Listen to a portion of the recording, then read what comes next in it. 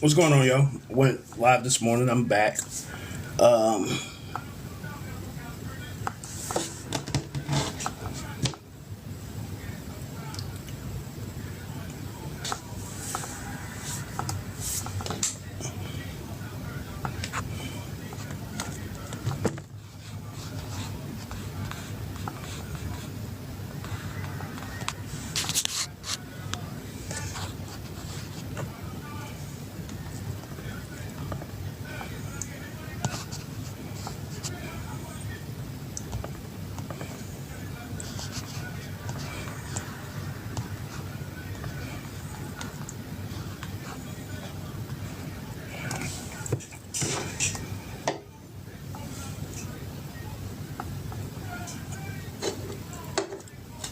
just giving it a second to populate a little bit. See if we can get some people on here or whatever the case may be. I still have a live goal. Just 10 roses or whatever the case may be. And tap the screen. I think the first thing I want to start off with is the last video that I actually made, which was this pre-K graduation versus the double masters graduation. So that's where we're going to start this live with. That's what we're going to start this live with.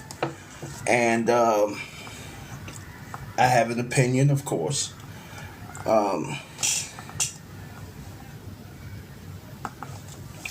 As well as I'm sure other people have opinions, and I'd love to hear those opinions. Whether it's in the comments or even if you want to come up and have a conversation. Situation that I'm talking about is a man who was married, who had a child from a previous relationship, and the child was graduating from pre-K on the same day that his wife was receiving a double master's. And actually, the only videos that I've seen in regards to that have been women saying that he should choose to go to his wife's graduation and not his own child's.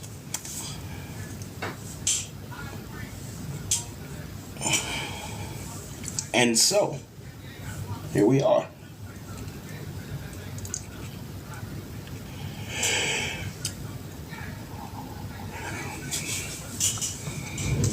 Y'all gonna have to hold on. Let me get my earbuds because I'm gonna walk away from the phone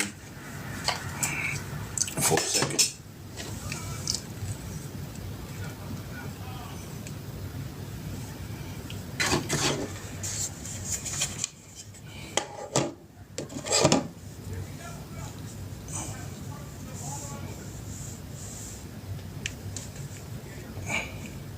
Hope y'all can hear me.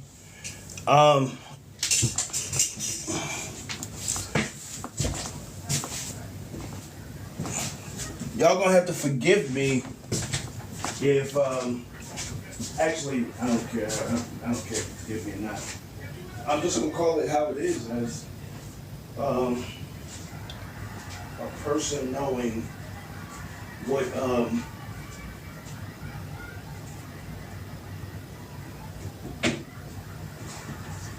knowing and understanding what our,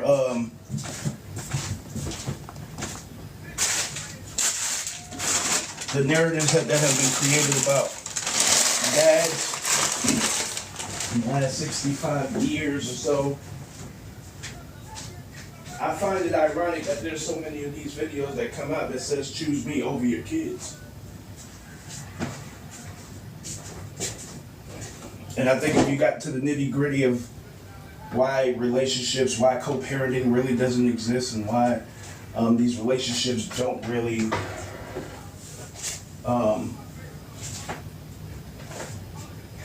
aren't really flourishing. And I think if you got down to that nitty gritty, I think you would come to the conclusion, if you were being honest and objective, is that a lot of that has to do with said mindset.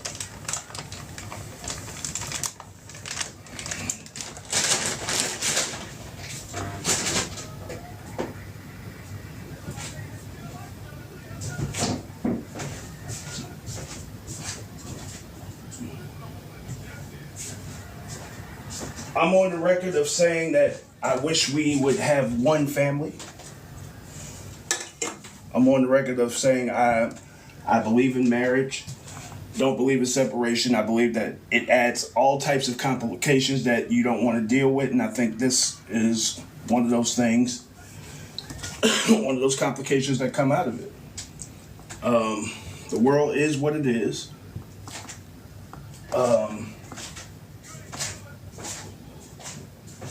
Unfortunately, in this situation, graduations generally happen at around the same time. So, it being a coincidence or whatever the case may be, and really when I responded to the video, I wasn't responding to,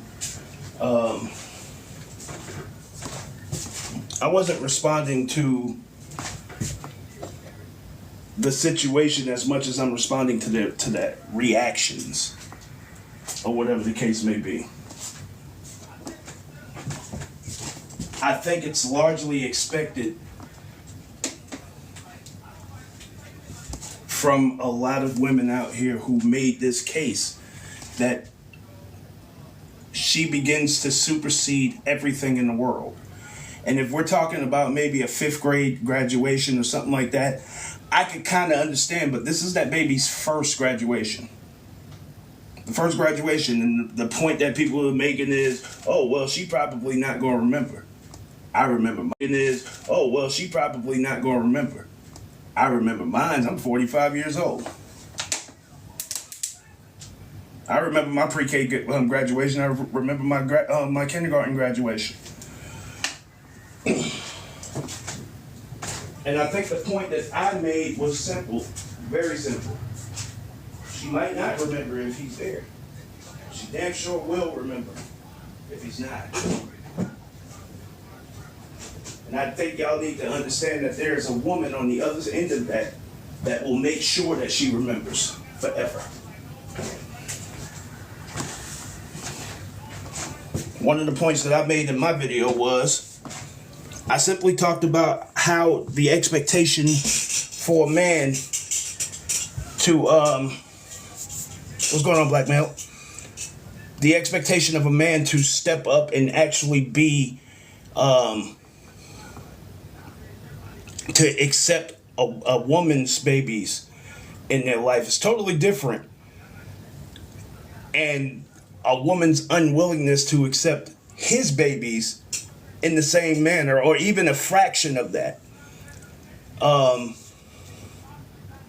This woman wanted him to not go to his kids' pre-K in favor pre-K graduation in favor of going to her maybe 7th graduation in her life.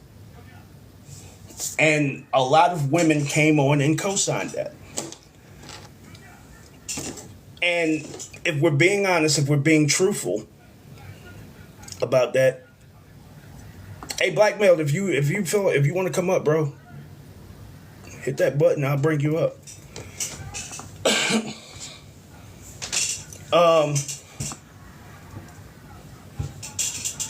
I think it's not. It's definitely not seen the same. Okay. It's definitely not seen the same. It's definitely not measured the same as far as men being there and taking on the responsibility of kids that aren't theirs, and a woman accepting what comes with being with a man who has kids, which is two totally different things, and probably a lesser degree because generally we have our kids weekends, every other weekend, so on and so forth. But so the physical, being there physically, is a little bit different than being there with her, who probably has the kids throughout the week, every other weekend, and so on and so forth. I actually think women have a harder time with that than men, bringing that to the table. So,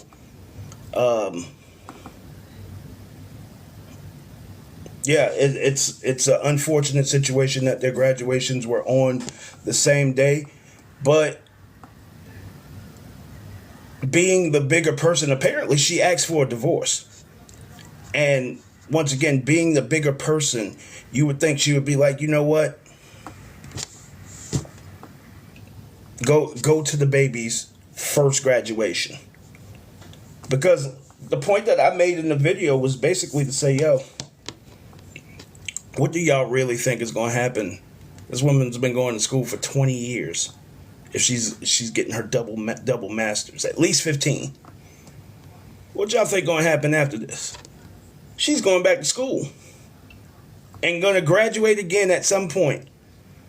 And by the time she graduates, or whatever the case may be, at least 3 of these degrees are going to be useless, because it's going to be damn near time for her to retire.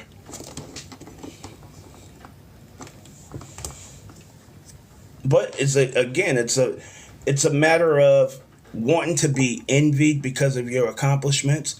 And like, the truth is, as an adult, it's easier for you to deal with the fact that it should be easier for an adult to deal with the fact that I am proud of you, but I can't be at this place at the same time. I can't be in 2 places at one time, than the child dealing with the fact that I was at my wife's graduation and not at yours.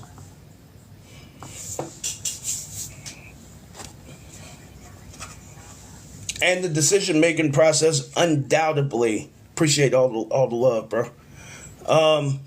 I think the decision-making process undoubtedly came down to that logic. But unfortunately, logic put into the hands of an emotional being who wants the wedding day to be about her, wants the it's my day, you hear it all the time, wants these graduations to be all about her, wants anniversaries to be all about her, and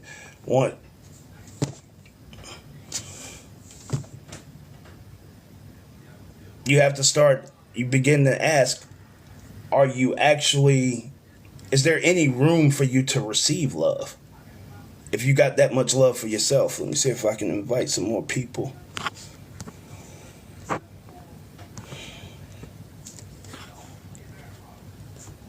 And I think that's the conclusion that I'm coming to in thinking about all of this stuff here lately is, are people so in love with themselves that they can't even allow the proper love into their life? There just ain't enough room.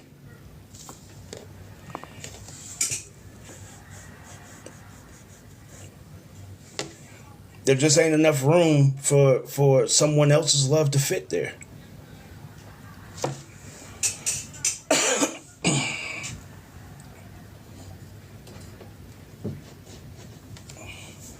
Again, having all of these different conversations that we have or whatnot, and people constantly wanting to tell you about you, but then the moment you mention them, they spaz out and they can't hear your opinion about them, but they're quick to give you, just like that, quick to give you their opinion about what you need to change. It's another case of accept me as I am, but you change for me. And that's not working on a relationship. This is why relationships are not working. Because somebody's not working. Someone's not looking to grow. Someone is not looking to be better. Someone is not looking to complement their partner. And complementary means, doesn't mean you do everything. It means you do what needs to be done. Appreciate all the likes, bro.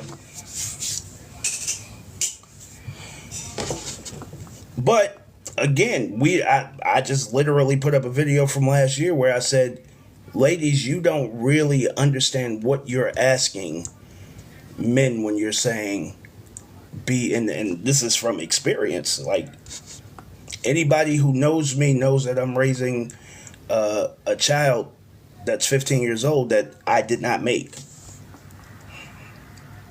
And you get put in this situation where the relationship you've built with this person is dictated by what this person you're no longer with will allow to happen.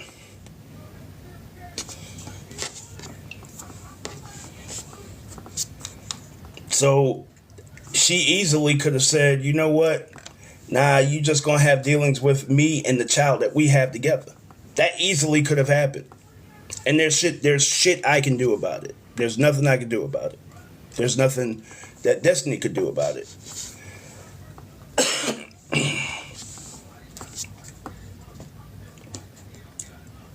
And if we're being real honest, the actual plan was for Destiny to never know.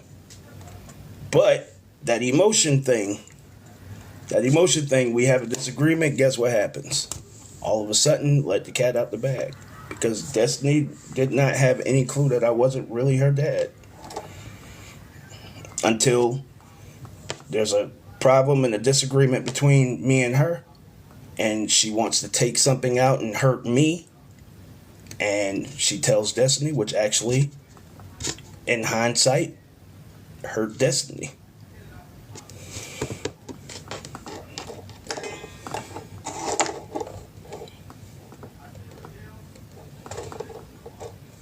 But once again, I don't think people think these things through. That's one of the things I don't think people think through when it comes to divorce. Separating the family, separating the relationship, so on and so forth. I think one of the last things that's thought about is how it's going to affect the kids.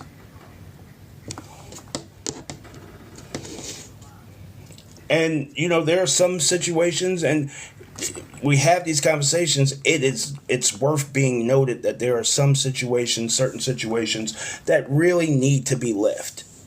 Then, if we can admit that, we can admit there are some fixable situations where two people can come to a compromise and figure some things out, some small things that relationships are ending over now.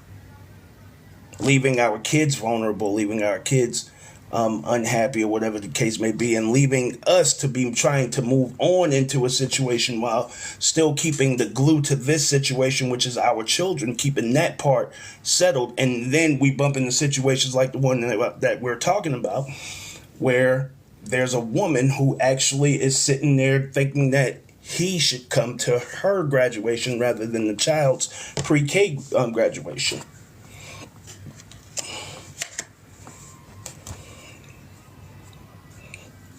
But as many videos that are coming out about this, and watching all of these women respond saying you should choose your wife over your kid, your 4-year-old impressionable kid that is taking in more information right now, just as I said earlier.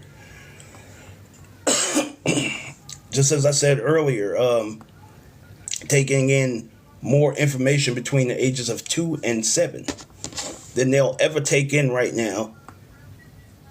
She may not remember who was there, but she'll remember if he wasn't. And one thing about it is there's a woman who thinks just like you on the other end of that spectrum with the child, who will undoubtedly let the child know your daddy wasn't there, over and over and over again. You're not supposed to pick at a wound, but that's the equivalent of it.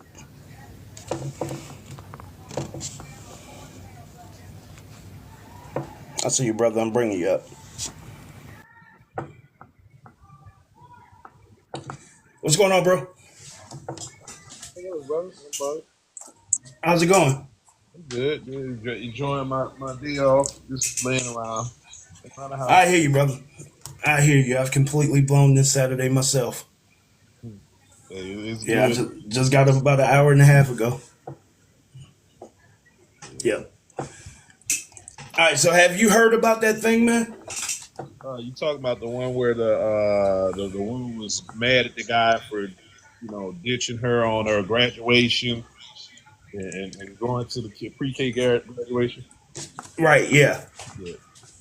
Yeah. What's your thoughts on that?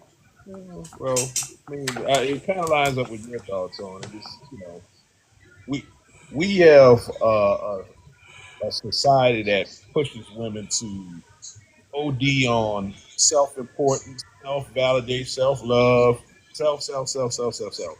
Right? And we Mm, see it. I think that's one of the reasons why the children have the outcomes they have because the mothers are too busy worrying about themselves rather than worry about building the children and what the children actually need versus what they want and what they how they feel about things. It's it's control once again.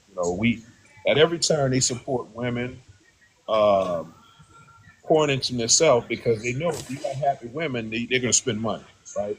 If you got women that's in a bad place, emotionally, mentally, they tend to not spend as much. They tend to be, somewhere else or maybe go to somebody else in order to get that validation from, meaning men.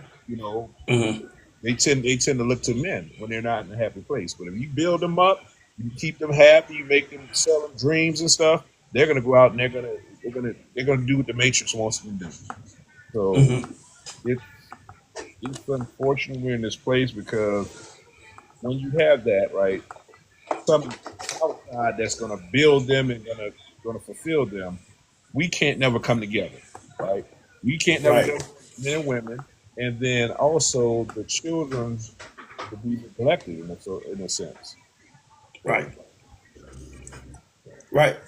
And when you was talking about the self this and the self that and self this, I think people hate on it if I say it like this, but the truth is, while it is important to have this self confidence, this self love for yourself, this self gratification, self esteem, all of these things that either begin or end with self. I think it's important to know that those things are only important to you. And when you decide to bring someone in your life, they still have the right to judge for themselves what you are portraying to them and what you are showing them. What's going on, Tax Pearl? I had invited you up. But I think it's important to know and understand that, yes, we want you to have self confidence. We want you to have self esteem about yourself or whatever the case may be. But at the end of the day, it's important for you to have, but it's important for you to have. Like you're going to have your outlook of what you think you are. And for most of us, it's biased because a lot of us are afraid to step outside ourselves and look at ourselves and say, you know what? Um, this is who I really am. And I'd be fucking up. A lot of us are afraid to say that, to even look at ourselves and see ourselves in that light. But it's important. And really, when we stepping into situations, whether it's whatever it is, it could be a friendship, a business partnership, or even relationships, the people who have the most invested in you are your real life reality mirrors because what you do actually has something to do with the output that they're going to get in life by dealing with you.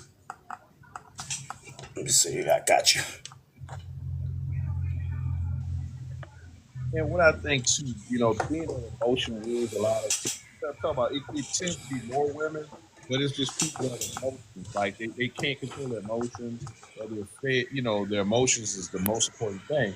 Is that they operate in such and they don't understand because you operate in emotions, you're easy to manipulate, easy to be controlled, and that whole, like you said, the whole self thing becomes becomes a thing that people feed in order to get things out of you. So it's like a double-edged sword. It's like, yeah, it should be positive, but anything that's done too much is unchecked and it's going to be negative, right?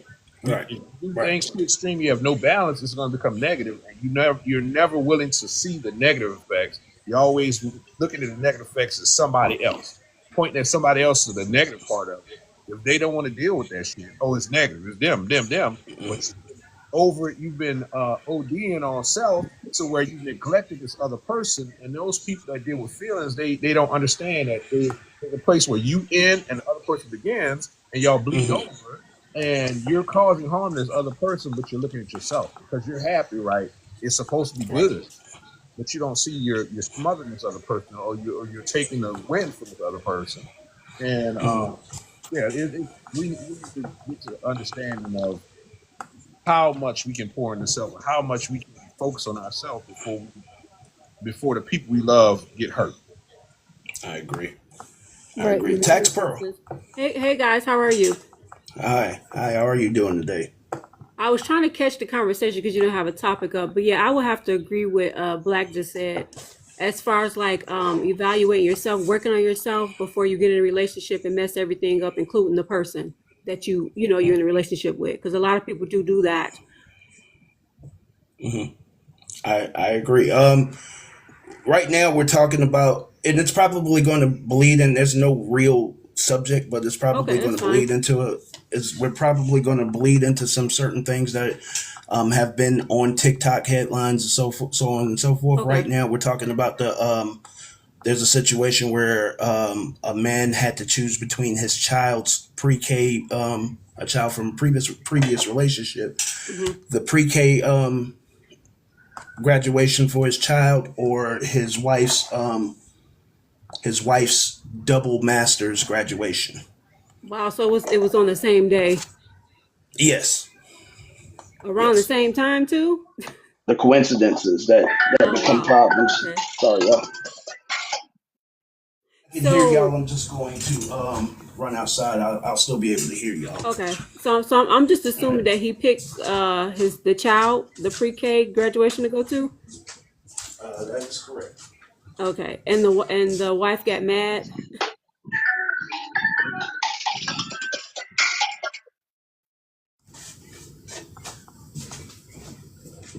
That's interesting. You got any thoughts on that? That's. I mean, it's clear that it was a dilemma, right? I'm pretty sure he loved them both, but it just happened to be, you know what I'm saying, like two graduations going on at once. So it's like he had to pick and choose. If I was in that situation, I probably would have went, took a few pictures, and then attended the second one.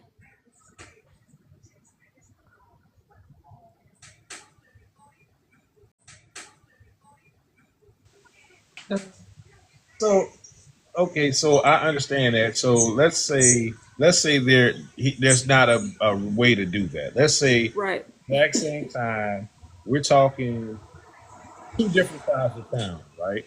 So Mm-hmm. even if you go, you show up and you might miss that person walk across stage, and then just pictures basically at the end. Um, as a man, right, I would prioritize the one that doesn't have the understanding that it's gonna be hard to try to make a new, right? Mm-hmm. And to me, that would be the child. Like a full grown adult should be able to understand it. You know, if they can't, now we got a bigger problem. Like if you're Right. mom and you can't understand why I picked the child, we have a bigger problem. That problem is that you're selfish. Yeah. So yeah, I mean, I understand what you're saying. There it can be a middle ground, but a lot of times it's not. And as men, I'm guilty of this, right? I find myself trying to do things for everyone around me, and it's to my detriment a lot of times. You know, monetarily or my sleep or whatever. Right? It's Mm-hmm. and women, because we do that, it's so easy. Sit back and receive that type of love from a man. Y'all don't look at how it affects the woman, right? Shit, no. Y'all just don't, because we're supposed to do that, right? If we love you, we're supposed to do it. And I'm not saying that's wrong to do things for women, or the ones we love do it for. But at some point, we have to understand that we're not superhuman, right? Especially black men, right? That's the thing.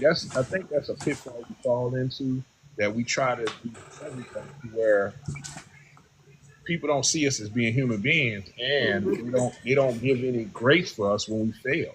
Hmm. So it's there are always going to be situations where we're going to let somebody down, and we have to understand. So we're human beings. We're just human. Right. We just going to do the best we can do. Right. I would definitely have to agree with that. Like I agree with all of it. You're absolutely right. Like what if it was no time, no room for you to get on the other side of town or whatever? Yes, the woman should be more understanding because you like you say she's the adult and you got the child here. So I personally would want to be with someone that if I had children, or he had children, vice versa, whatever, that we have an understanding that we would need to come to our kids' aid and support them throughout their whole life, whatever, right? And it may be times where I can't be there for you like you want me to because I'm only one person. You absolutely right. A lot of times women don't give men, they don't support them, like meaning like giving them grace or whatever and being understanding. They just think that they just the hawk and they can just with wings that they can take anything and they can do everything, right? Without grace or breaks. You know what I'm saying? Or breathing room.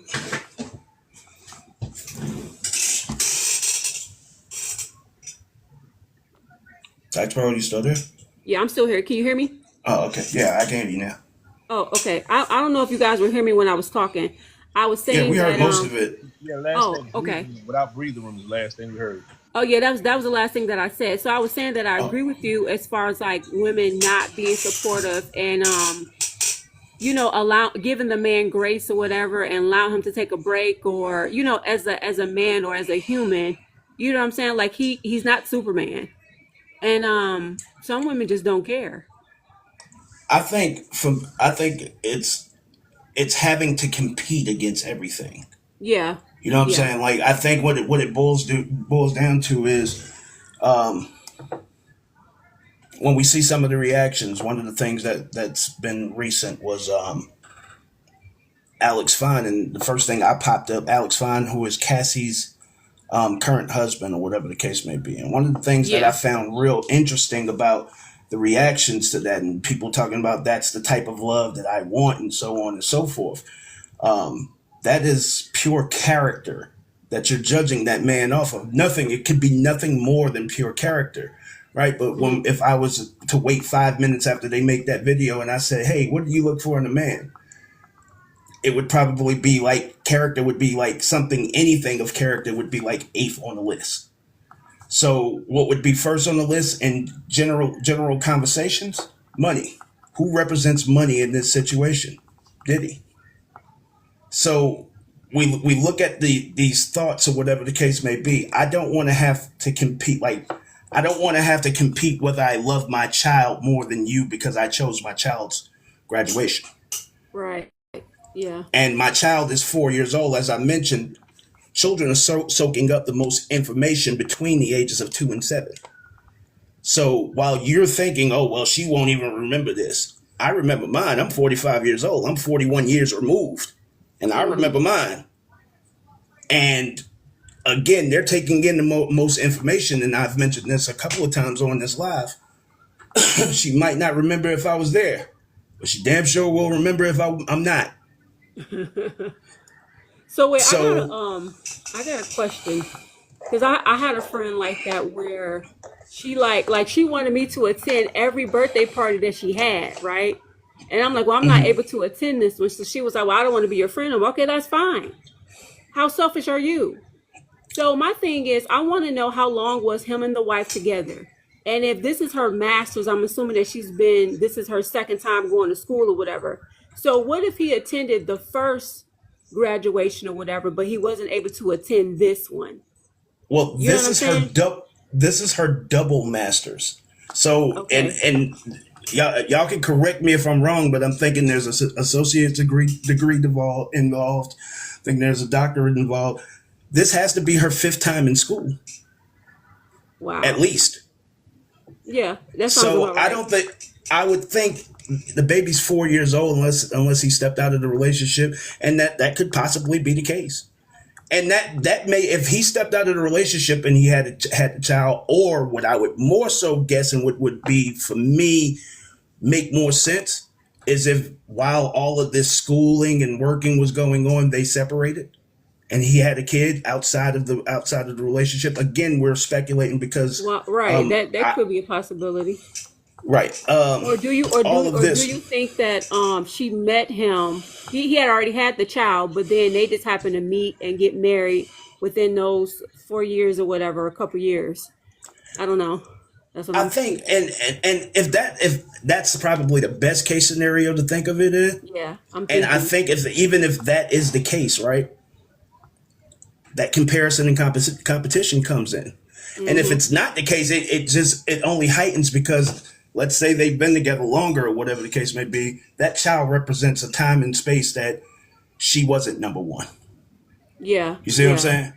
Right. You know So what? It could go that way where, like you say, if he stepped out, she still feels like it's some type of competition there, even with the woman, right?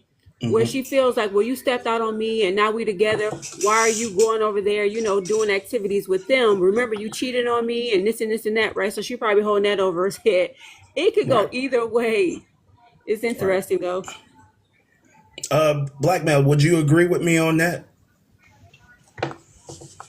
But which point, brother? I'm sorry. The point that if they've been together for a while and this child came out of maybe a separation or a cheating situation, that to her this child may represent a time that to her this child may represent a time and space that you know she looks at her and she reverts back to that time at every time Or the this child competition, comes or the up, competition for attention. right. Yeah, yeah. And I believe that. I truly believe that is like wanting to believe that your husband will pick you over everything Mm-hmm. is kind of crazy. Like even his job, like Mm-hmm. the job that if the job disappears, so will she. Mm-hmm. Nonetheless, she wants you to answer every call. She wants you to Mm-hmm. answer every text message, and no matter what you're doing or whatever the case may be. I just think I think this is just a part of the uneven expectations that we talk about, things that really are impossible to give for a regular person. So just think how much that happens with biological children, right? If a husband and wife is married and a child comes along and that happens, just think how much that would be for somebody that doesn't have a child for you, right? That you're trying to Hmm. do that. So it's elevated. That feeling, it seems like it's elevated, or it's highlighted even more because Right, that's nobody attached to you, to where you have those feelings that you kind of push down and be like, you know what, but that's my child. So now right. it's definitely, like, okay, well, if this child wasn't around, then I'll be having all of this, so yeah, Hmm. I can see that it becomes more Yeah. of a thing that a lot of people can't rein back in, that whole feeling of animosity, jealousy, or whatever, they can't rein it back in because it's not attached to them. Right. So, And that was my next point. But go ahead, Tax Bro. oh, I I'll come wanted to back say with that. it. Okay, so if a man has a family already and he gets with a woman, it's like that type of conversation needs to be had where it needs to be understanding. And I would say he should like schedule his days to where he spends time with her so she won't feel left out. Um, you know what I'm saying? Like where he kind of keeps some type of order. You get what I'm saying? Or should he just I, be free in his activities? I think we should pick someone and stay with them.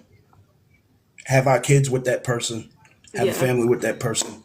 yeah, And that's the simplest actions that we could take is yeah. to stop giving up on each other for things that are fixable.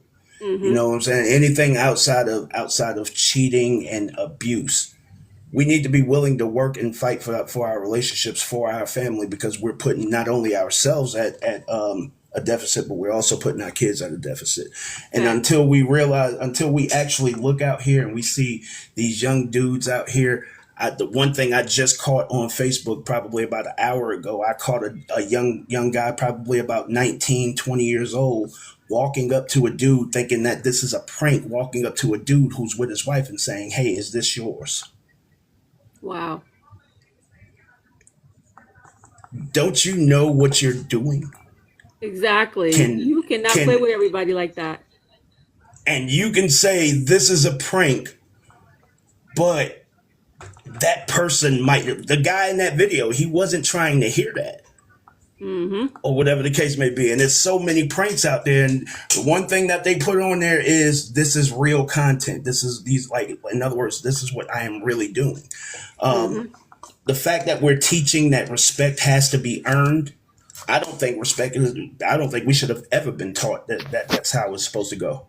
I think respect is Yeah. something that you should give to someone initially when you meet them, and Yeah. then allow them to chip away at it until you can no longer respect them enough to be around them.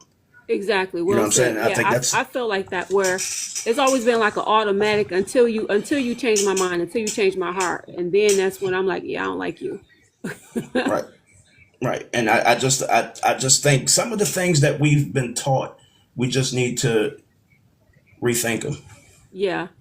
You know, I and really you do. have to keep in mind like older people, like I would say 40s and ups or whatever, like they don't want to play all the time. You got some Hmm. that, hee hee ha ha here and there, but it's not on a consistent basis like how the younger generation do.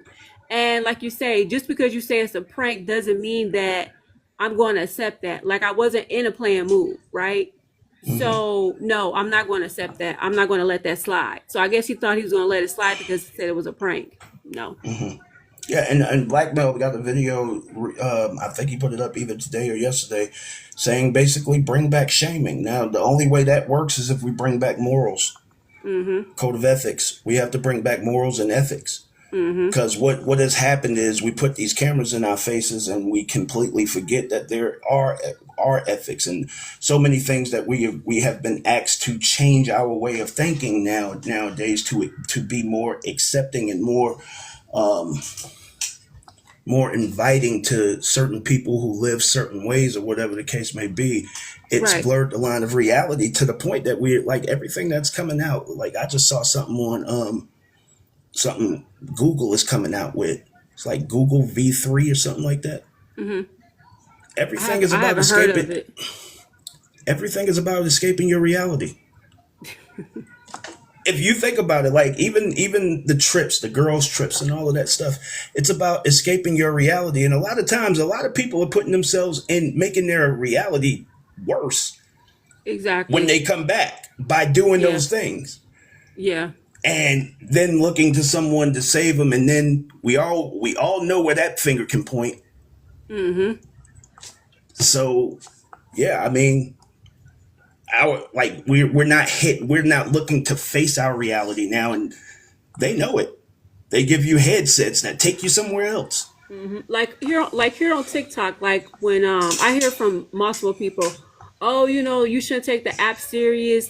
It's just TikTok. No, my thing is if I've been disrespectful to anyone, if I, what I'm saying, over talk, I'm gonna say excuse me, all of that stuff, like as if we were sitting in the same room, physically. I'm not going Hmm. to disregard you as a person and treat you like you a character on a video game on TikTok. Like, no, this stuff is real. A lot of the stuff that we talk about, people do take off of line and apply it in a real life. So this is real. Hey, we've had I think people Black Bill wanted to say something. alive in real life for something that happened. So Hey, we've I had think people Black Bill wanted to say something. alive in real life for something that happened online. So you can't act like it yeah, ain't real.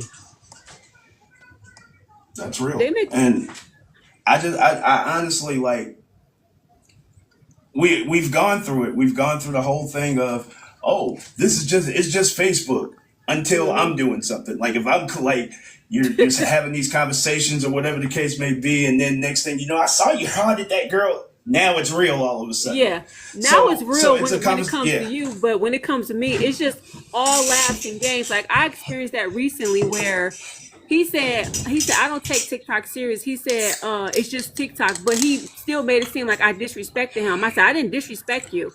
I said if you got a whole bunch of people on the app, you got people over talking each other, not intentionally, or you got people coming in while you're still talking, but pretending like you were over talking them. And now you're telling me that I disrespected you, but again, you don't take TikTok as serious. Yeah, okay. Yeah, It's yeah, just and weird.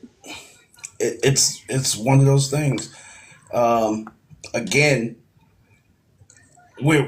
we've become a people that speak a lot of what's convenient to us rather than living Exactly. into a reality, and that's how you swerve reality to make sense to whatever it is that you're trying to portray in that moment, You know, and it really sucks. it does. You know, I didn't really start like really paying attention or realizing some things until I got on TikTok, right? You know how like you may have a few friends or one friends or whatever where you guys are aligned with each other, but it's like when you step on TikTok, you see women from like a totally different perspective than what your norm, you know what I'm saying, than what the norm is. Yeah, And and guys too. understand it. Women are great at lying to other women. I worked 7 years in an Yeah. all woman space, and I'm telling you, the conversation they had with other women, they would have it 1 minute, like I'm literally talking about 20 minutes before they would have a Mhm. conversation with them, and then I go somewhere and they come over me and I say, "Why did you say that?" Well, da da da Mhm. da da, da. And they say totally different. I'm like, "Why do y'all do that?" It's like that's the Hmm. reason why y'all can't objectively view yourself, or even correct yourself, or Yeah. center yourself, because y'all lie to each other so much. Yeah. Hmm. Like people take TikTok like it's just like they real nonchalant, and just like how you gave that scenario, that's how women treat other women where they feel like they don't have feelings. So what if I hurt her feelings? Or so what if I lied to her? So what if I put her in danger? You know what I'm saying? That's just how some of them think. Aloha says accountability is hard for women. I think that's a. I think that's a byproduct of what we like. All of these things that we have in place, where there's certain groups of people where we really can't say anything that might defend them, not defend them, offend them. My bad. Mm-hmm. And we really can't tell them the truth of what we think about them Mm-hmm. without being shamed by the world or whatever the case whatever the Mm-hmm. case may be. If you listen, once again, Black Male just made the video, bring back You know, shame. I wanted to add that I was on somebody's live and I was giving my perspective on a topic about accountability with women. It was something with women. And before I can even get it out, he was like, "Yeah, you defending them." I said, "No, I'm not defending them. You wouldn't even let me finish what I needed to say." I was bringing a Hmm. really good point, and I know I was. And next thing I know, he had blocked me because he thought that I was taking up for them. My thing is, if I see wrong, I'm gonna say you wrong. If you're right, you're right. You know what I'm saying? I'm going to definitely side with either or, right? I'm not just going to be biased. And that's what I was trying to explain. He thought that I was just like that I was taking up for them. I'm like, no, I wasn't. I was trying to explain something to you, but a lot of times people just want you to stay on a surface level, but sometimes these conversations go a little deeper than what expected, right? You don't Hmm. mean to, but it just happens to come up in the conversation. Sometimes people don't want to go into that and they just want to stay on the surface level, and then they want to call you wrong and block you. Like, I got a question for you guys. I got a question. okay. Do you think that the changes of definitions to these words in one single person's mind, do you think that is a heavy problem? Because I'll give y'all an example. I Yes. don't know. I don't Yes, know absolutely. if y'all have if y'all have heard the conversation with John Cannon and some guy named Deontay. I think his name Deontay Jones or something like that. A lot of people are coming out and saying these things about taking accountability and calling out the actions of other people, taking accountability for yourself and calling out the act. I don't think people really realize that those are two separate things. Me People taking Right. we accountability for conflate myself, stuff all the time, brother. Behind right? Mm-hmm. semantics, right? We conflate all kind Hmm. of stuff.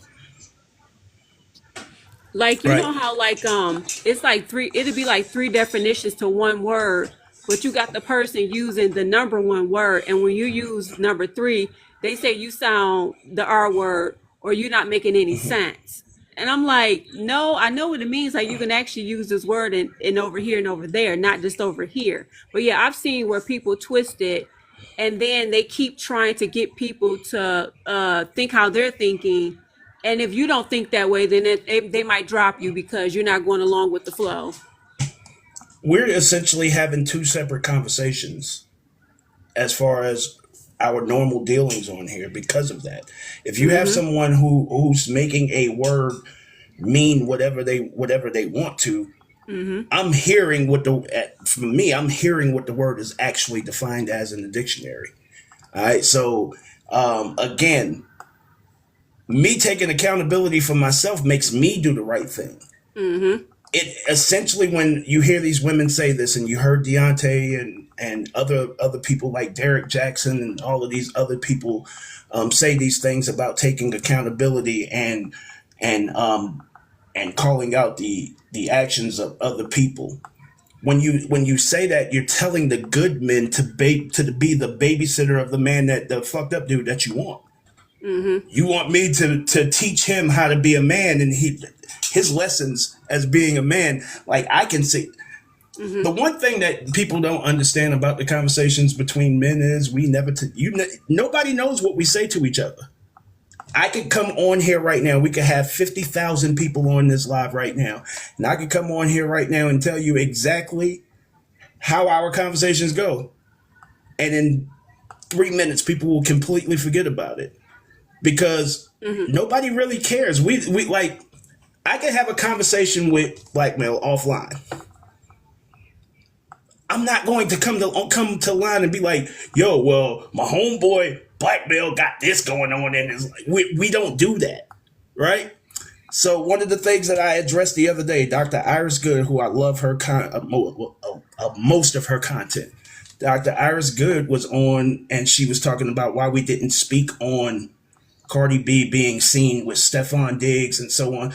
And I said, we don't care. Whenever we actually respond to things, it's because we're responding to things. We don't just see things and be like, oh, let me go to line and go online and talk about this.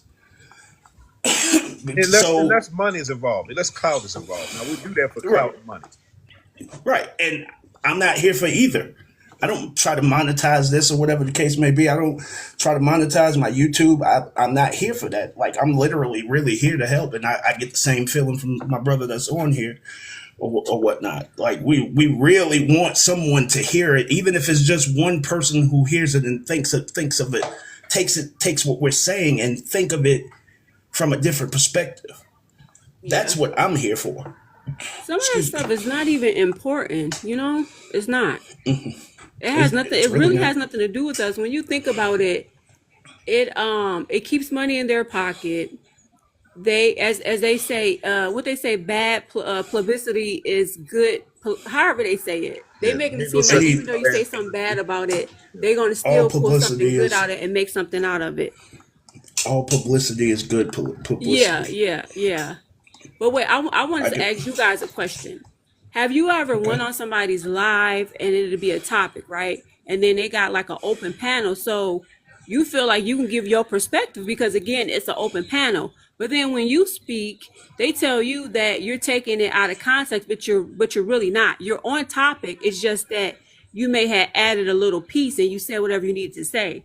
And then you act, so then they stop you. And I said, wait a minute. I said, we are able to give our perspectives, different perspectives. They said, yeah. So I said, well, what's the problem? And then next thing you know, you dropped. Those are Yeah, the echo I'll let chambers. him answer first. That's the echo chambers. When you go in some place and they just want to hear, they want to hear their own thoughts talk Mm-hmm. from somebody else. Those are what we Mm-hmm. call echo chambers. And my answer would be this. All right, so we have the way society actually works. We have these lines, right? Mm-hmm. And each one of these lines represents something, right? And then at the top, you have lines as well that go down. And it ends up making a grid. Now, in these days and times, with the way that we talk about things, and we talk about so many things because we have this right here, in these days and times, you end up in one single spot. So if you're not all the way in this spot where you think exactly like me about all things, I will remove you from that spot. You're no longer important at all. Like we can Mm-hmm. agree on 1,000 things, but the 1,001st thing that we don't agree on, I'm willing to throw the whole 1,000 away. Exactly, exactly. So I And want, and that's where we are. yeah, I wanted to add another piece to that. Do you also think that people disguise their personal life under a topic and they just wanted to go their way? Because I believe that what was going on, where you say that it's in general. So if you're saying it's in general, meaning we're going to give in general perspectives, you wanted us to sound like a choir, where to me, I felt like it was stroking your ego. And you were, first of all, you're competitive, right? So you wanted to Mhm. win that argument. But I think something was going on personal in this personal life. I mean, this person's life. And they brought it on TikTok to disguise it like as if it was a general topic, but it was really about them. I agree with Low High. I'll let you answer first, Black Mount. So Exactly. what y'all kind of talking about is what ends up happening in the society. People, we as human beings, it's called sheep herder mentality, right? Sheep herd mentality Hmm. is that we tend to want to go with the largest majority of people where they go. It's for safety. It's for also social reasons, to feel socially accepted. Um, so we end up doing that, and also what we do is we mimic each other, which is like a mirroring in psychology. Mm-hmm. To where we feel safe now. We're mirroring this other person, so now we won't be pointed out. We think we're safe, so we won't get exposed. Our flaws won't get exposed. Our intimate whatever, the intimate details of our life or whatever's wrong with us won't get exposed. Now, the people that are truly themselves, they don't give a damn about that. And that's the crazy part about it. People don't recognize that people are being authentic themselves, that they need to listen to those people. They need to pay attention because they're not following the rest, right? You're only gonna get the outcomes you get when you do that sheep herd mentality thing or mirroring mentality thing. You're only gonna get the same outcome. But the people that are genuinely themselves, that's when you start to see um, people break out of the cycles that's going on. The with the trauma bonding, they won't trauma bond with you because that's the other thing that sheep herders do. They do a lot of trauma bonding. Mm-hmm. They're the way you can solve a lot of your problems by looking at people outside of your norm. You get to see Hmm. things that don't fit what you believe, and you have different results because of it. Right. So, yeah, I really thought that it was more personal than it was in general, because you want us to sound like a choir where you say we can give our own perspectives, but you want it to all sound the same. Like if I say one, you say one too, and you say one, and so on. What the hell? Like Mm. that don't even make any sense. Yeah. And I'll say this again. We're so much far reaching now because we have this than ever.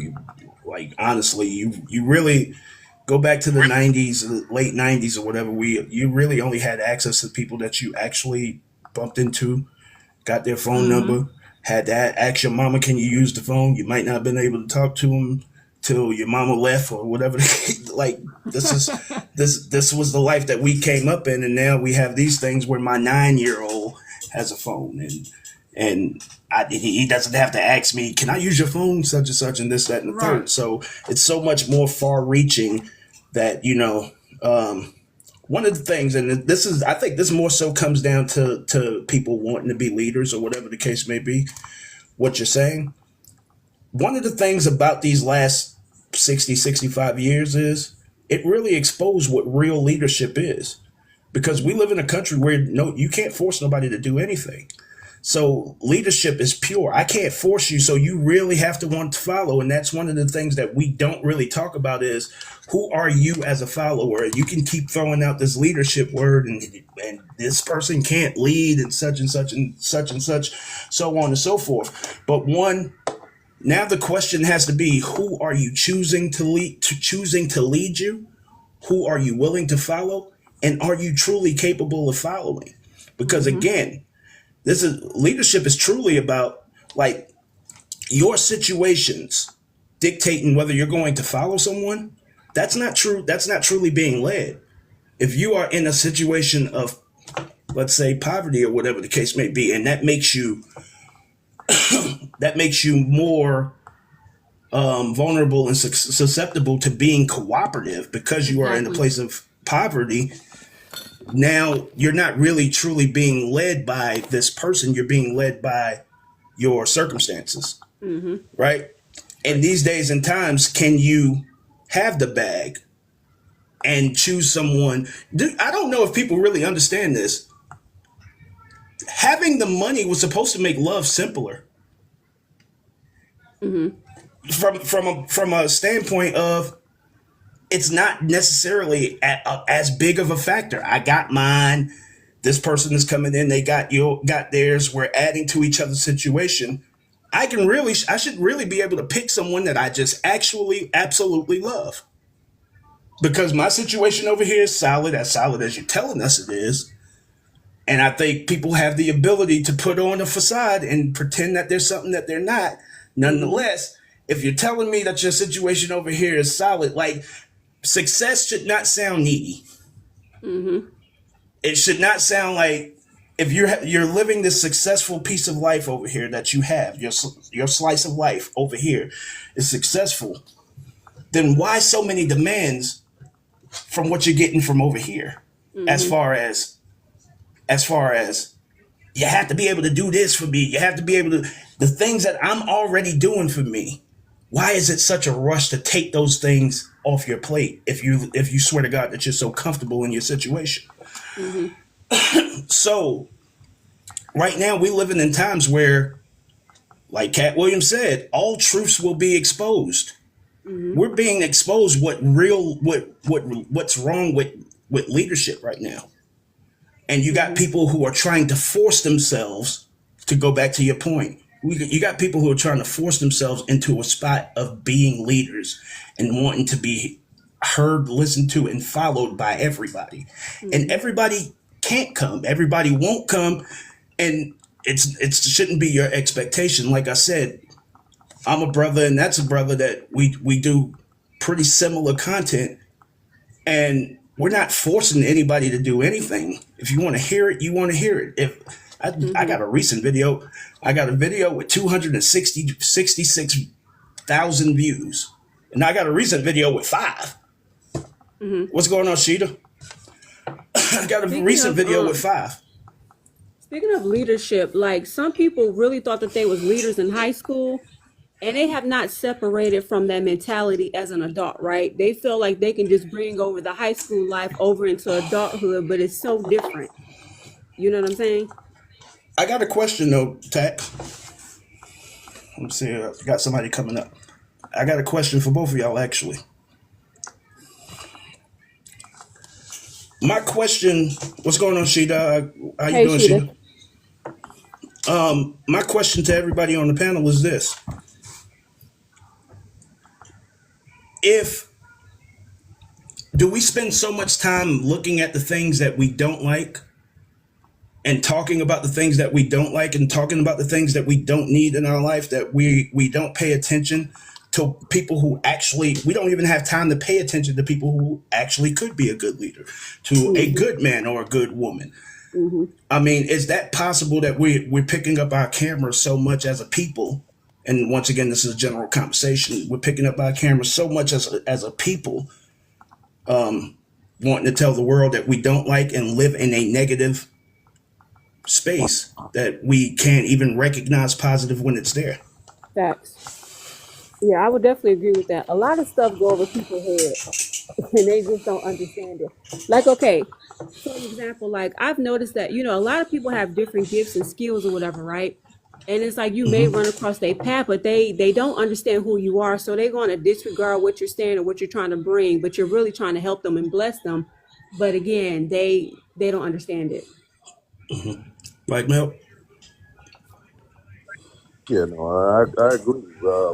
We do tend to forget the negative part of it, and I think that's from a survival standpoint because we program that way as Black people, to where we look at things as well.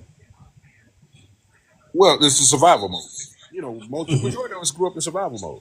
If you grew up in the hood, you definitely grew up in survival mode, right? Majority of us didn't grow up in well-to-do families. So all we know is that not to do this, not to do that, not to do this, because we were limited. And the things outside of not to do, oh, that's the right answer, right? The things that it's like, okay, Right. this is where we go. Right. And we have as our community, right? We are so severely damaged. We're so severely damaged that everybody's trying to grasp for to try to um not fix themselves, but feel like it's only a feeling like you're whole, right? You're trying to feel whole, and a lot of times we're just saying about well, the money should have made it easier. It's not because we're trying to do things to make us feel whole. So we're grasping, we're using money to fill voids. We're using people. We're using people, but we're loving money. So that's another thing. We're constantly filling voids, and it's not helping us at all. It's actually doing more harm since we're in this space where we can make our own reality. So we're altering our reality. We see women every day, BBLs, right? We see guys every day. They use vehicles, the nicest vehicles, the clothes, whatever it is, right? They compensate, overcompensate. So nobody's Hmm. getting nobody's getting better. We're just getting better at hiding ourselves from people and lying to ourselves. That's what we're getting better at. Right. I wanted to Sheeta, add to the. Oh, let go me ahead. let me get Sheeta in real Go quick. ahead. Out with the Tax question. Pro. I'm gonna come back. I'm gonna ask the question, but first of all, let me thank you for sharing the live. I saw that you did that. Thank you for that. Welcome to the panel, as always. The question was: do you think that we pay so much attention to the negatives, that everything that we don't like, and bring attention to what we don't like, that we may be investing so much time to not be able to find what it is that we actually do like, or to even be able to recognize it? Yeah, I kind of agree with everybody was saying. I just think like in society, we actually um try to have an image of society on how our life should be, and and we cover up a lot instead of being real and appealing the real us and the real feeling and stuff like that. There's always it's always it's quicker to say the problem, right? Always can mention how much it's a problem, but nobody ever wants to hold themselves accountable on anything on why there is a problem or the root of the problem, and then and that's try to fix it. But it's always it's easier to talk about the problem. It's so easy to say that person and blame other people that they're the problem instead of kind of looking at you as you could be the problem or you can be a solution. So I just think like we cover up a lot of things to just fit into society instead of dealing with the root of things in life that could be problems. So yeah, that's just my take on that. I agree with everybody, and I just wanted to say we started this conversation talking about the pre-K versus double bachelor graduation, and I just wanted to say, all right, this is a situation that was presented to a couple, and if the reports are true, if what people are saying is true, these are people who this is a woman who's deciding to divorce what possibly is a good dude over one situation that could have easily been talked about, fixed, or whatever the case may be. But are you so self absorbed to your life being perfectly what you see the vision of it being, that a man decided to go to his child's pre K celebration, graduation, and he had to, first of all, he was put in a position by nothing but pure coincidence that the graduation was happening at the same on the same day near the same time, and not being able to, as the adult in the situation, to be able to understand that, hey, this is the kids. You're willing to throw away a good person that you're married to because of a coincidental situation, rather than saying, you know what, I accept this for what it is. I accept his choice, and we're just going to have to work through it. These are some of the things that are fixable that lead to divorce that we're talking about. I would never, ever tell a woman, oh, he's beating your ass. Stay there and try to work it out. I would never say no shit like that. But these are some of the small situations that are fixable that leads to divorce. alimony, child support, so on and so forth. So then these are possibilities that men are out here looking at. So when you look at black women being 26% married in this country, and you look at black men only being 29% married in this country, these are possibilities that figure in to the decision to just avoid all of that. Some people don't understand that it's a lot of stuff that take place at the same time. Not only just the graduation, but it's things, when I say take place at the same time, meaning like the divine intervention or something like that, or something being taking place spiritually and physically at the same time. And a lot of times when you try to explain it, because you understand it, it's not received, it's frowned upon, you sound crazy, or they might not want to be your friend or be in a relationship with you no more because they don't understand what just happened. They're looking at it one way and they're being biased about it and not being open to what just happened. Right. How many times did he pick you? And you willing to throw away all those times that he did pick you over everything else in the world? Right. You willing to throw all of that away because of this one situation once again that you should be able to talk and get through? Well, He probably could have told, but it probably wouldn't have been accepted anyway. Because some people just want their way. He could have said, "Hey, I can't attend the graduation, but we can go out to dinner tomorrow," or something like that. But she probably wouldn't have wanted that anyway. She wanted what she wanted. So it's just some people you cannot negotiate with, you can't work with. So with that being said, I don't want to be with people like that. That's not open. You know what I'm saying? Open minded. They're just so defiant and stubborn. no, Yeah. that's actually one of the things. If you look up what is the outcomes of a closed mind, right? Closed minded people, there's certain characteristics of closed minded people. And she said open minded, you're right. Closed minded people have certain characteristics to where they don't accept things. Well, they're more biased, first of all, they're more biased. They don't accept things outside of what they already believe or already think. So you Hmm. can't talk to these people. You cannot reason with them. That is Hmm. one of the characteristics of a closed minded person. And Shada, you got something? would you say, Black, that you could see that early on when you're like dating people before you even get in a marriage?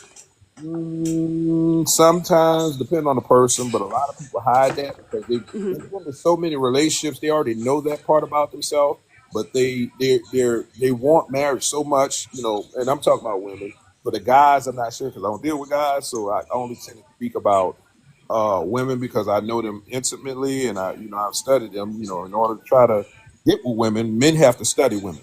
In order to be more successful, we have to know y'all. Whereas women, y'all don't have the same weight on y'all, right? Y'all could Hmm. be busted, and walking down the street looking any kind of way sometimes, and a man will still holler at you, right? So Or any kind of way by your own standards of what you think. yeah, yeah. Reality is basically what women think. I'm gonna give you something to look up right quick, Lou. Something to look up right All quick. right. So look up the "Woman is Wonderful" effect. Give me And one second. okay, I'm gonna let you I'm look it up. listening. I'm still here. All right, cool. I'm just So grabbing my this is phone so I can look it up. women think they have no power, right? They think they're being oppressed at every turn. The society has set us up to put women on a plateau, right? On a pedestal. Society is set up to put women on a pedestal and to protect women, even by laws. But the thing is, in order to control women, it's a mind game. Women have to tell y'all don't have no power, y'all being oppressed to keep y'all in a certain place. So if you understand what the woman is wonderful effect is a psychological phenomenon to place women as being good and men as being bad. So this is what they utilize this to keep our community to where it's at, right? To keep us apart, and it's so much other things into that plays into psyche of women. So while they're attacking men, they're playing mind games with women, and it's messing us up at every turn. Like even like outside our community, right? It's bled over to other communities. So now that's why the birth rate is dropping. If you look at it, the birth rate is crashed. Like we can't replace our people at any race. So we can't sustain civilization. This keeps happening. but it's because they tried to do it to us first. They tried to have a certain outcome from us to where now, um, I think it's we're gonna have a failure of civilization in two more generations.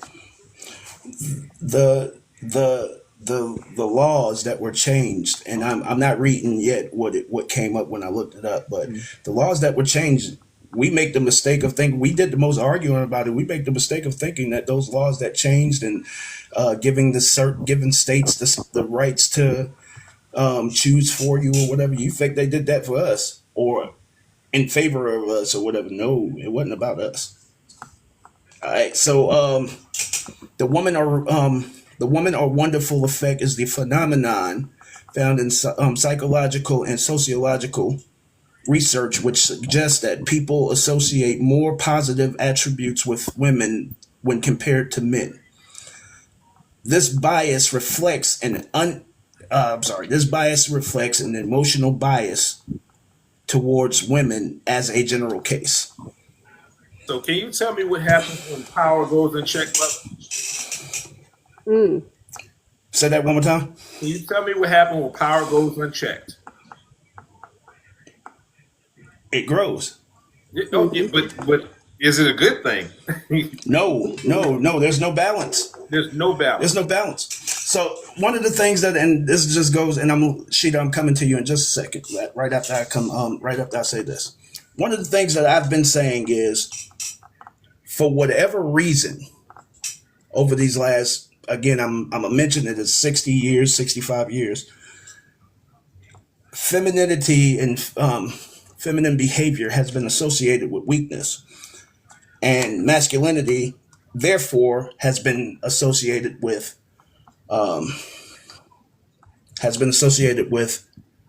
necessity. All right, you hear women say it all the time. I have to live in my masculine because you force me to do it. So you abandon what you're naturally supposed to be in order to be something that you're not. Now, the reason I say I completely disagree with equality is a fucked up word that actually destroyed us.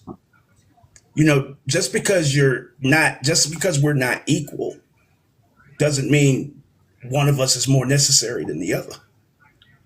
And that's the crazy thing. Like, your value, my value can be here and your value can be here, but we do two different things. We're just on the same level. We fill in the gaps for each other. As a matter of fact, here's what I truly believe. Men have but one weakness in this world. Ladies, it's you. It's women. It's women. It's the only thing we're weak to in this world. Guess what you don't have?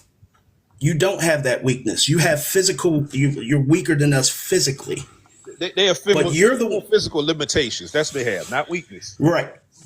Right. It's you just physically, you're limited physically. But guess what you do have? Without you, there's no hypersexuality. You have the ability to do what we can't do for you. We won't tell you no, but you can tell him no. So femininity should have never been exposed or never been looked at as something as being weaker. I don't, it's necessary. And the fact that we lack it in our society because of someone told you that you weren't equal and someone told you that you weren't as important or whatever the case may be. Because we lack it is the reason why, just what Black Male was just talking about, we don't have balance. It's the reason why we're screwed right now. And I wish people could understand that the reason that we don't have that balance that masculinity and femininity are supposed to bring to one another. We don't have the balance that logic and emotion are supposed to bring to one another. What we do is we have masculinity and supposed masculinity clashing, bumping, punching, and beating each other down. And that's where we are. Sheeta, do you have anything? It's been a while since you spoke. I'm just listening to him. I wanted to add, well, I would say first of all, you guys made some really good points. I was going to say the same thing what Black has said, but I was going to take it in another direction. As far as like it states in the Bible that the woman is the weaker vessel, right? So by that being known, that's what so women are protected because that's known, right? That's like a known fact. But at the same time, I feel like it's taken out of context where it's overdone and the wrong people are being protected, right? Which then, if that's not checked, it then weakens the man. You know what I'm saying? Well, it's being used as a tool against the man because Yeah, Hmm. yeah, exactly. you gotta understand the only thing that people fear is power, right? The people in power only fear other people in power. So if when we came into play, when we set out as slavery, right, we had all the knowledge. Understand, black and especially black men had all the knowledge of how to do things. So the thing they had to do, they had to figure out a way to keep us at bay, right? So we won't get a larger percentage, and also so you won't do things to take over. So at Hmm. every turn, they had to stick obstacles in the way. Let's talk about Jim Crow. Jim Crow was about sticking obstacles in the way so we can't never get a foothold to be equal to. Like Brother Lou said, equal is a dangerous word because we're going for something that we perceive the same, but we would never be the same. Even if you go to race, right? We won't be the same. We have our strengths. An Asian person has their strengths. A YT man or person has their strengths, right? And it's not to say one is better than the other. It's just to say we have different. And they took that whole thing with equality from the racial thing, and they went and input it into our community with the woman man thing. That's why we have this gender war because they know if we sell equality, right? That's just like hope. You sell hope to somebody, we can guide you in whatever direction I want you to go. I'll just put up. I'll just keep putting up things to make you seem that you become equal if you do such and such, and this, that, the other, right? Hmm. If you take education system, you become equal to men. And Hmm. that's what was going on now. Education, right?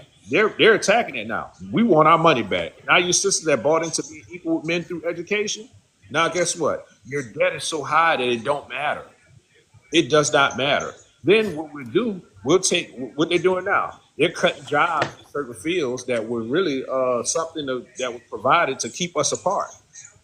You know, the fields they made for a lot of women was provided to keep y'all at a certain level and keep us apart. We'll push like okay, so let's say HR stuff like that, different skills or that they don't you really don't need. You could circumvent those fields or those positions, but now our women are going to see that they fell for the okey doke and they drunk the Kool Aid, and Hmm. it's not gonna fare out well for nobody, especially not our kids. It's gonna be I, it's gonna be damaging.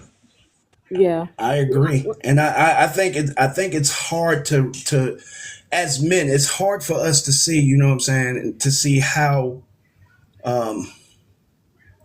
much we have come for you, ladies, and this is why we've gotten to the point where we're just like, I'm only defending the ones that I know.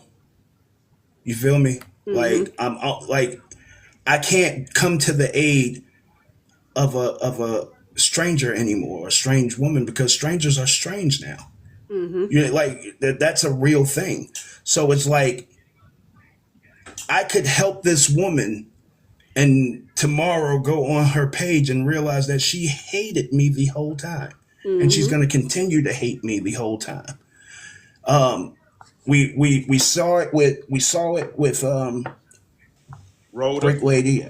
Brick Rhoda. Lady. We saw how Oh yeah. how we were attacked as a whole Hmm. behind some felonious story, right? And I'm going to mention it. We're seeing it right now with Meg. We're seeing it Hmm. with Meg Thee Stallion right now. Hmm. One of the recent videos that I posted was her knocking a bottle out of the car when the cops got her out of the car, and she stepped on that bottle and broke the bottle.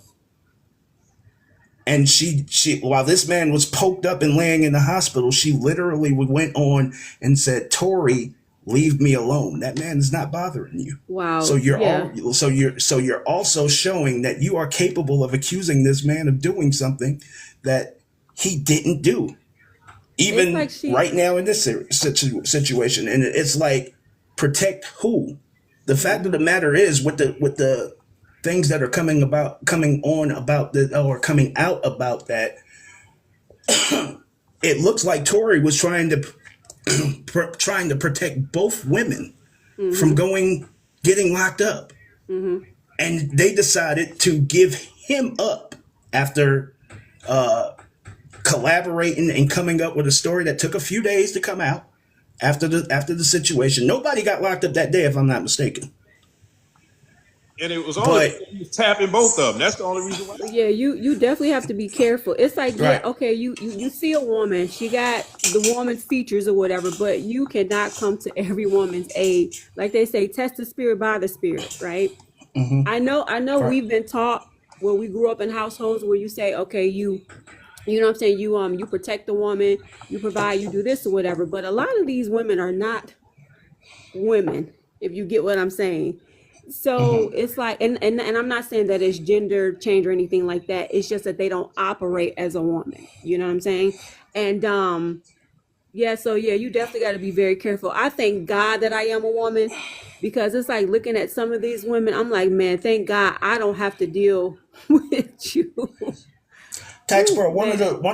One of the scriptures that a lot of people like to bring up, and I don't really like talking about a lot of spiritual things Okay. because it's very divisive or whatever the case may be. But one of the scriptures that a lot of people like to bring up is, he who finds a wife has found a good thing and shall receive favor from the Lord. Mm-hmm. It says nothing about a woman. It says everything about who she is as a person. That's what a wife is. A wife is Yeah, not being able to sign a paper that says, "Hey, I do." A I wife know, is right? like a wife, and that's the problem when you get rid of femininity. Everything that a wife is supposed to walk in is her divinity of being feminine. Mm-hmm. That's what a wife is. Mm-hmm. So, um, we were talking about like the graduation day or whatever. Everything has to be your day. The wedding, your day, party for you. Mm-hmm. Uh, all of these different graduations you've had, you had to have a party. You see, here's the thing, and I want to see if Black Male even agrees with this. When Homeboy called his wife and said, or had the conversation with his wife and said, I want to, I'm going to my daughter's graduation. He goes automatically into contingency mode on how he's going to make it up to his wife. Immediately. Mm. It's already a thought because he knows Already had thought. he knows the woman he's dealing with. He knows it's going to be a problem, so he's already Mm-hmm. trying to think of how I'm going to make this up so I can have peace and also so I can get me some. Peace and a peace. I wanted, Peace and a peace. right, a piece and a piece. That's funny. I wanted to add what Loose Change just said as far as like finding a wife is a good thing. Now, I would say that is subjective, right? Just because you find a wife doesn't mean that you found your person, or you know what I'm saying, the right woman or whatever. I believe that you have to do the work or whatever in order to attract that particular woman that you think is saying in the Bible. You know what I'm saying? That's how I look at it. Let me I think. Go ahead, bro. Go ahead. You got it. give a different perspective. So this is the thing, right? We've got to the point we tell women that they're just because they're women, they're white. So they don't have any self reflection to understand that what I think that scripture is actually saying, right? You being a man, you are, if you look at the biblical order of the family, right? You're the closest thing to God. So God is speaking to you. You're there to protect the Yeah. kids and everything else and teach the kids and all this other stuff. So when you find a wife, it's saying this, right? You find the woman that is actually a submissive to you, that's gonna fall in line with you, that's gonna be in divine order. So it Mm-hmm. doesn't have to be like it's not one size fit all for a woman. It's Mm-hmm. whatever woman is tailored for you. So that's why I think it says when a man that finds a wife finds a good thing. The woman that's tailored Mm-hmm. for him or is willing to understand what this man needs and be his helpmate and do life with him is his wife. Mm-hmm. So like people don't never look at it from that aspect. They just look at it like, okay, yeah, I'm a woman, and if a man finds a wife, then he found a good thing. So women are the best thing going. Let's put in the whole thing I told you, right? Women is a wonderful effect. That adds to that, right? Because we think women are good. So if a man finds a woman, he got a good thing. And Right. they never look at themselves in that equation to see if I'm a good person for this man or not. Mm-hmm. Right. And just to add to that, when I'm saying the expectations of the man have only changed in the sense that it's been things that have been added on. You know what I'm saying? Like the man is, as long as he is of able body, he's expected to go out and work, bring home the bacon, do these certain things or whatever the case may be that are associated with men. Men. Gender roles never offended men, but gender roles does offend women. So if you look at it from that sense, right? If you look at it and you hear it from that sense, I'm not offended by the fact that I'm associated with having to be the one who get out and cut the grass. I'm not offended by having to be the one who's out working on the car or washing the car or taking the trash out and if I'm sitting on the couch and I had this conversation on somebody's live last week. If I'm sitting on the couch and my homeboy's sitting there on the other couch and my wife comes out and takes the trash out, he's looking at me like I'm crazy. If I'm at his house, I'm looking at What's him wrong with like you? he's crazy. What's wrong Right, with you? right. So we've never we haven't had a reason to be offended in this because again, the more physically strenuous work we've always been associated with doing. One of the wildest things that I've been seeing here lately, Tax Pearl, is this. It could be 40 degrees outside, 35 degrees outside. It irks the hell out of me to watch these YNs sitting in the passenger seat of the car and the woman bleeding cold, pumping the gas. That shit Yeah, irks the hell yes. out of me. That irks me too, man. It irks me. So You know, I was just about to bring up that the same topic, but in a different way. But go ahead. I don't want to cut you off. I'm sorry. it irks me to see that that's where we are. But I gotta say this because of that word equality and it being shoved down your throats all of this time. That's where we are. For the upcoming generation, it's acceptable now. What exactly do I got a son? I know black male got a son. What do I teach my son as far as how to deal with these women or whatever the case may be? Who's going to complain? I can do it, but just because you can do it, don't mean it's to be done. It's the whole idea behind single motherhood. Just because you can do it and you can get them to what you think is the finish line of being 18, they still got 50 something years just by life expectancy till the real finish line happens. So they have to go on forward. It can be done for you to get him to 18 or whatever the case may be, or get her to 18. But the fact of the matter is that balance is needed in our households, and our kids benefit from that balance.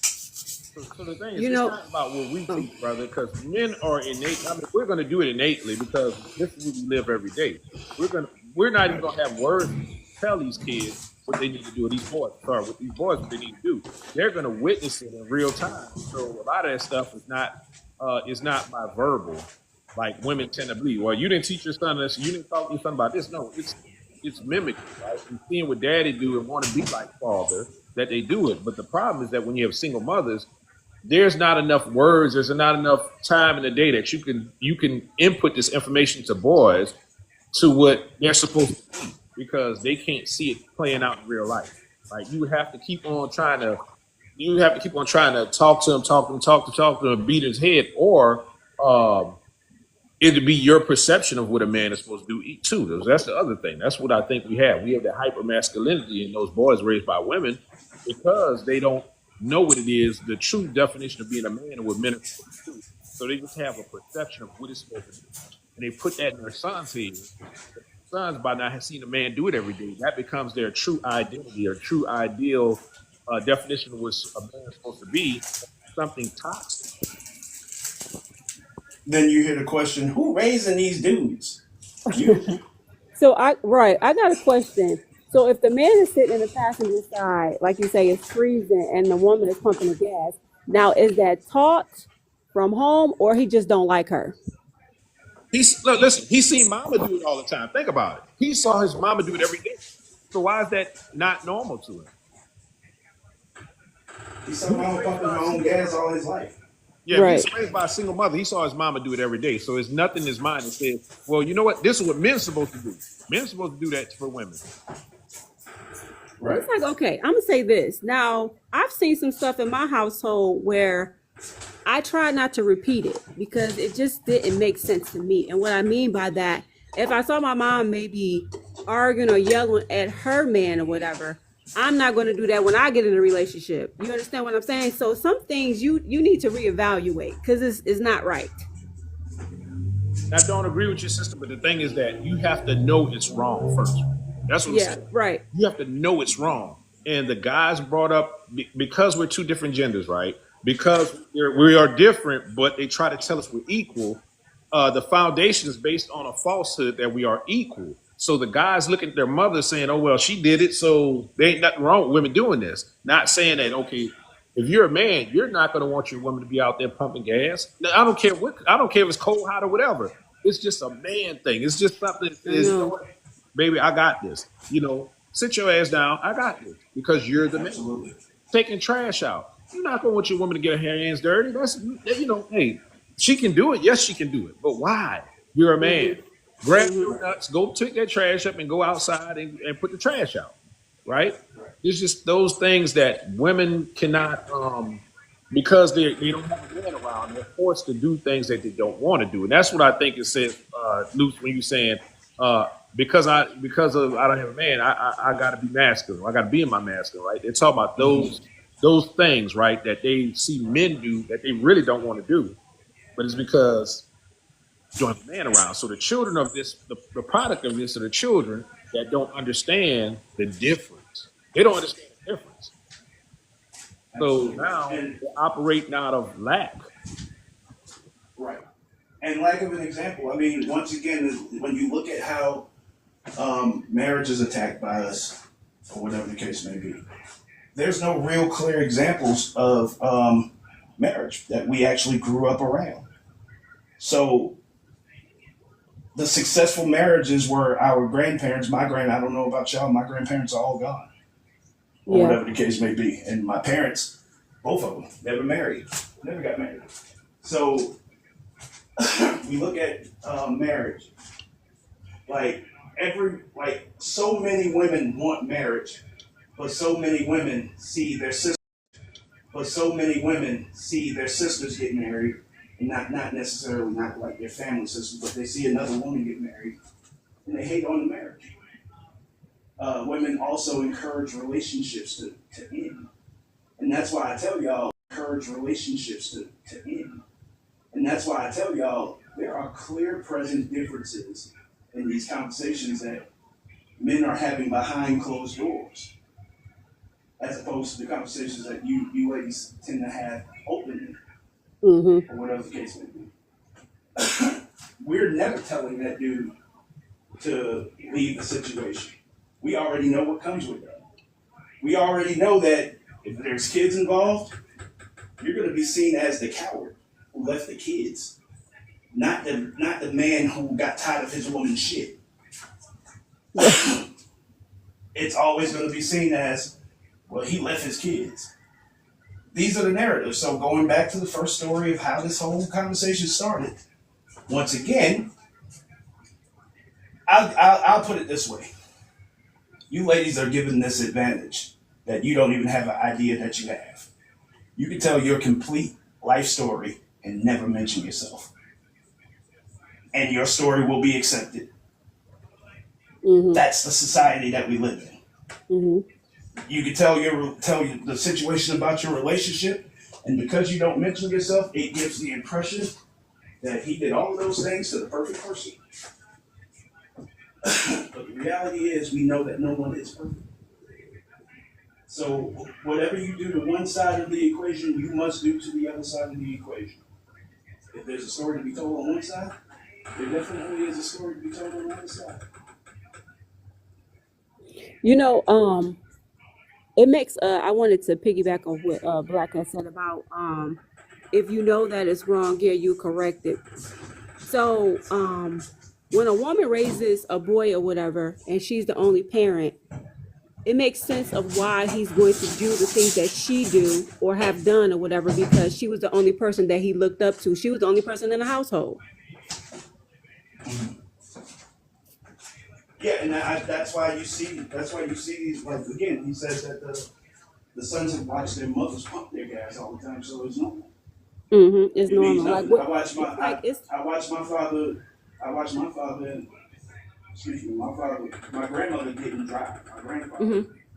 did everything in terms of driving, pump gas, so on and so forth. My father would pump gas. So me being the person who saw the example of that, that's what I would do. Mm-hmm. Me, like, Hopefully my okay. Oh, go ahead. hopefully my son sees that and he takes that from me. Mm-hmm. But my son also lives in the household with his mama and her boyfriend. You see how that could go wrong? Mm-hmm. So that's why I say I'm a big pusher of being married, getting married one time, having your family with one person, staying with that person until you reach the tape. You know, a lot of us women were raised by our mom, where we were taught to be independent, and it's like women take that out of context where they go overboard with it, right? So my thing is, if you now have a husband or if you have a boyfriend, whatever you want to call it, and he wants to come in and support you, protect you, and provide for you, I would then step aside, right? Even though I know how to do a lot of stuff, but I'm not going to let that bleed over into where I make you feel bad, or you know what I'm saying? It looks like I don't need you. Right. I think that is a proponent of the word independent. Once again, that's another word that we changed the definitions of. Mm-hmm. So, independent means absent of any help whatsoever. Mm-hmm. So, a woman who is receiving child support, no matter what amount it is, whether it's a big amount, small amount, medium amount, whatever the case may be, she gets to still, once again, you get to tell your story and never mention yourself. She gets to claim, I am an independent woman doing it all on my own. A woman who receives government aid. Mm-hmm. She gets to claim that she is an independent woman doing it all on her own. And this is where those definition changes based off of convenience of what you want to convey, Right. It's which like is a message that was taught for you mm-hmm. to like. It's worth so much more if you do it by yourself. But Mm-hmm. as you tell your story, the one thing that your emotions cannot hide is that anger that comes from how hard it is, because we recognize that it's hard as fuck to do. Mm-hmm. And this is why our talking points is don't do it by yourself. Mm-hmm. Find someone that is quality. If you Exactly. have someone that is quality, when you have a small situation such as a graduation that is a conflict of scheduling, find a way to make it through those things rather than, uh-oh, he didn't put me first in this situation, I'm out. Because Mm-hmm. like me and Black Male said, contingency plan is already being thought about while the phone is ringing. He's Mm-hmm. already putting it together on how I can make it up to this woman. Yeah. Yeah. That's consideration, and That's and stressful. that's a point of consideration. Go ahead, Black You Male. know the bad part about that is that because women don't understand what you said, brother, it was an excellent point, right? Women don't understand that part of it, that they think, it just happens naturally to us, so they think we're not considering. We think we don't. They think all that, but it's we don't have to. We don't have to voice that. We don't have to express what we're thinking. We just know to go in a certain mode, and it's natural. So women just sitting there like, you don't understand. You just no. We it just comes naturally to us, and women don't get that. Right. A party later on that night. Like that would be my first thought is, okay, well, I'm not gonna be able to make it to this, but I'm gonna throw her this big ass bash maybe this weekend or something like that. That she's not gonna know. I'm gonna take her to dinner, and when she come home, everybody's gonna be here. That type of thing. And really truly make the day about you, even though it's not the same as me being at the graduation. It's something where at least you get something that you want and my child gets what they need. You see what I'm saying? Yeah, I guess someone would look at it like if that was you, I would have dropped everything and came for you. So I expect you to do the same thing every time. We don't believe that. Right. And I'll tell you why. Okay, I'll give you two reasons why.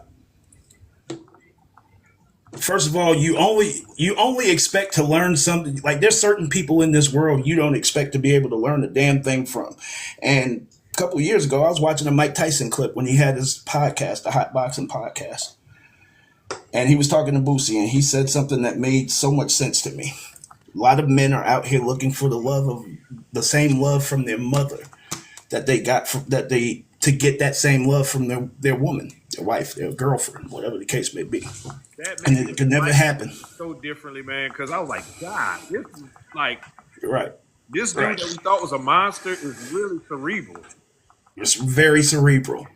So what Mike said in that case where we're out here looking for the love of our mother from a woman that we're meeting or whatever the case may be is simply this. Everything that our mother did for us was for our survival. Everything that woman does for us, the wife, the girlfriend, is for her own survival. This explains the 50-50 conversation. This explains I want to keep my money to myself. Like we fought for the rights as men. We fight for rights of the people as a whole. The rights that she was willing to fight for were for her own.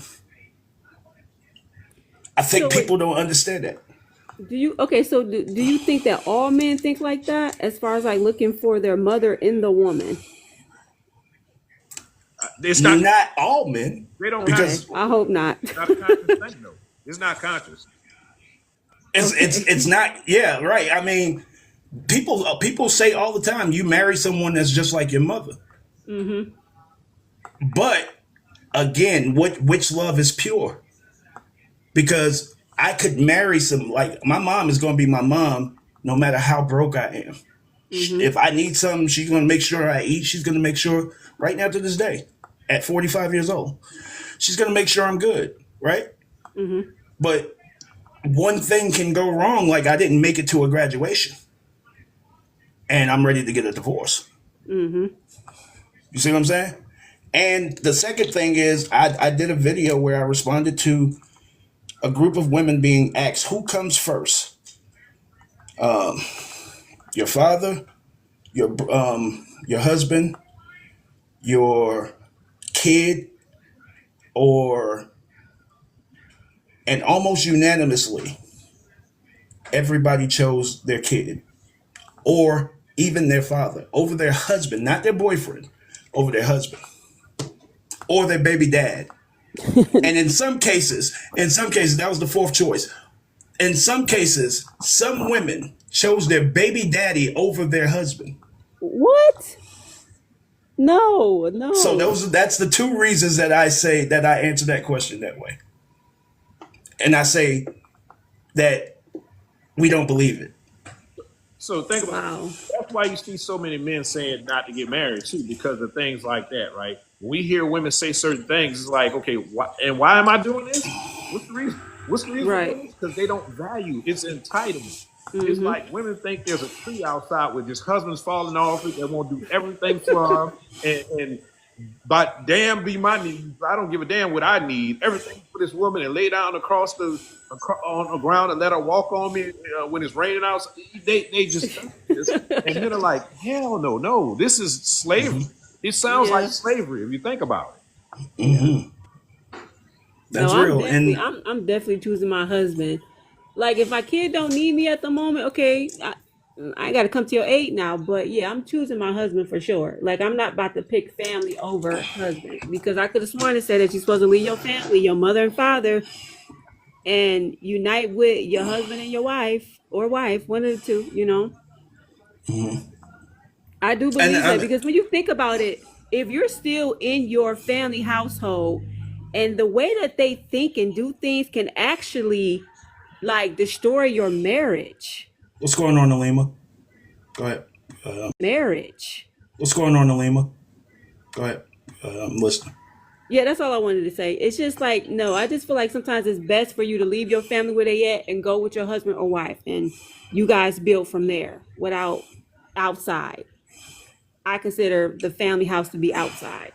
it. No, they even say in the Bible, right, to cleave. The man to cleave from his mother and father and go with his wife. Mm-hmm. And I think we need to understand, and that's one of the things I missed earlier to Black Mill's point is we do need to clear out the outside noise.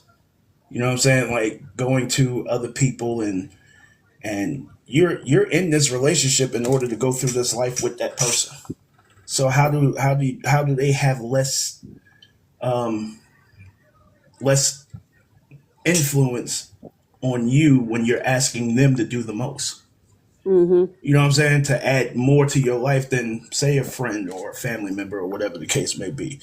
And it's not to say that, to separate yourself from your family as a whole or whatever, but whatever we have going on, let's get together and discuss it and get to the points where we're actually staying together because we come to a conclusion. I think when it comes to relationship, when it comes to marriage, and when it comes to family, there needs to be a leader. There aren't very many successful entities in this country that doesn't have a clear, present, defined leader. Mm-hmm. And until we understand that, and until we understand the way that it is, until we Mm-hmm. start adding what has been taught to us into the equation, that there is a certain structure that works, Mm-hmm. rather than pushing back on that structure, giving it a name. So it's giving it a name simply for the purposes of insulting that structure, as we've watched it work for thousands and thousands and thousands upon years. To these houses that we're in right now came out of that structure. I got a question. These Oh, so as far as like, so when you speak of structure and leadership, right? When you say that judgment plays a role in that, from what standpoint? meaning like in order to structure something, you gotta like, I guess, analyze it, judge it and see what needs to be thrown out, what needs to stay, et cetera, right? In order for it to be strong. You know what I'm saying? The Let me re ask this question. I know I'm not supposed to answer a question with a question, right? Okay. As a woman, if you want someone to be able to lead you into the right direction or whatever the case may be, Right. right? If you have a set of deal breakers, don't you think that intelligence should be right up there? Mm-hmm. Back in the day, men were judged based off of their actions. We didn't have to be pretty. That's some real shit. We never needed to be the pretty of the relationship. Men were judged based off of who and what they were, Mm-hmm. right? So when we look at the failures in the relationship, is it possible that someone is barking up the wrong tree? Mm-hmm. Intelligence. If you're not looking for someone who's smart, where is he leading you to? Exactly. The only reason why I asked that because you have leaders that are, I don't know, maybe put in place right now or developing, right? But then you have the community where they don't want to follow him because they feel like he's being judgmental. You can't judge me, only God can judge me. But he's judging to, you know what I'm saying, basically to put things into place so it can run smoothly. You know what I'm Right. saying?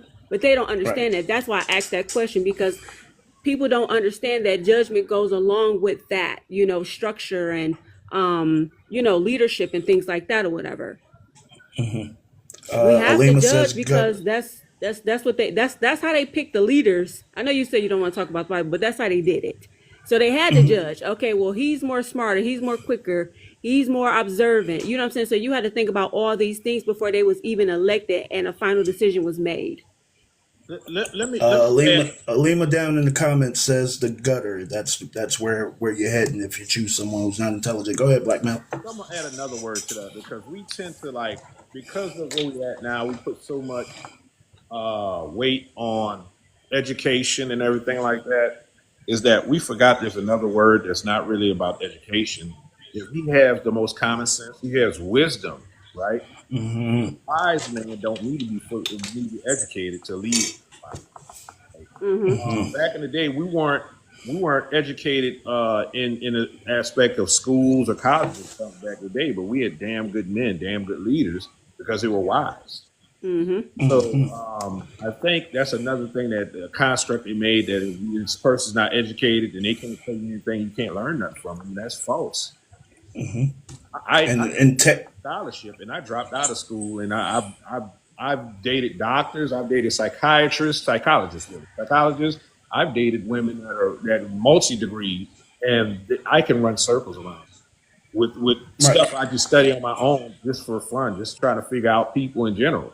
So if you put too much on a man being having degrees to look for you, a lot of y'all gonna miss out because all that tells you he could stick with the subject and he could complete something. I think Alima made the point down in there when I say intelligent. I think intelligence and educated are two totally different things. Yeah. I'm well studied on, like, listen, I've helped people get degrees that I don't have degrees. You understand what I'm saying? Like, I've written papers for people that I loved and helped them get their degree, all for them to leave me. Oh wow. Sounds crazy, right? Yeah. Now, yes, wisdom, and two more words I'll throw in there: integrity, righteousness. These are the staples of a solid man. I would never tell y'all that I have any of those things in me. It's up to you to judge. Again, remember when we were talking earlier, we was talking about self-esteem, self-confidence, and so on and so forth. What you think of yourself is important. But the person that is coming into your life has the right to judge as well. You know what I'm saying? So if when we look at it from that standpoint, I'm not going to tell you that I'm righteous. I'm not going to tell you that I'm intelligent. I'm not going to tell you, or whatever the case may be. But it's your job to probe into me to find out if it's there. And if that's not on your list of deal breakers, if it's not even on your list of preferences, then you'll never know that it's there. So let's say you have a list of 10 preferences, including 3 deal breakers. Deal breakers being the things that they have to have. And let's say your deal breakers are: he must be 6'2". He must make 150K. And I don't know, do we want to do cars or do we want to do... He must have a Big Johnson. Let's say those are your 3 deal breakers. And then you go down the other 7 spots and you have nothing about this person's character or whatever the case may be. You're not basing who you're going to be with based off of his intelligence, his righteousness, his wisdom, or anything in his character, so on and so forth. You haven't even thought about it until he does something. A lot of people don't talk about character until somebody does something wrong. You know, you don't have people talking about he my man is loyal. He don't, but let him be disloyal. Here we go. Yeah, he did this and he did that and he did this. Not you never hear my man come home every day from work and he comes home straight home. He does this and he does this when he gets home. You never hear that. But when let him do some shit, let him not come home, and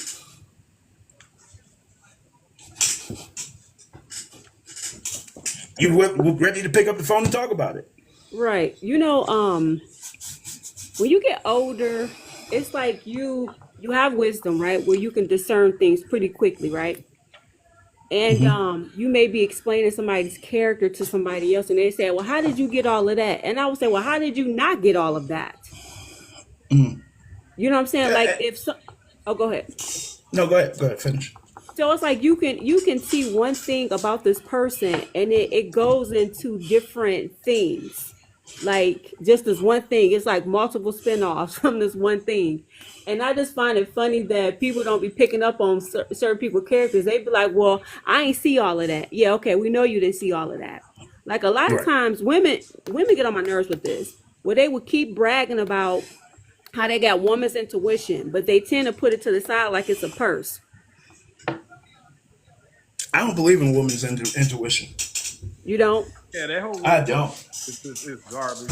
I don't even That's know. I don't know if they really believe it. I think they just say it because it's just something No, to no, it's not the say. Do same. you believe in it, Tax Pro?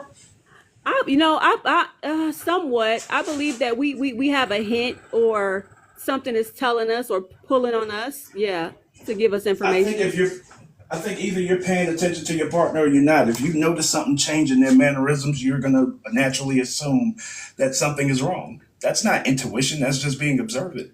Mm-hmm. Well, For I would say, you instance, know a what, lot of people, men have a it lot, too. Not man's uh, intuition, but you guys understand. You have discernment too. I think it's one of those things, and this is what what did you call it, Black Male, about wonderful? Women are What was it wonderful. called again? Yeah, women are wonderful. So. That's one of those things that was created for that.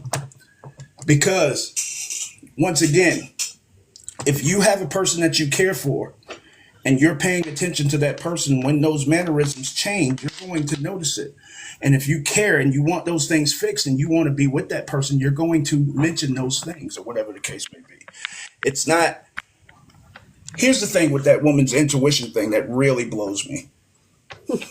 Is it really, is it really intuition, or do you know that in some area you're coming up short? A lot of times that woman's intuition comes from, well, I'm not spending that much time with him. I'm not talking to him. He must be doing something with somebody else. That's not intuition. That means you know what you deserve for who Right. you've been in the equation. So no, I really don't believe in woman's intuition.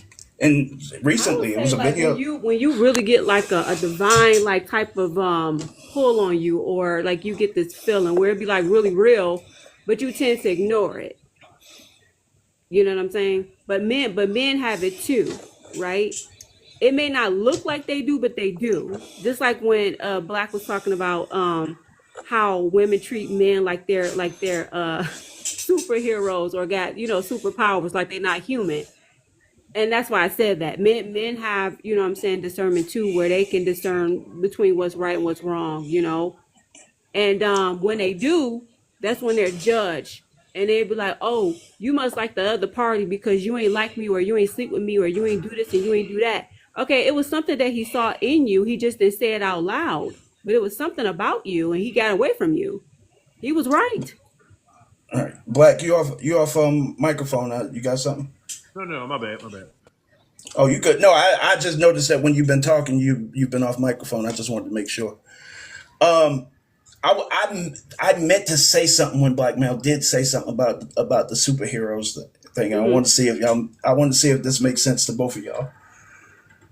Superman, Superman, and Lois Lane and Clark Kent, probably the most famous threesome ever, even though it's really two people, right?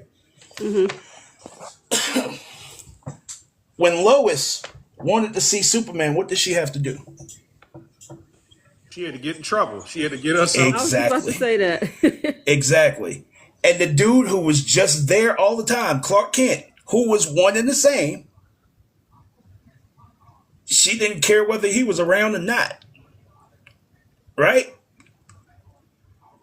So think about this. What happens that one time that Superman, if Superman just be like, you know what, I'm tired of Lois Lane shit. Like she keep doing this shit and I'm just sick and tired of it. She's created this security in her mind that I can jump off this building and this motherfucker's going to come flying from some fucking where. I don't know where he come from, but he'll be there before I hit this ground. Oh man, that's too funny, but it's so true. I'm gonna add to that. So when we are sitting back and we're actually looking at these things and like that's what I went to immediately when the brother was talking, when he was talking about expecting that the guy that we were talking about in the story, he can't be in two places at one time. It's impossible. So I see Alima said because Superman knew how to lead. Sure. Wow. But if you really thought about it, if you really think about it, Clark Kent wasn't enough, and Superman wasn't super enough.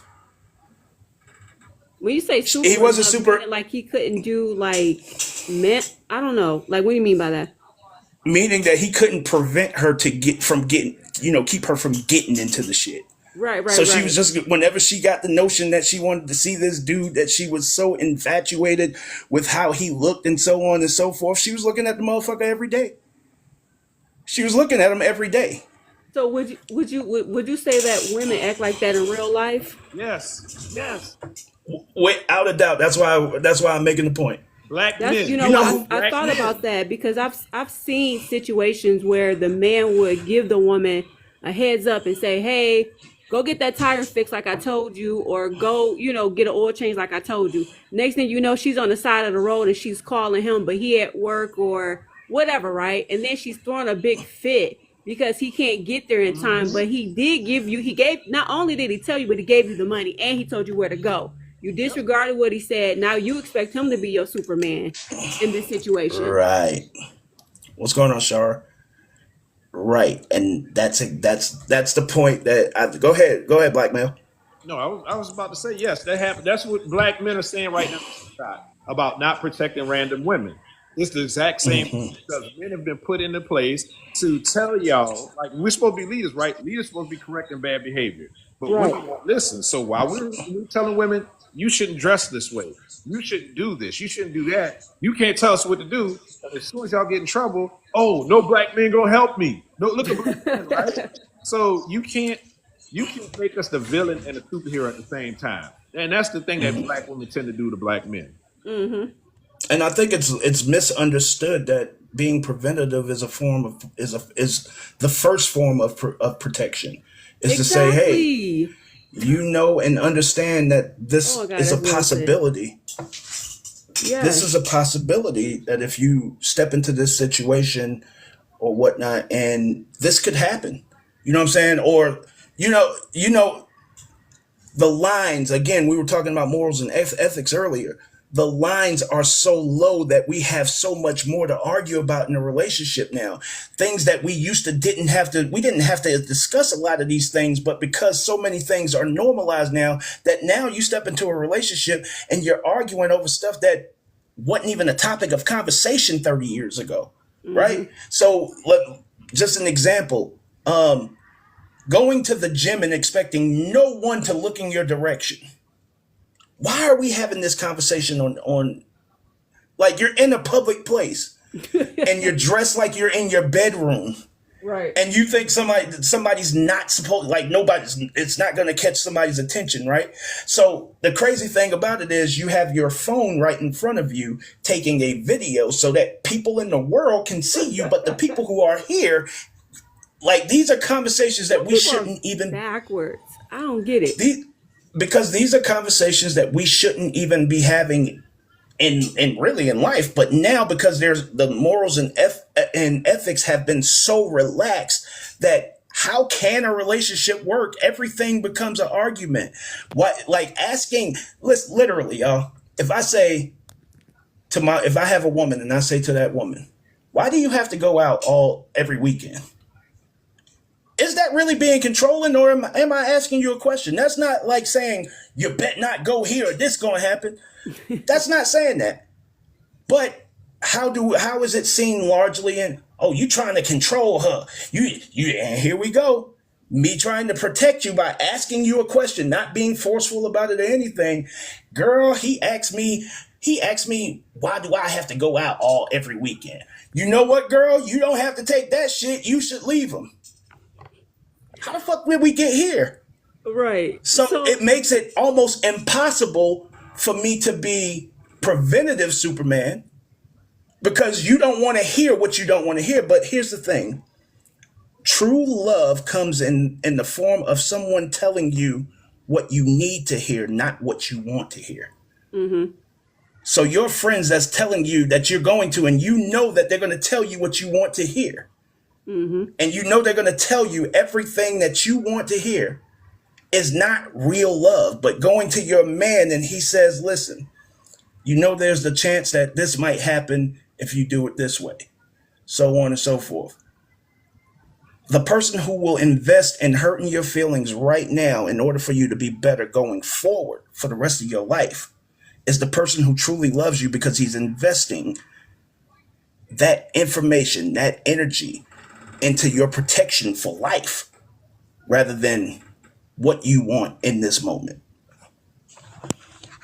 So go back So, to the go ahead. indoctrination of women, right? To not understand. It starts real young with Disney, right? With the Disney. Then you got the rom-coms, these movies that tell women that men will be a certain way, to where they don't get that. They don't think men are supposed to tell them anything other than what they already know or believe, or champion them as being the best thing going. When it's sometimes you might be a bad person, or no, that's not necessarily bad. You might not be doing the right stuff. Let's just say you're not doing the right stuff. Your focus is off or whatever. And he needs to try to reel you back in, but society tells you know better than him. Women is wondering. He can't tell you what to do. I'm independent. I'm strong, independent. You know, it's all these things that tell women stuff that's going to hurt them. And the men that are actually telling you absolute truth, you look at them as being the devil, basically. Evil. The ops, as they like to call us. You the ops. Right. You say you the ops. My thing is, okay, if a man tells you things to protect you, right? It's like you have to carry whatever he tells you outside of the house, because he's not going to always be by your side, right? You know, you got your own job, you know, you might go see family, you know, you went to the grocery store, whatever. So he can't be at all places at one time. So with that being said, it's like men say things or whatever to keep you protected, even when they're not around. And some women don't understand that. And it's like, if you tell a friend that's single, she don't understand it, she's going to make it seem like he's trying to control you. And then next thing you know, you're not going to have a relationship, or it's going to be trouble in your relationship because you're listening to the friend that's not being protected. She's not even protecting herself.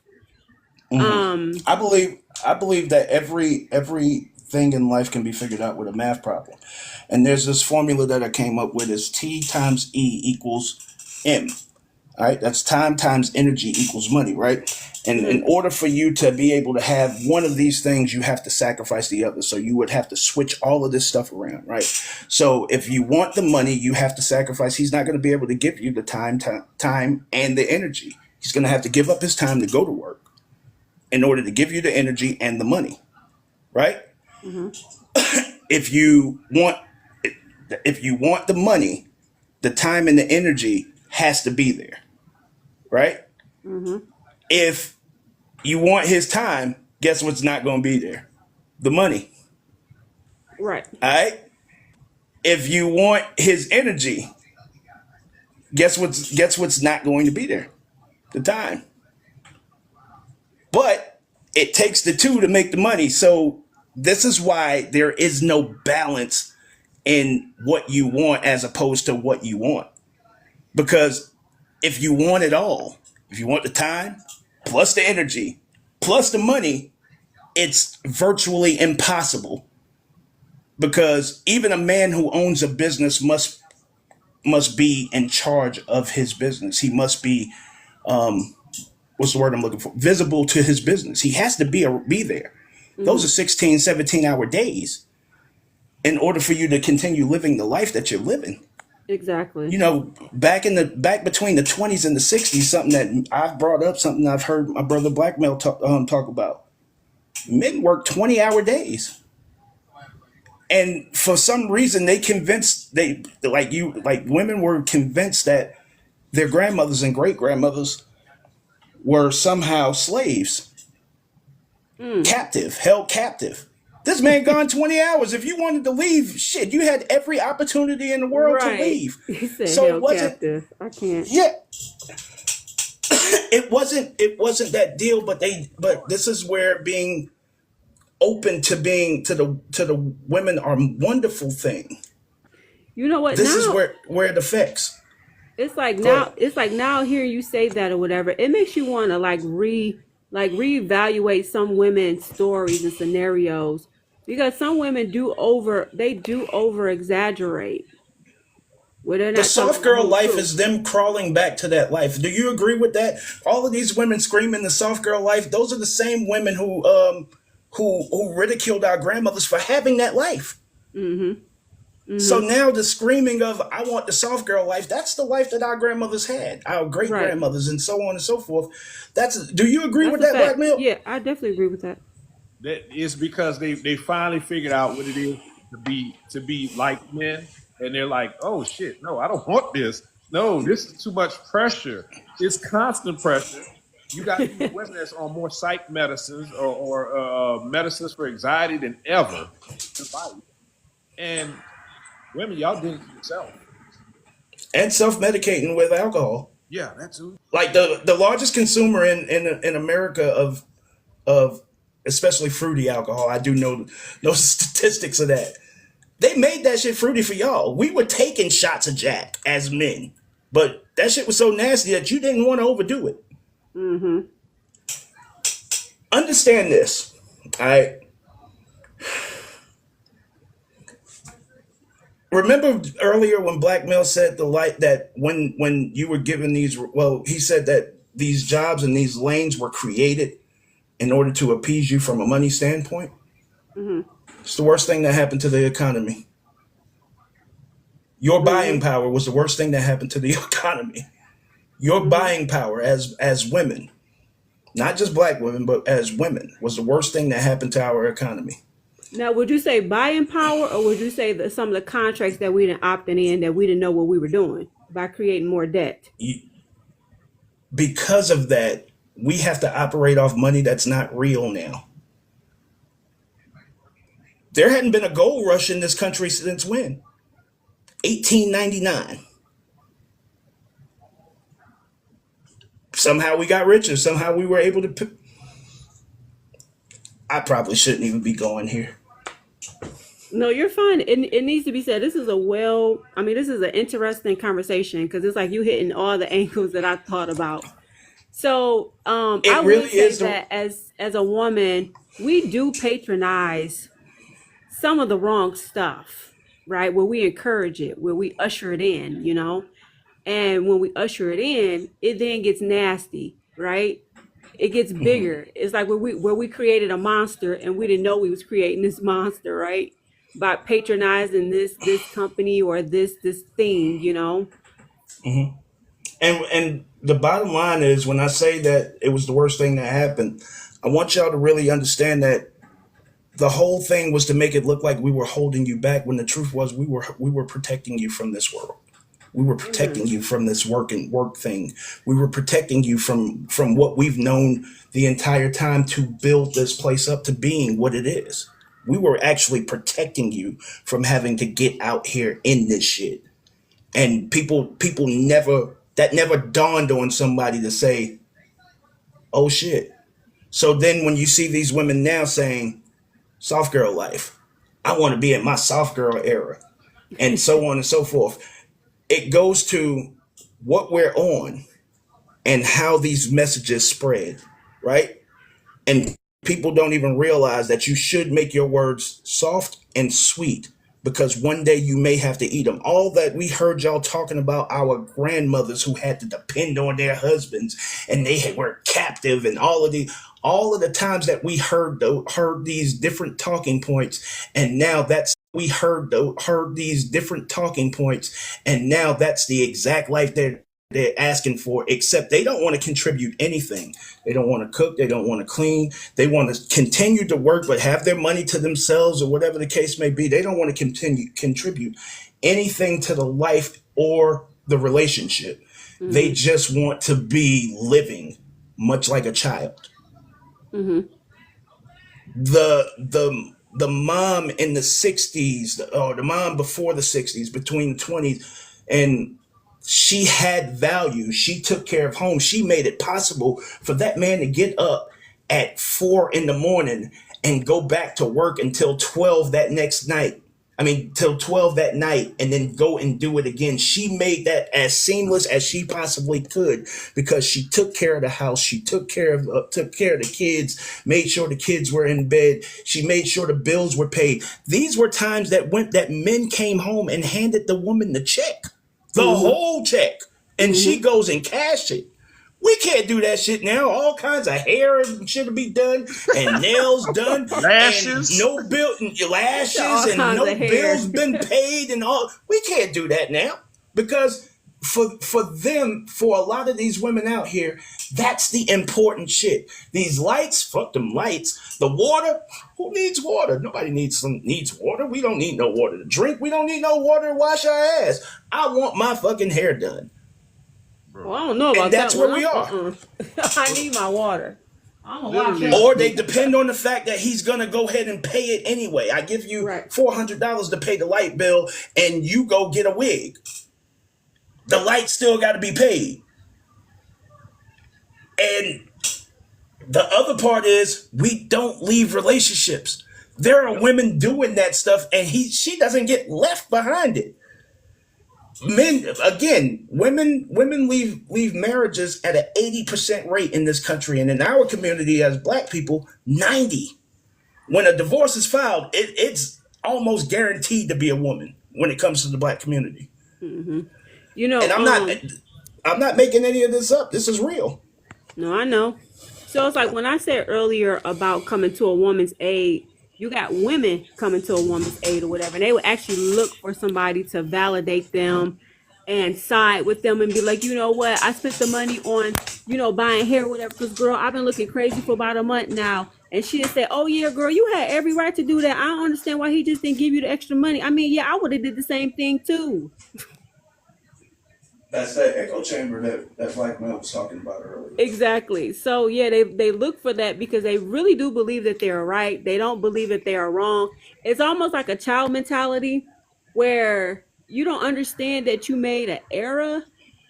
Like, this is where you live too. So if you don't have, clearly you don't have the money to get the lights on. So now he has to go and get an extra $400 from wherever. I don't know if he got savings or what, Black women between the years of 1920 and 1960 were the greatest accountants that this country has ever seen. And you can go study that. Because we didn't make enough money to facilitate. She had to figure out her way. There's an episode of Chris, Everybody Hates Chris. I believe it's either the first or the second episode where Rochelle had to explain to Julius the science in which she pays the bills because he decided that he wanted to question her.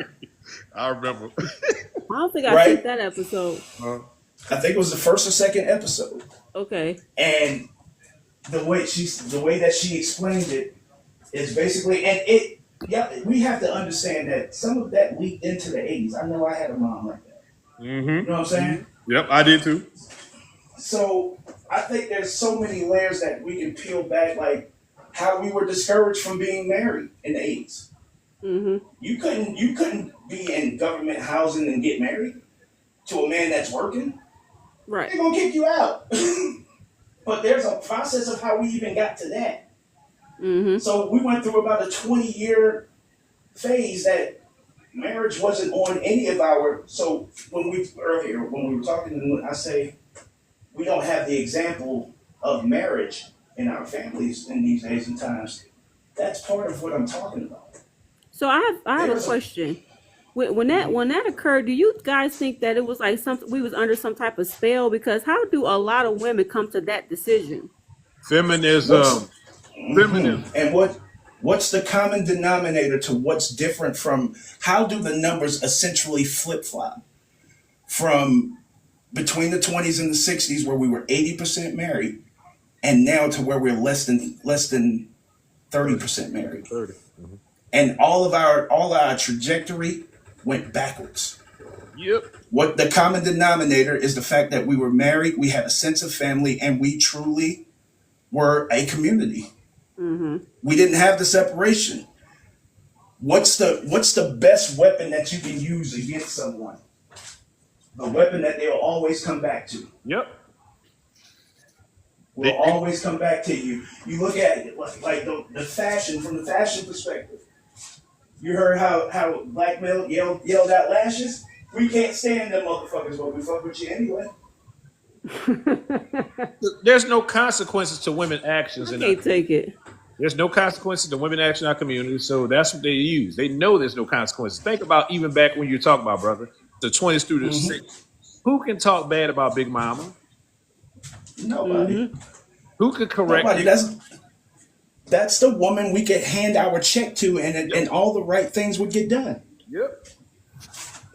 So you got two things at play there. You got the thing that people revered Big Mama, their mama, and she could say what she wanted to say, right? So women want to be like that. I can say what I want to say and don't have to answer to nobody, because Grandpa didn't do that. Grandpa knew she had to feed his ass. He was gonna starve when he got her pissed off. So that happened, and then also you got the trauma stories that women did to thought about or looked at. When you had certain people you might have knew in the community that was the woman was getting their ass whooped, but it wasn't all men. So what women would do, I want to say what I want to say, and I fear the trauma stories. I have secondhand, thirdhand trauma from the stories I heard. So now it just takes all the wind out of man's sail if he wants to be a leader, because I can say what I want to say. You can't, because now your ceiling is not to be a toxic masculine, right? And they put the language there. We talk about language, right?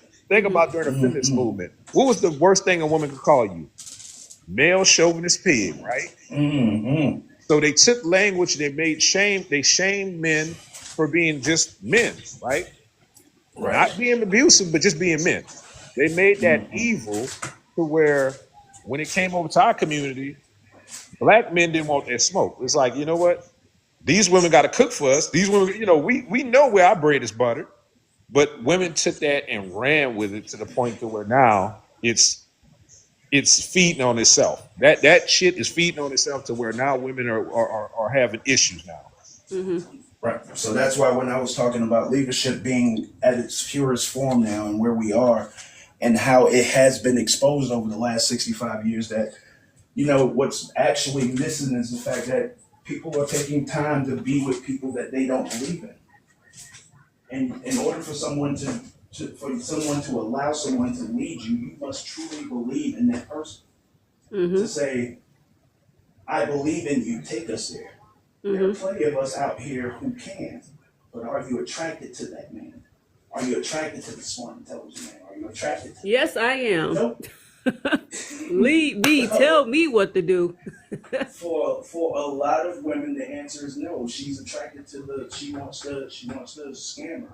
When she's asked, would you rather date a scammer, a D-boy, or a banker? She'll choose the scammer or the Man, give me the banker. You ask a woman if she would rather date a gentleman or a thug, and 85%. And I've done this. I've actually done this several times on Facebook, given a poll.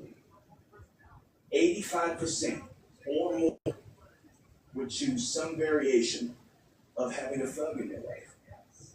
And when asked, why do you feel that way? Well, if it goes down, I need to know that he can hold me down. Word? That's Wow. the definition of a man. That's not the definition of a thug. When you look up the word thug, the word bully is in there. Now, like, how often are you expecting it to go down? Because, like, what type of lifestyle are you living? That's the other thing. Remember, she wants to do what she wants to do, but she wants Oh, right, I Superman to forgot her. show up. Yeah. She wants Superman to show up. Baby, I'm dressed like this, but he grabbed my ass. And you got to do that every weekend because she at the club every weekend dressed the same way. That shit get Mm-mm. tiring. I gotta go and fight my way out of these. It always he ain't going to fight one person because it's six other dudes that's there with the guy who squeezed her ass or said something to her that she deemed to be disrespectful or whatever the case may be. But you're there every week. You don't think that gets tiring? Right. So again, Superman is tiring. Right. So again, Superman is supposed to come and save her from every and any situation. And that's what she wants. Therefore, what is she? But you can't tell her what she is. You can't tell her, yo, you problematic. Liability. You're a liability. I You're was a about to say that. liability, not an asset. You can't, but we can't tell you, like, if I tell you who you are, now all of a sudden, I'm done with this. All right. But then, 100 phone calls telling me what I need to do to make her happy. That's the way it goes. You know what? Even just being a friend to a female, like I had a neighbor, and I just felt like she was young, she would run her mouth, she just felt like she can do and say whatever she want.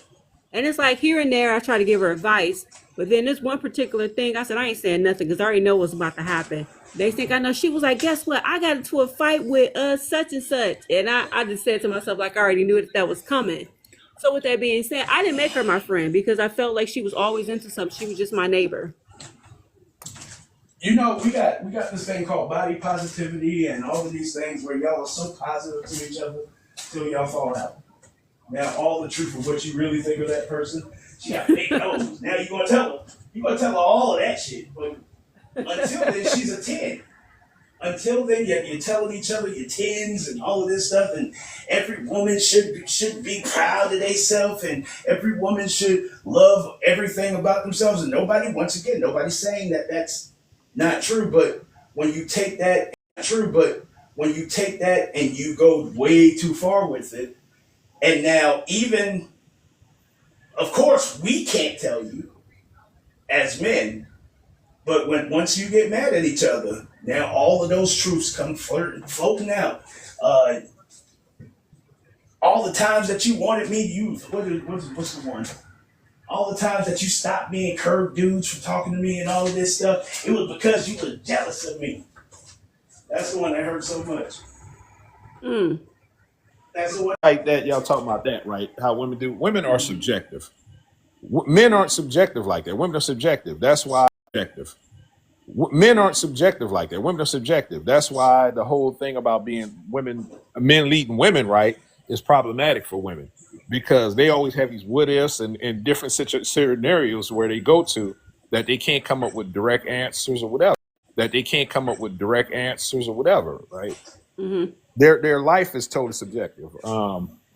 Like I just like Lou said, like everything a problem is like a math problem. I look at things in terms of programming or programming language. So you think about it, women are dynamic, right? If you know anything about computers, dynamic is when you just get on an IP address, any IP address, it pulls it and it exists under any IP address. You can get on internet under any IP address. Men are more static. We have structures, we have laws, we have things, man code that we don't go outside of majority of the time. And that's when you know when a man is a man because he's stringent on these things that make him a man. Whereas women kind of flip flop, you know. They tend to would you Go ahead, bro. you know, they just like the whole thing about following. I tell a woman, tell my woman this. I did tell her that you were eager to follow back when you didn't have anything. You were eager to follow when my path and your path aligned. But that's not true. That's not, you're not submissive. You're not submitting to me. You're submitting to the idea of the something you agree with. And that's something totally different. Our women today are not submitting to men. Majority of them not. They're submitting to the thoughts that they have that's going to line up with the man they find. And that's conditional submission. Is if a man is this in my mind, oh, I'm gonna follow this man. That's why the whole thing about black men ain't leaders, because in their mind it's supposed to look a certain way. So like Right. how should it go then, as far as like the submissive part go? I think once again we're put in a space right now where being a leader and accepting a leader is pure now. Because again, I can't force you to do anything in this day and time. And if I have to force you, that's not true leadership. If your situation, Right. the circumstances dictate that you need to, that you accept my leadership or whatever the case may be, then that's not you accepting the leadership. Whatever you're submitting, you're not submitting to the leader. You're submitting to your situation, to your circumstances. Well, that makes sense. So in this sense, and in this case, the responsibility of fixing that is on who? The woman. First of all, it starts with selecting someone, taking the time to get to know someone to make sure that they are capable of leading and that you can believe in them. And not believe in them to be perfect in every situation or whatever the case may be, but if you should make a wrong turn, that he is going to stand up, accept responsibility for that shit, and fix said situation in order to put you on the right track. It all comes down to believing in the person that you are entering into the relationship with and saying, Right. Right. I'm willing to go where you're willing to take me. So Because I believe that you are not going to hurt me purposely. Exactly. That's I believe that a woman should think that way.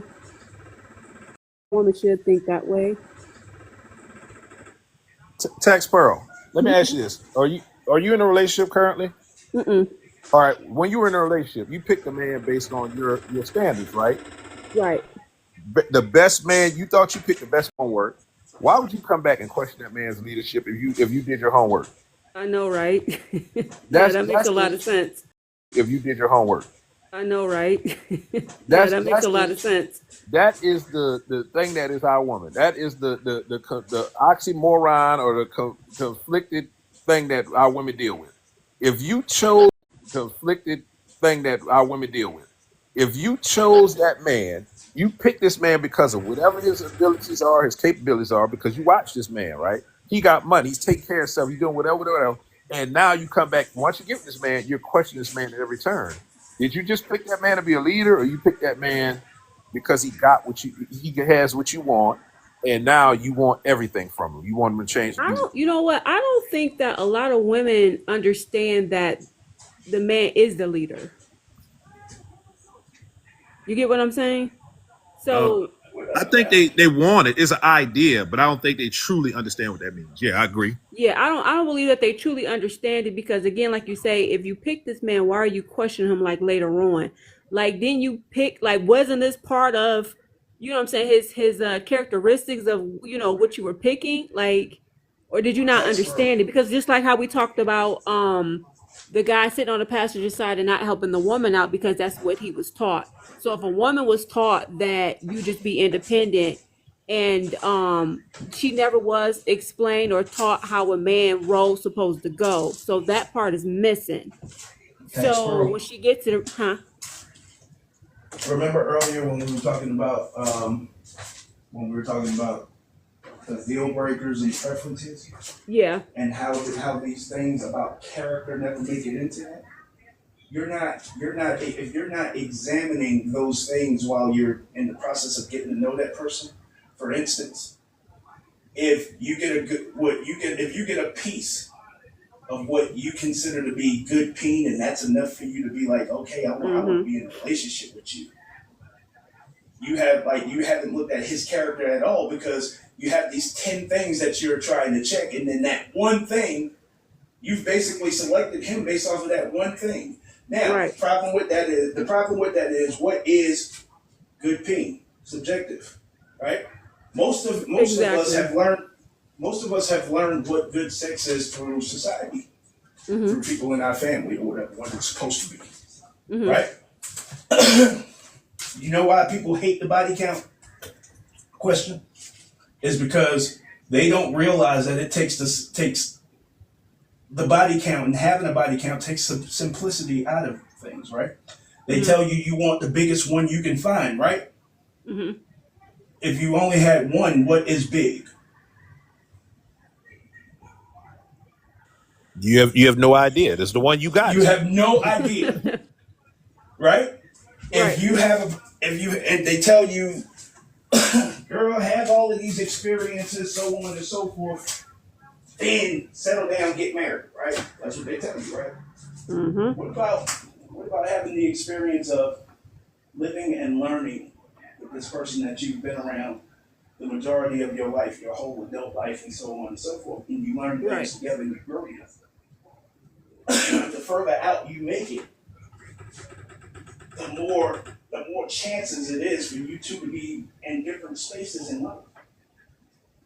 You get to your 30 to 35, you end up with a dude who's 42. He has at least 7 years of experiences on you. But that might be 7 years of wisdom that some person might not be willing to accept. You see what I'm saying? We encourage some of the most poor shit in our life that we could possibly do in order to, and well, when it comes to living life, that makes our judgments that you were talking about You know, I guess much people harder. are used to, like, I guess by them being from the hood, they expect to keep doing that, right? And they expect everybody to saying, because I'm definitely about to stop. I'm not about to go with the flow of you saying you know what I'm saying. No, I'm about to Right, stop you right there. because tax it opens your reality. Your reality becomes all comparison. So the more people that you've dealt with, right? let's say you've dealt with 15 people. For you, men are way different in this sense too. And I'll explain in a second. But if you dated 15 people and you take one thing from each one characteristic from each one of those people, you have the perfect dude. So the 16th dude is going to have to surpass the perfect dude because he's going to have to surpass, like, it's inevitable. One thing that men hate to do is ask a question and not be included in the answer. If I say, hey, what are we doing right now? And your response is about all your past experiences with Jeff, Donald, Richard, and you never mentioned Travis, we got a fucking problem. I'm asking you what we're doing. Yo, Right. Luce.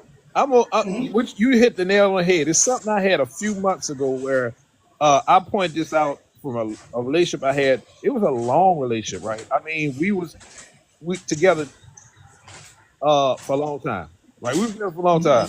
But anyway, I used to ask her this question, one question: what's the best relationship you were in? And her answer was one of the dudes that she was first with. And I'm like, what the fuck? Y'all was together maybe if 2 years, and you complained about the things he did wrong, but you talked about that dude. And I'm like, wow. And then when after years, right, when I finally got sick of it, when we was at our most contentious point where I was trying to tell her how you like when I was, it's almost the same conversation about her not being submissive or following or whatever. Now, I said, I asked you questions for the longest. Like the same question I asked you because I wanted to see if your mindset had changed, and you still gave me the same answer. I said, and I'm the one that's with you, been taking care of you, been paying bills and doing all this stuff. She said, well, I didn't count you because we're still in this relationship. What? Wow. What? Right. That don't make It sense. only shows that you only did a judgment after the fact. Yes, So there you go. So you Assessment. you can't appreciate what I'm doing now until it's gone. So that brought me to the conclusion, like, for dealing with women, I realize most women don't know when they've won. So that's why they keep going out there trying to look for the next, the next, the next. They don't understand when they've won. or when they're winning. You're winning currently, like you're in the relationship, winning like a motherfucker. But you can't. You have to like. You only are able to look at what you have as reflection. A recent situation that I've had is I get like flowers showing up from exes, and these motherfuckers doing everything they can to show me that they're still visible in this person's life, and it doesn't stop. So and she can't get that. She can't understand that. Yet I'm the one who's getting accused of being around other people and so on and so forth. But when you say things like, this is what I'm used to, you're comparing me to your past. Now, here's the thing. I have no problem with you comparing me to something. If you compare me to something that worked, you can't tell me I'm used to getting this, and it was such a beautiful thing, and you were getting all the best things, and then what the fuck are you doing over here with me? You need to be back over there with him. Right. You see why that doesn't make sense to a man? And that's why we have situations where I say, yo, what we doing? I had this, I'm so used to this, and I went through this, and I don't want to go through this again. Well, I'm not in a relationship with them motherfuckers. And you shouldn't be in a relationship with them. This is our experience. I'm asking you right now here in this moment because this is our experience. I'm asking you right now here in this moment because you like to gauge things based off of the moment. That's what emotion is. I'm asking you right now in this moment, what are we doing right now? And your answer does now in this moment, what are we doing right now? And your answer does not include me. How is that possible? Now you're dodging your emotional answer. You can't tell me how you feel. Ain't that weird?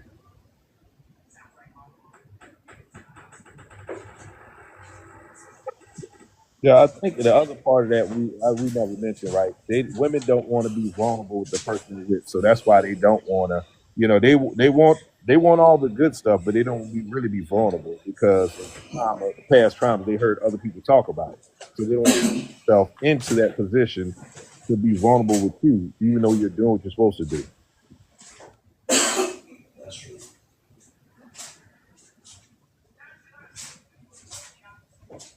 That's true. And again, I think we were again. That's one of those things that we have to break down. That we were taught. We were taught that variety is the spice of life. And the truth is, it's really not. It's really nothing but a bunch of confusion. It's nothing but a bunch of messiness. It's nothing but a bunch of drama.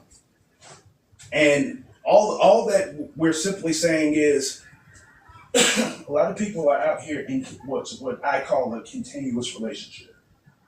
You know what I'm saying? You went through everything, but as long as you continue to have your past in your present, even if it's only in your mind, you're never going to be in a new relationship.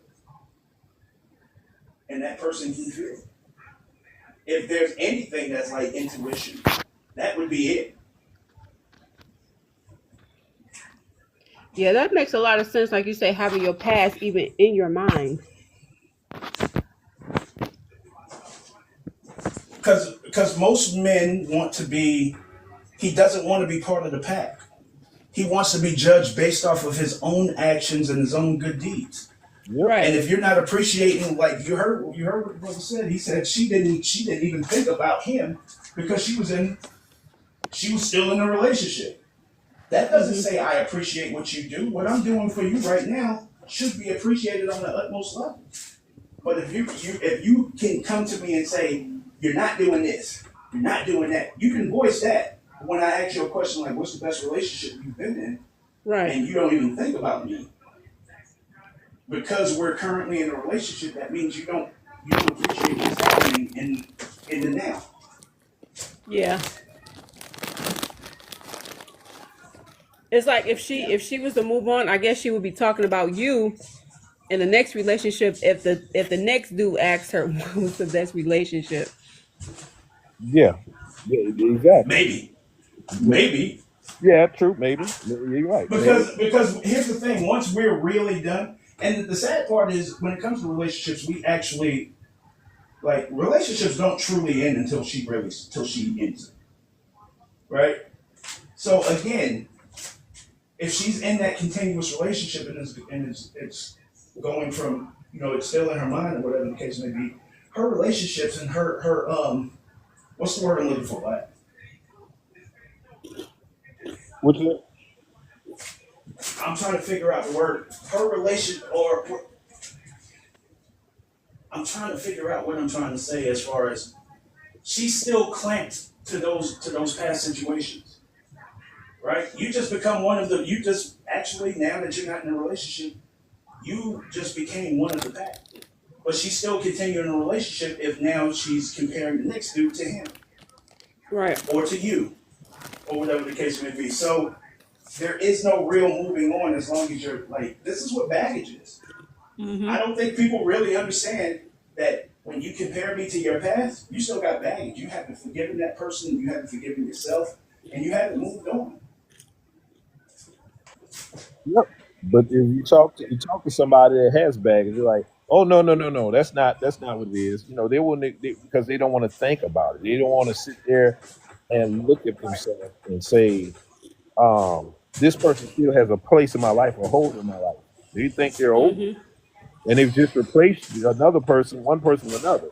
Those are people that have their serial daters or people that jump from relationship to relationship.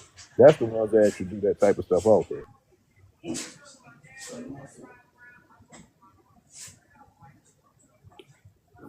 Taxboro, we done put you up on so much game on here about us, but we just being honest.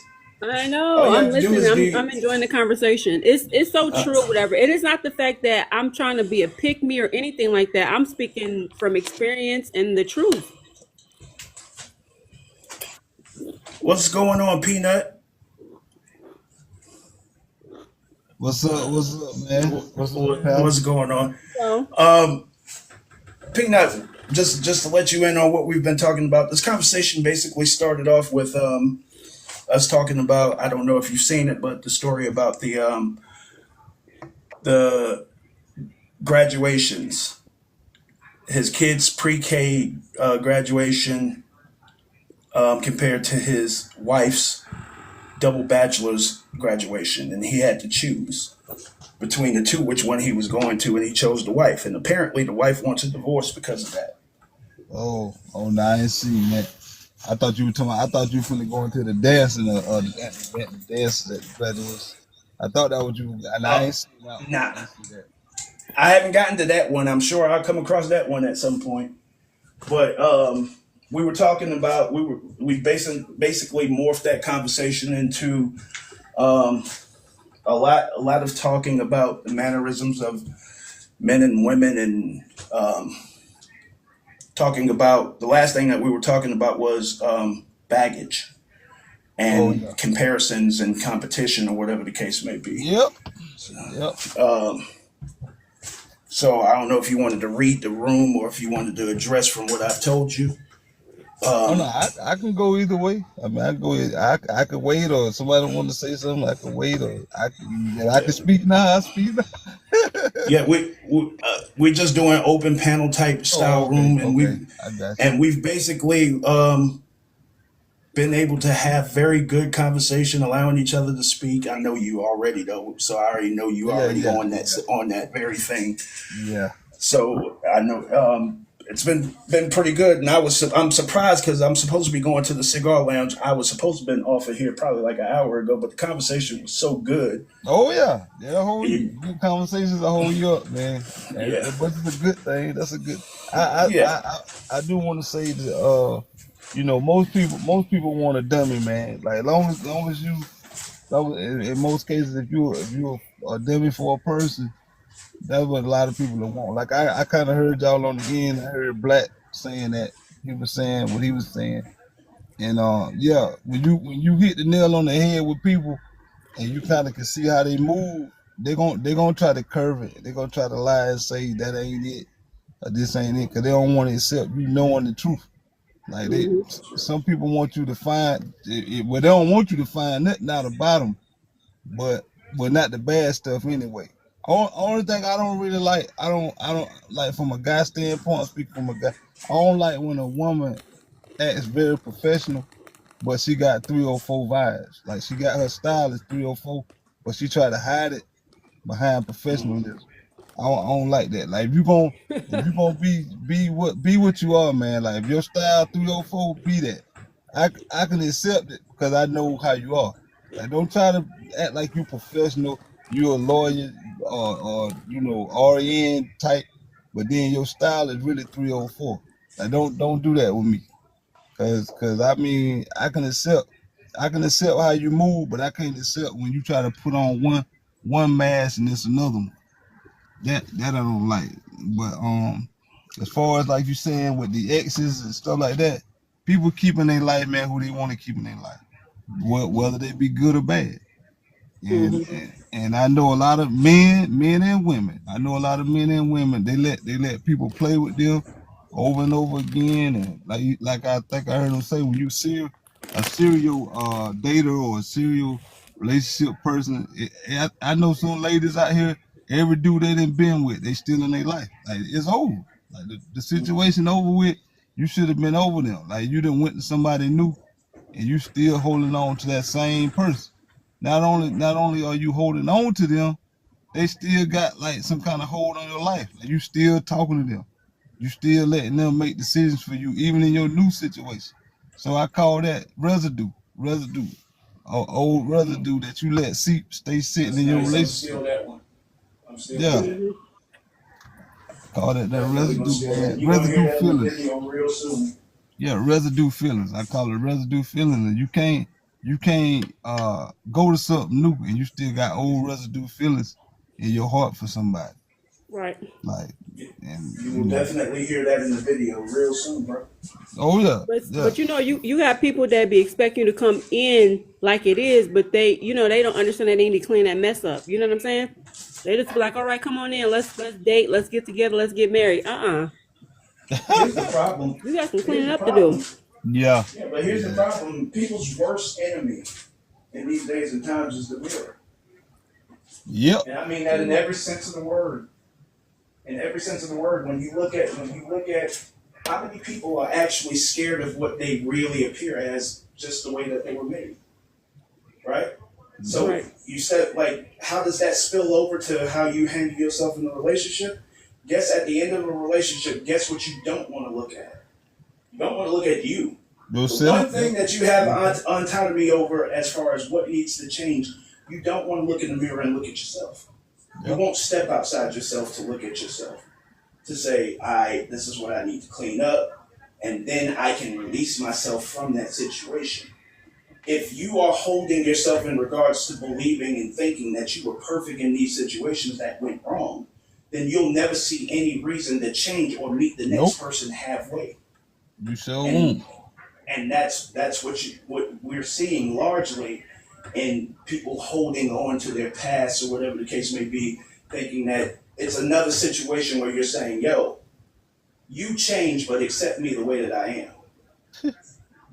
Yeah, they Accept go me the back. way that I come, accept my past that's still around, accept all of these things that come with me, accept my baggage. One of the things I heard one of the y'all know who Alex Fine is? Alex Fine is Cassie's husband. Oh yeah. Oh, he's a real man because he just took on and picked up all her baggage and he's carrying it.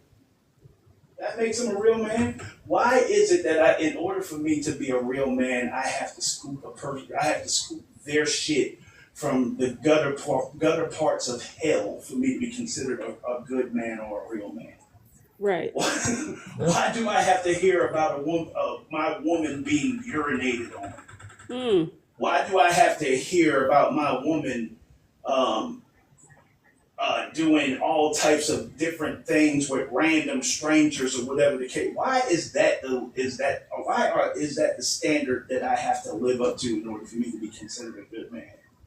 Yeah, You see what? that, that's why I said earlier. That's why I said they love a dummy, man. Long as you a dummy, people Mhm. love you to death. Cause you take whatever they dish out and whatever they done dished out, you take it.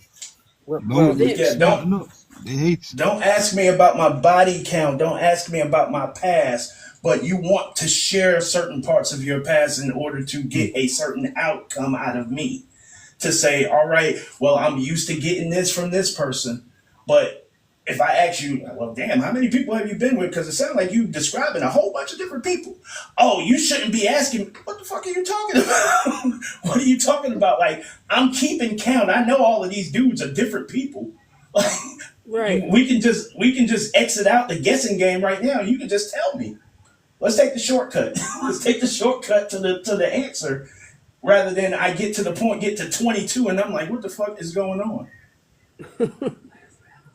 So they want Superman. They don't want Jesus Christ. It's one or two. It's always a fictional character in their mind because the guy that was going to accept everything is Jesus Christ, basically. Yeah, Their sins yeah, are absolved, and you're going to die for this. You're going to be unalive for their sins. That's what they want. I yeah, cannot. This is too funny. You said you yeah. want Superman or you want Jesus Christ. But like Tats Not was or and he got to be both. And Yeah, he got to at be the you both. gotta be same both. time, You gotta be both. But like Tats was saying, like she said, I can't. If I started up with her today, I can't expect for her to come in and then she started seeing stuff, and she could tell that I'm unbalanced with relationship stuff, and she started speaking on it. I'm expecting for her to stick to it, stick around. Now, Exactly. honestly, if you want me to keep it a buck, if I want you done, yeah, if I don't mind you being stupid, yeah, I want you to stick around. I want you to stick around for all the bullshit I done did, everything, even the bullshit I do on you. I'm hoping you do stay. But really and truthfully, that don't come down. See, it actually don't come down to me. It's supposed to come down to you. But if you do it, I'm gonna stick to it. I'm gonna stay doing what I do. That's why a lot of guys continue to play. Cause women let them play, and they can know that the guys are playing with them. Hey, long as I tell people all the time, long as you let the man play, he gonna take your ass to the park. For sure. You know what bothers me is that a man will say that he changed. You look okay. Let's test that out. And Hmm. then you just have one conversation with them. You be like, no, you did not change. You be like you haven't been around me. You don't know. I don't have to be around you physically to understand that you have not changed. I can hear it through the conversation. That's enough. Yeah, yeah. Well, change is selfish, and I think people need to understand that. Like, um, it's not really whether a person changed. Men are reactive after the initial stepping to you or whatever the case may be. A man is always reacting to the energy of the woman. So I already know. Like, I already know when I see you. I'm sexually attracted to you. I want to fuck you. We don't even have to decipher that. But how I move forward past that depends on the energy that you give. If I Hmm. step to you and there's nothing up top, like you have nothing, you're going to probably be like, well, there's no chemistry whatsoever. I still Right. want to fuck you. I still want to fuck you, but I don't see nothing else out of that. Yeah. So those are the women. I don't know why he ghosted me because there's. I'm sorry, y'all. My bad. I'm calling from my other phone. Those are the women who get ghosted, and those are the women who make those videos talking about, oh, I don't know why I got ghosted.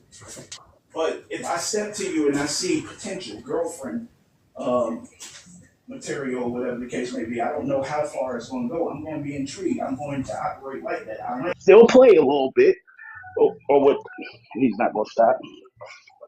They not. Hold on. You good? I'm gonna call him from my other phone. I, I, But I, if I I, see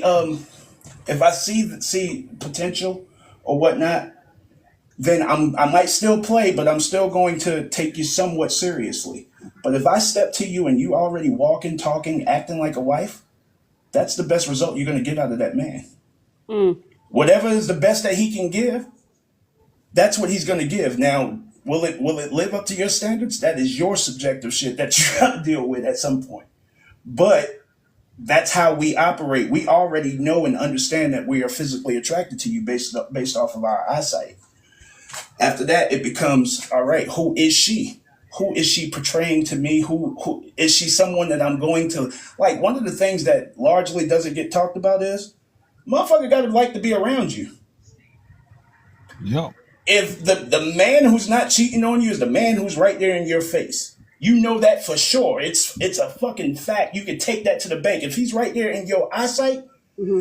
it is what I like to call a wrap. He can't do shit in front of you. He can't do shit to you when he's right there in front of you. Right. Yeah.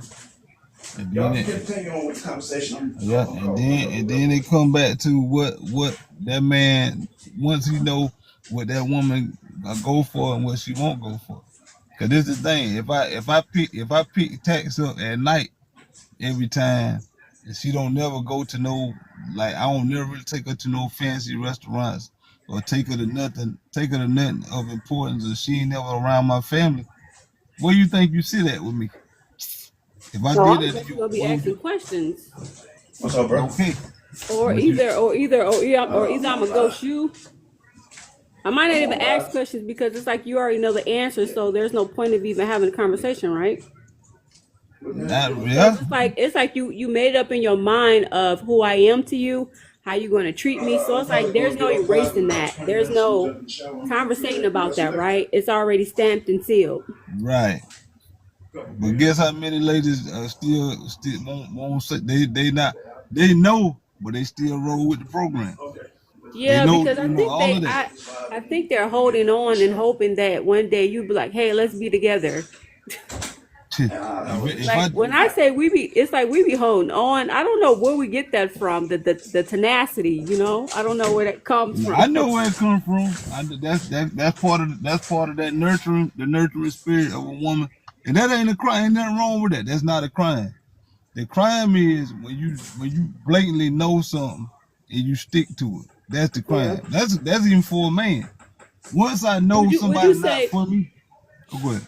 would you I'm say sorry. that that's like a conditional type of love thing where she holds on like that despite what you're taking her through? You can't hold on to what don't want to be held on to. That what your mind you got to tell yourself eventually. Like you cannot hold on to what don't want to be held on to. You can't hold me if I don't want you holding. If I ain't showing you, if I ain't give you just because I sit around you on a certain day for a little while, Hmm. like yeah, it might kind of look like my daddy used to say that look like shit.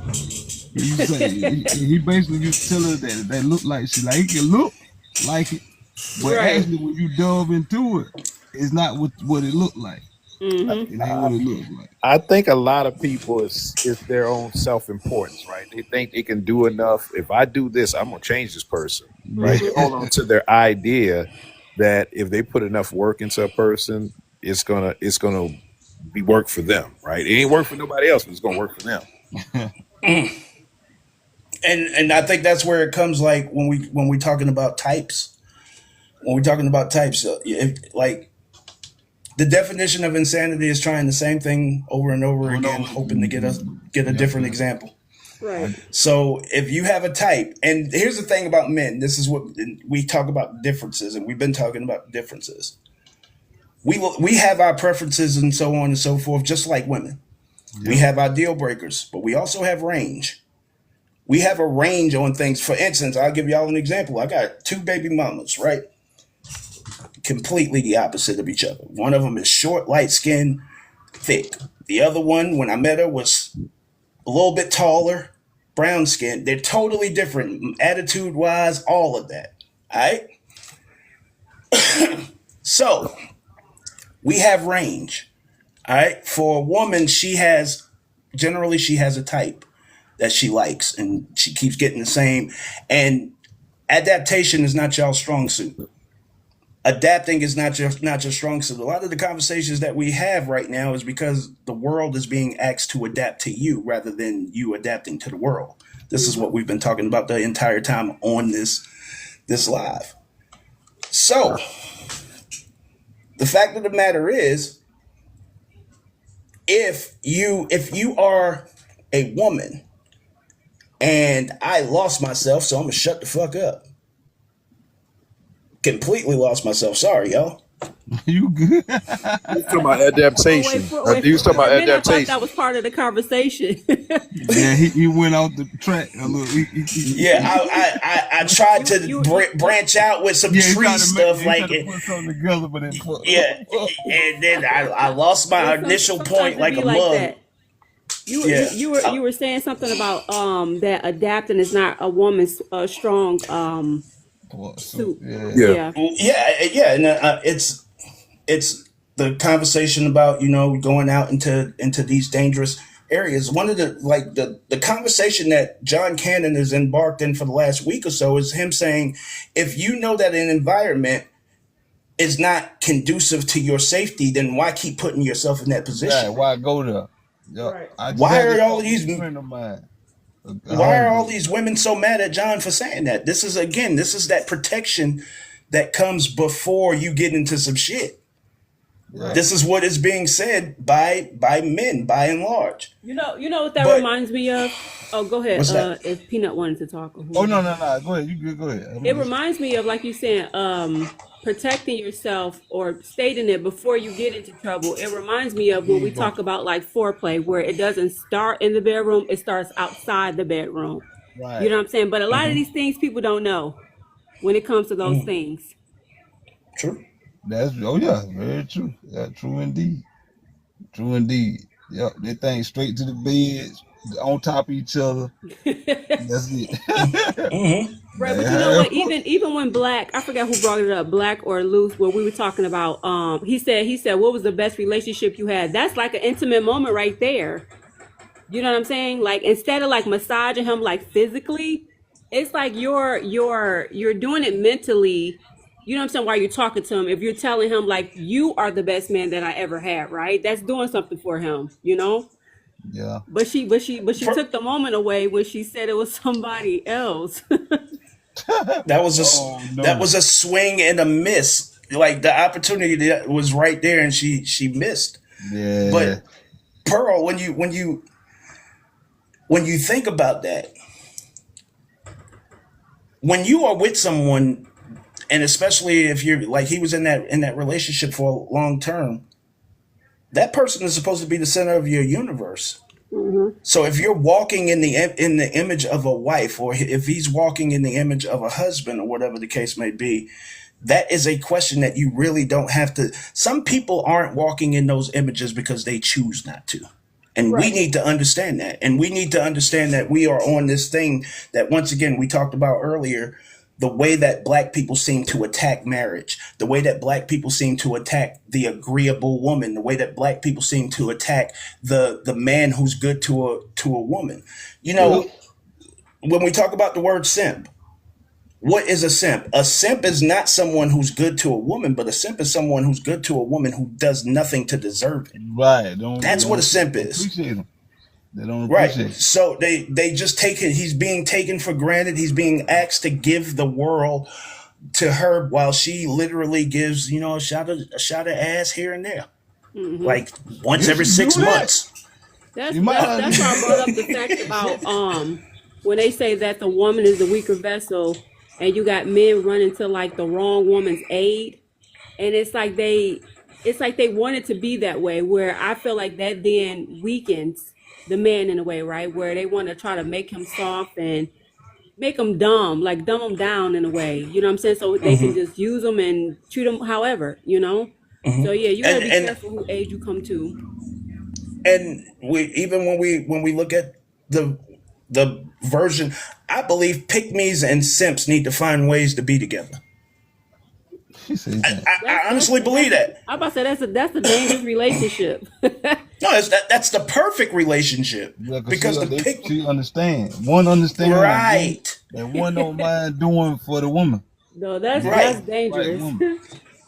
But what does that say that I can put that together and say, well, these motherfuckers need to be together or whatever the case may be? It says that we have a negative, and all of this, when you take how we attack marriage, when we take how we attack a woman who's being agreeable to men and understands the plight of men and actually really just being objective. And when you take how we attack a man who's being good to a woman, Right. then what is it that we actually think that a relationship is? What were we celebrating about Papoose and Remy a few years ago? We were celebrating Papoose. Black love. Why? Really Because good. exactly, But Black love was Papoose. All right, you want to know how that? Remember, I said that what Cat Williams said. You want to know how that's documented now? Nobody even recognized that Papoose hasn't said a thing. This thing has been going on over a year. Nobody has recognized that Papoose hasn't said a thing about what's going on until literally last week. yeah. Nobody even recognized that, right? Nobody recognized that this whole thing been going on the part of Remy. People got quiet. Nobody said a word. Nobody was saying anything. The moment that Papoose and Clarissa, the moment that he moved on, now mind you, Remy was being seen with dudes, with some dude, all right, over the last year. The moment that Papoose and Clarissa got together, they start bombing out on Papoose. That's crazy work. We watched this woman like decapitate the relationship right in front of our eyes. Nobody said shit. Nobody was saying anything.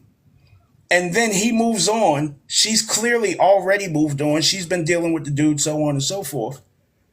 And he was put in a position where every time she comes to the internet and tells their business or whatever the case may be, now he finally, after a year, has to come out and publicly say, all right, y'all, this is what's really going on. And how do they receive that? How do they receive that? They literally Still lying. gave up on the whole reason that you even believed in Black love, because you believe that's the way you're supposed to treat a man. You threw it away. You threw it away. I actually saw it before it actually unfolded because I saw her dressing in a certain way that I didn't think was appropriate for public. Yeah. And he's sitting there Once looking like his normal self. Right. He's sitting there looking like his normal it's self. It's like you see the pain in his eyes. He didn't look happy. Yeah. He didn't look appeased. Like it's like she got her cat out. Okay. She don't got no, she just out Yep. there with like a piece of fabric on. I was like, a wife doesn't dress that way. That's what I was saying in my head.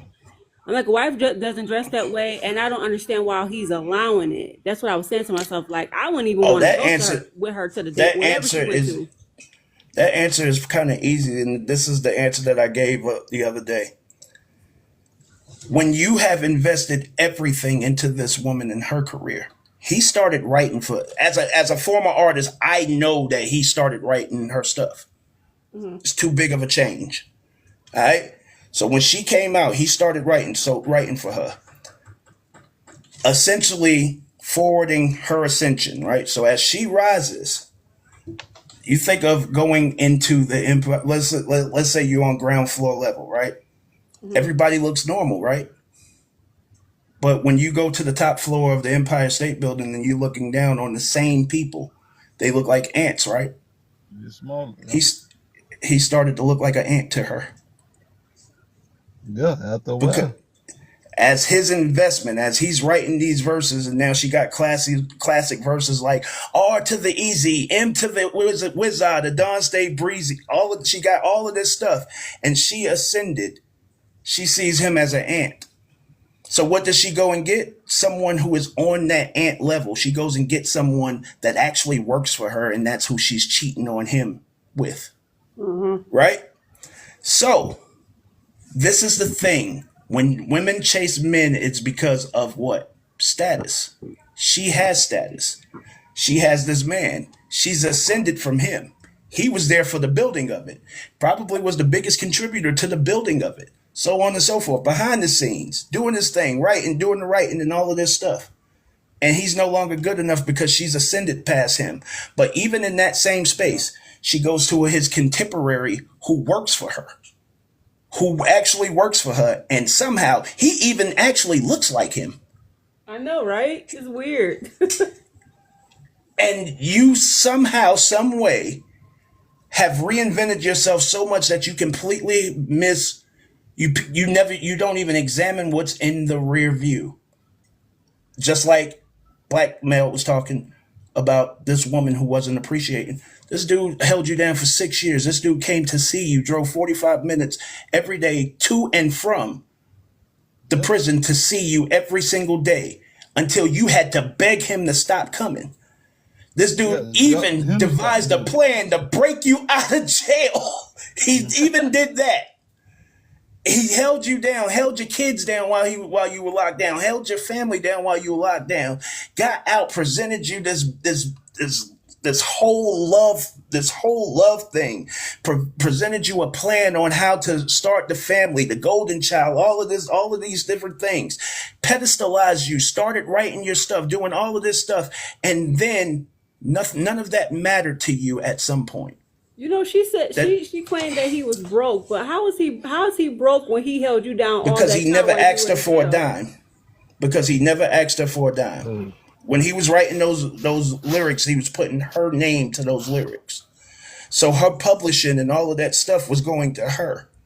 You see what I'm saying? So every time that song gets played, the money was coming to her because he loved her and believed in her that much. She was marketable, pretty chocolate black woman. He's not as marketable as that, so he invested in his wife. I'm going to write for you so that we can ascend. And as she ascended, now there was no longer a we. Now I can take someone who is lesser than you and I can be happy because of all of the work that you put into us.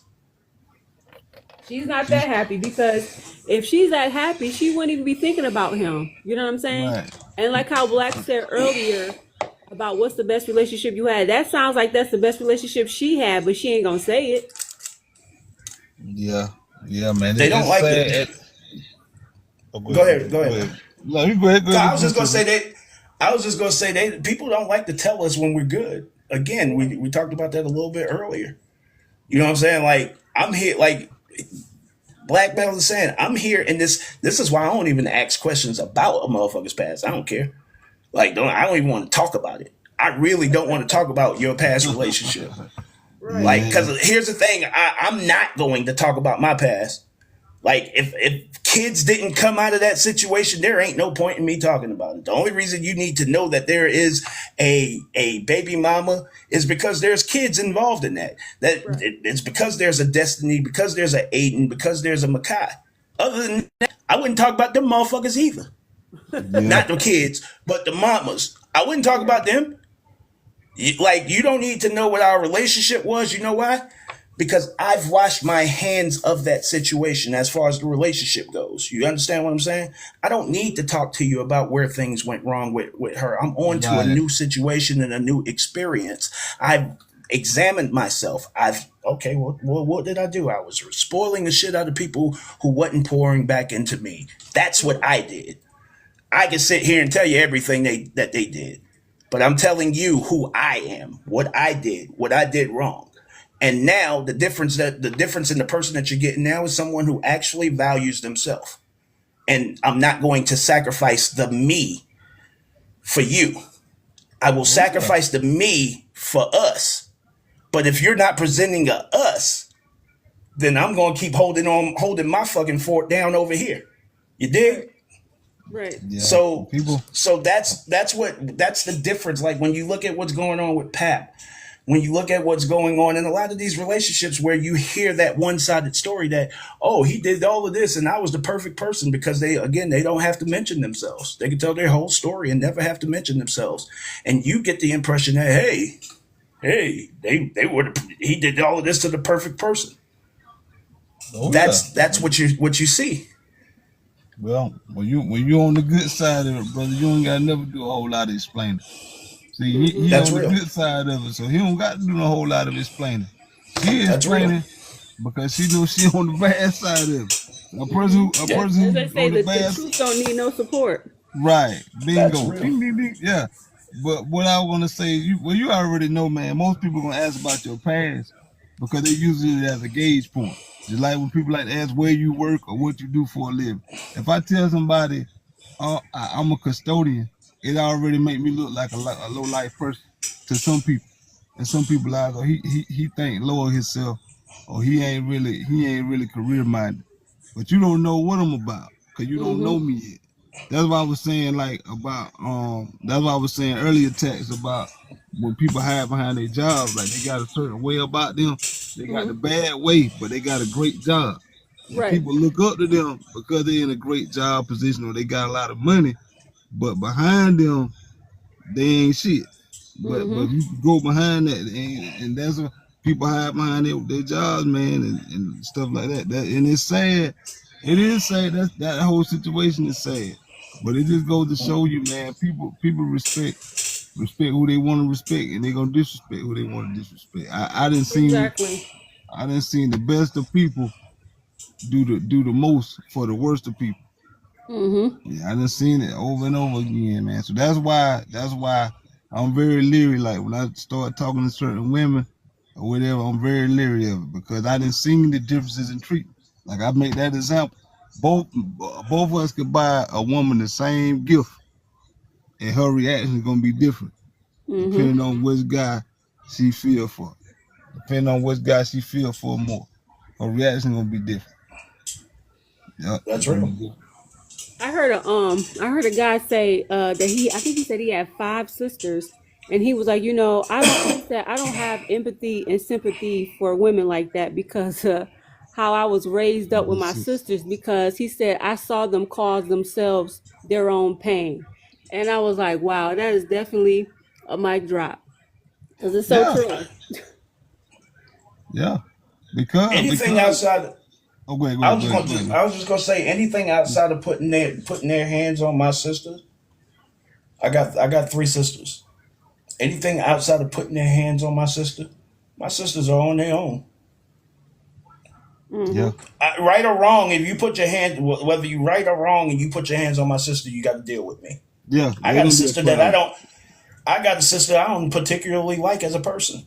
Mm. I love her from a distance, but you still can't put your fucking hands on her. Yeah, Mm-hmm. But anything else, like as far as dealing with your relationships and things that you go through, you are a whole adult. You older than me. You got to deal with those things on your own. Right. yeah. That's back to what you were saying earlier about people putting themselves in situations you don't have to be in. Cause we older, man. Like we know the bad places to go to, and we And know the bad. Oh, go ahead, Tex. I'm oh sorry. no, I'm sorry. You said the bad places to go to, and what else? I don't want to cut you off. Oh, now you can go ahead. No, I I was come gonna back. say, what? Even when we was talking about the Superman thing earlier, sisters would expect you to be the Superman too. Oh yeah, oh yeah, They don't care if you got a whole family back home. They don't care what position you is. You just better come to their aid when they call, and yeah, they don't care how much trouble they get in. They don't care. yeah. It's sad, man. I do think I do see this with a lot of brothers, and I think a lot of brothers need to learn to tell their woman no. To be able to tell their Mhm. woman no. I think a Mhm. lot of men are scared to tell their ladies no, like when they don't want to do something. Like if it's Mhm. gonna make you broke, if it's gonna make you broke, man, let that woman know that. Like I see a lot of brothers like they be scared to do that, and they be like, well, when she start, I don't want her to start fussing with me, man. But this the thing, you ain't happy. You ain't happy with the decisions you got to make, and if you have to keep doing that over and over, they're gonna make you resent your partner after a while, Right. because it's gonna come to that. Because every time I tell Tax, hey, every time Tax come to me with something she want to buy, or want me to get, I always do it. But then when I ask Tax, she can tell me no, with no problem. I ain't doing that. I ain't got the money for it. I ain't paying for that. One one of the examples that I give is I have 2 baby mamas, y'all, and we talked about it briefly just now. Do y'all know that those women have never heard the word no from me? Mm. Never. And I'm talking about Isn't in that regards good? to our in regards to our relationship and in regards to the kids, right? Yeah. So if they've never heard the word no from me, how the hell do I end up on child support both times? Wow. Oh yeah, because hey, I just told you the move, the Ain't that move. wild? Yeah. Yeah, the recent person that I was talking to just told me, because I heard her have a conversation with her son, and I said I feel like, and he was getting ready to go on a date, and I said I feel like you left some stuff out because you told him everything that he's supposed to do as the man, but you didn't tell him what to watch out for as the woman, and you didn't tell him anything about what he should watch out for, what he should pay attention to. And she said to me, because I feel like if you treat a woman right, they'll do right. And I said, you know damn well that's not true. Just based off it. Now, this is not one of my baby mamas. That's not one of my baby mamas. I was like, you know damn well that's not true based off of our experiences with one another. You know that's not true. Exactly. But Man, why do you feel the need to protect that? And remember, we were talking about why.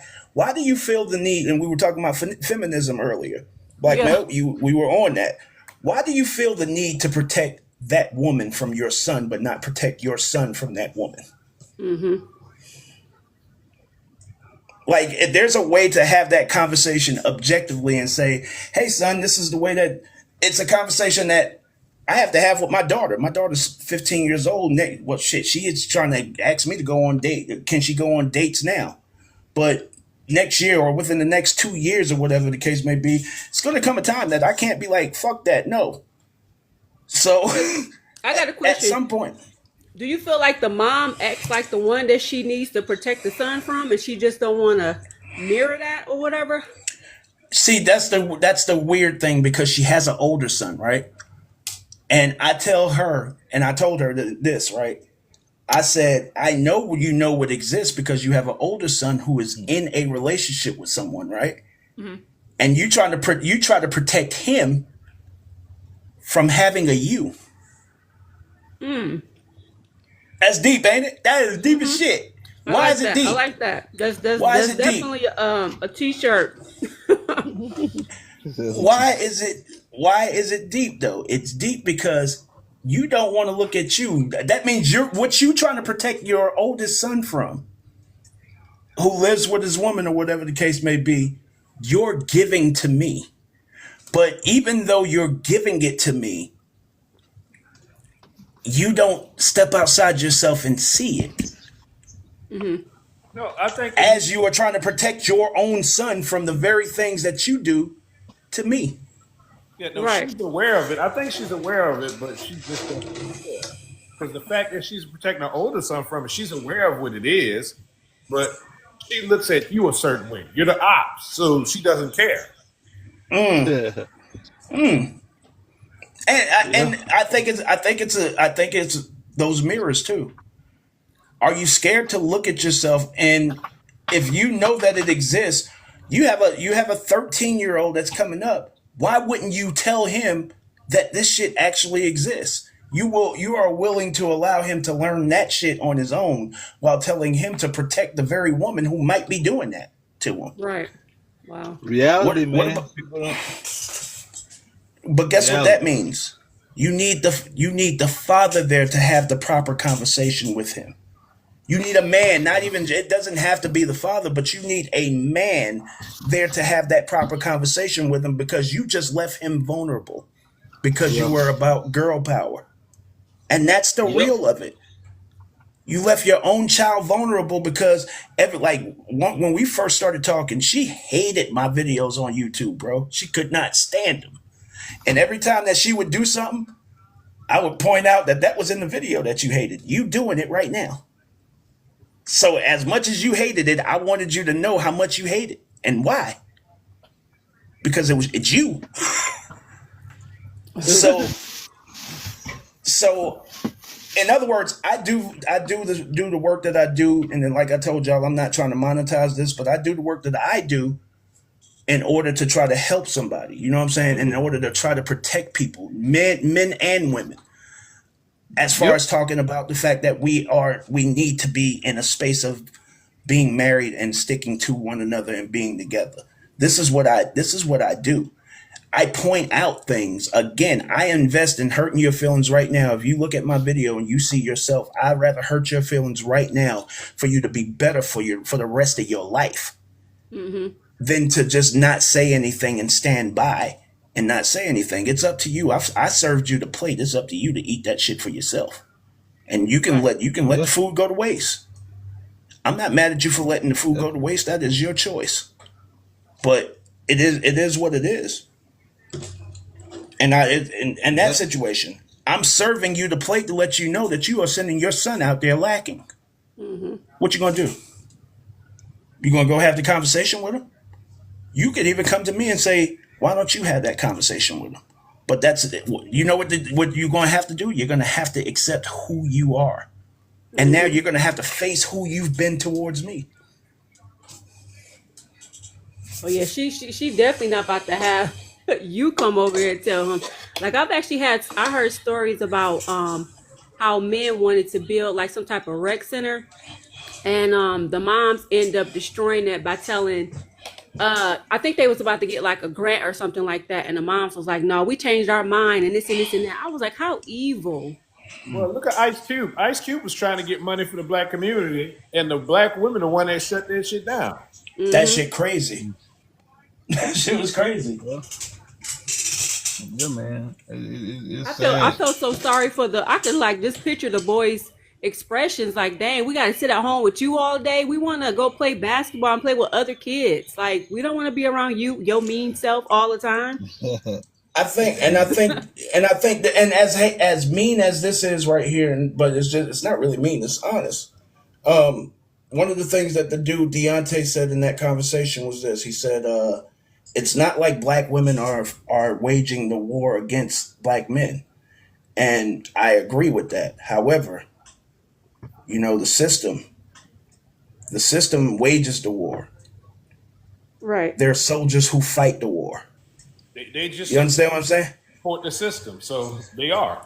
So they're the soldiers that are out here fighting the war against dudes that, again, when you look at your fashion, we talk shit about your weave, but we accept it. We talk shit about, we love you. We really do love you. So much so that we accept things that don't really attract us about you. Like we don't really like that shit. We don't like them long nails with the jewelry on it and all of that stuff. We don't looking like you got candy on your hands and shit. We don't like that. We don't like the long lashes and the long curly lashes, snuffleupagus type lashes, or what do we like to call them? Cumbrellas. We don't like that shit. But we still fuck you. We still fuck with you. We still accept you into a relationship. We still try. I don't think people really look at that shit and say, men saying that we natural, but they still fuck with us. They look at it and say, he must like it. No, he likes you. He loves you. He knows that he is drawn to you. Ladies, any ladies that's out here, I want y'all to hear something. Any man that goes out and deals with someone outside of their race, just know that if you're in the situation of being that person that he's dealing with outside your race, you are secondary. Just know that if he is dealing with someone outside of our race, that is his, like, he has been through some shit with us in our pool and just said, fuck it, let's try something different. Just know that. Guess what his primary is still going to be? Remember I said we always run back to you. We always come back to you, so on and so forth. And that's why you're the best weapon that they can have against us. His primary is always going to be you. Mm-hmm. No matter what you serve us, no matter what it is that we see in these gigantic asses with with little bitty legs and shit, and we look like it looked like Tweety Bird and shit. Tweety Bird walking around. The Queen Ant. We still fucks with you the long way. When I think about it, which era is worse? The BBL era or the Section 8 era? I think that's a tough one, but I think it's tough because one led into the other. Yeah. I know. Because there's an era that's missing in between it. It's the acceptance of the stripper culture. 304 culture. Yeah, Yeah. they make them It's both like have a long when you mindset. when you leave a woman alone, that's what it equals. You know something? When we were growing up, listen, y'all, this is some real stuff. And Black man, I believe you're a little bit older than me, right? Can you verify this, and you Peanut as well? All right. When we were growing up, did you know that it was actually like it was a shameful thing for women to be strippers? Yeah, of course. Yes. Yes. Well, even They even hid talk it. for them to even talk a certain way was shameful. You They couldn't. you didn't even know that they were, unless you were just like, this is how we knew the people in our neighborhood, the women that were very attractive, but this is how we knew. During the summers, we would be, our mom would let us sit out on the porch or whatever for till late at night, generally on the weekends or whatever. And we would see them coming in the house at 3 o'clock in the morning. Now, in my city where I live, at that time, there was nothing open other than strip clubs. So that's how we deducted that those grown women, we're in our teens, those grown women were strippers. And we were right. Because once we turned 18, we went to the strip club, and there they were. Yep. So that's the only way we would know. But no, there's no other way that we would know, because it was actually, like Black Mel said, bring shame back. Yeah, they start hopping in and out. Like when you start seeing them get out of one car, and a couple of minutes later they hop into another one. You start putting the pieces together. As a kid, you're like, yeah, dog. That's where the fast term came from. And then having social already media getting gave it more power in a way. There You know you what I'm go. saying? It was good. It was already getting into a point where women were starting to wave it as a flag, so to speak, probably in the late 2010s, mid 2010s to the late. Then the pandemic happened, and motherfuckers started doing it online. Motherfuckers was on OnlyFans. Remember, OnlyFans was relatively new in America then. And motherfuckers was like, shit, I'm still gonna get my money, even though I shouldn't be touching nobody. Let me do it and have these dudes come on here and pay money to see me get naked. Yeah, cause you don't see no wrong in it. As far like you said, they not being. I ain't touching nobody. They ain't touching me, so they can lie to themselves and still make the money. That's how they I want to say, all the likes and the attention that they get, that's why they see no wrong in it. Yeah. Because Yeah. like, do y'all realize that a woman? Do y'all realize that a woman can have a completely functional relationship outside of intimacy on the internet? Like Yep. she can have a completely full functional relationship just with the internet. Mm-hmm. It brings her positive affirmation. Dudes, if she's attractive, dudes are going to tell her she's attractive. They're going to click like. I noticed the other day that I just be clicking like and not even paying attention. If you my friend, I click like on there. If you really my friend, I share your shit. But Yeah. dudes, if you're attractive, dudes are going to click like. Those same dudes that you made down talk, or whatever the case may be, they're going to click like or whatever. So you're getting your positive affirmation, your dopamine shot, right? It provides you attention. You get the attention. Like you can go live and not say a word and leave there with 50,000 likes Right. with no substance whatsoever. Play music, sit there and shake your head, bop your head, or whatever the case may be. And even to the point, you can have conversation. You can talk to people, right? You can do that just like you would do in a relationship, right? Mm-hmm. But even to the point that you can cash in on this. Mm-hmm. It can give her money, just like what is the expectation of who? So you have to understand that there are a lot of women.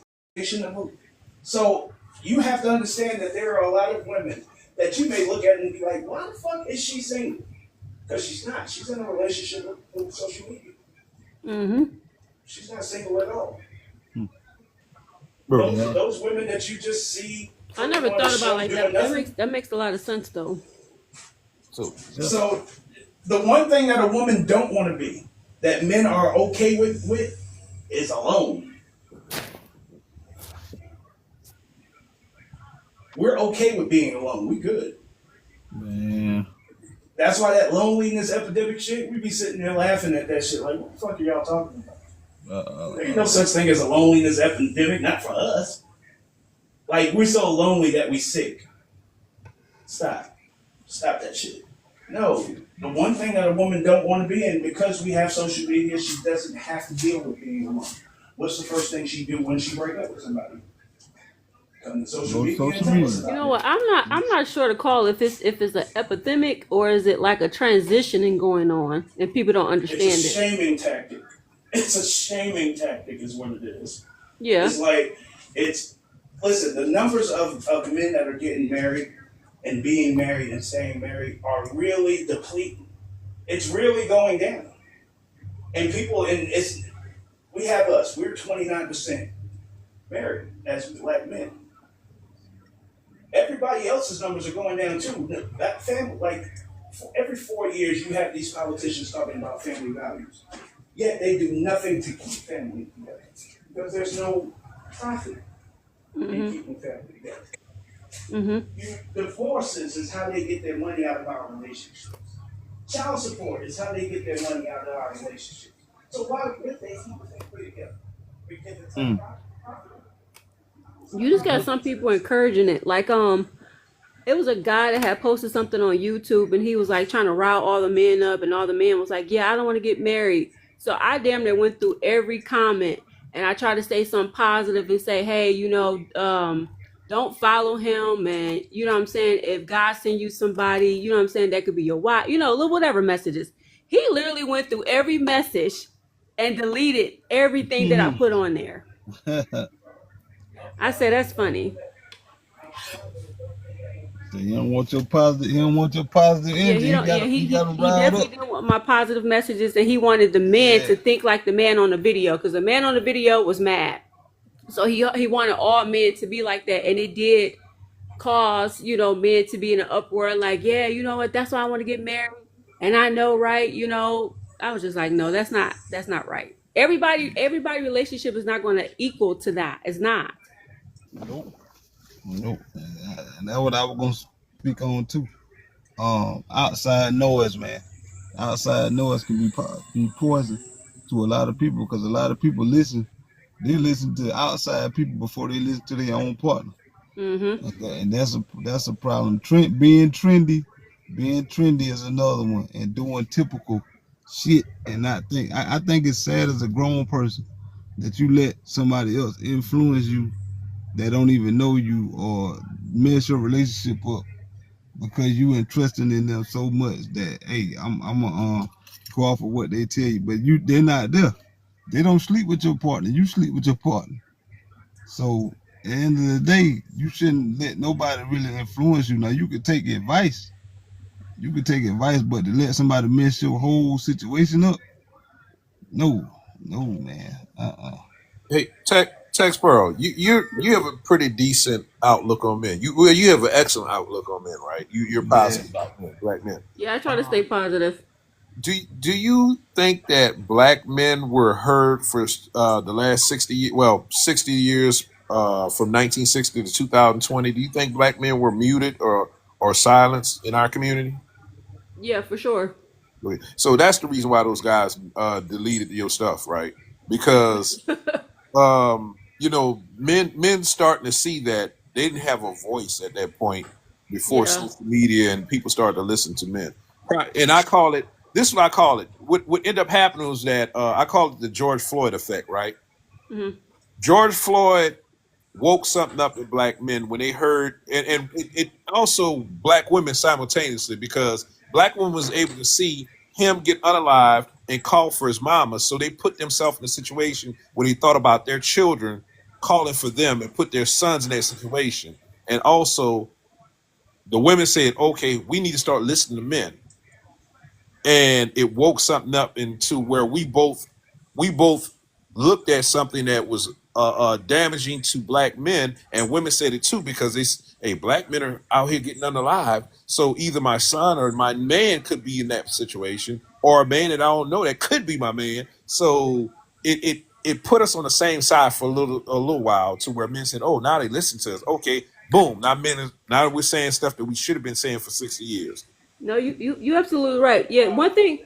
So yeah, well said. So it's like when that happened or whatever, I kind of did think about it that way, but at the same time, we should still have balance, right? Where Okay, yeah, Right. I want you to speak your mind. I don't want you to be silent or quiet or whatever. I do want you to speak up. And I don't want you to be sitting in the background because I know that you have a certain position that you have to play, right? You have to be the leader. You know what I'm saying? That's mandatory, right? Without you, it's like the community would not be good. So I do understand that. But I also was trying to get the guys to see that, hey, God is cleaning up, before anything can be good, because I did mention, I said, before we can even get to the good part, it's a lot of things that need to be cleaned up, right? So yeah, it's going to look ugly, it's going to look scary, but it's going to happen. You know what I'm saying? So I just wanted them to have balance where you still speak your mind, but still understand that it may be a waiting period. Your time is coming, but it's a lot of things that need to be cleaned up first before that can even happen for you.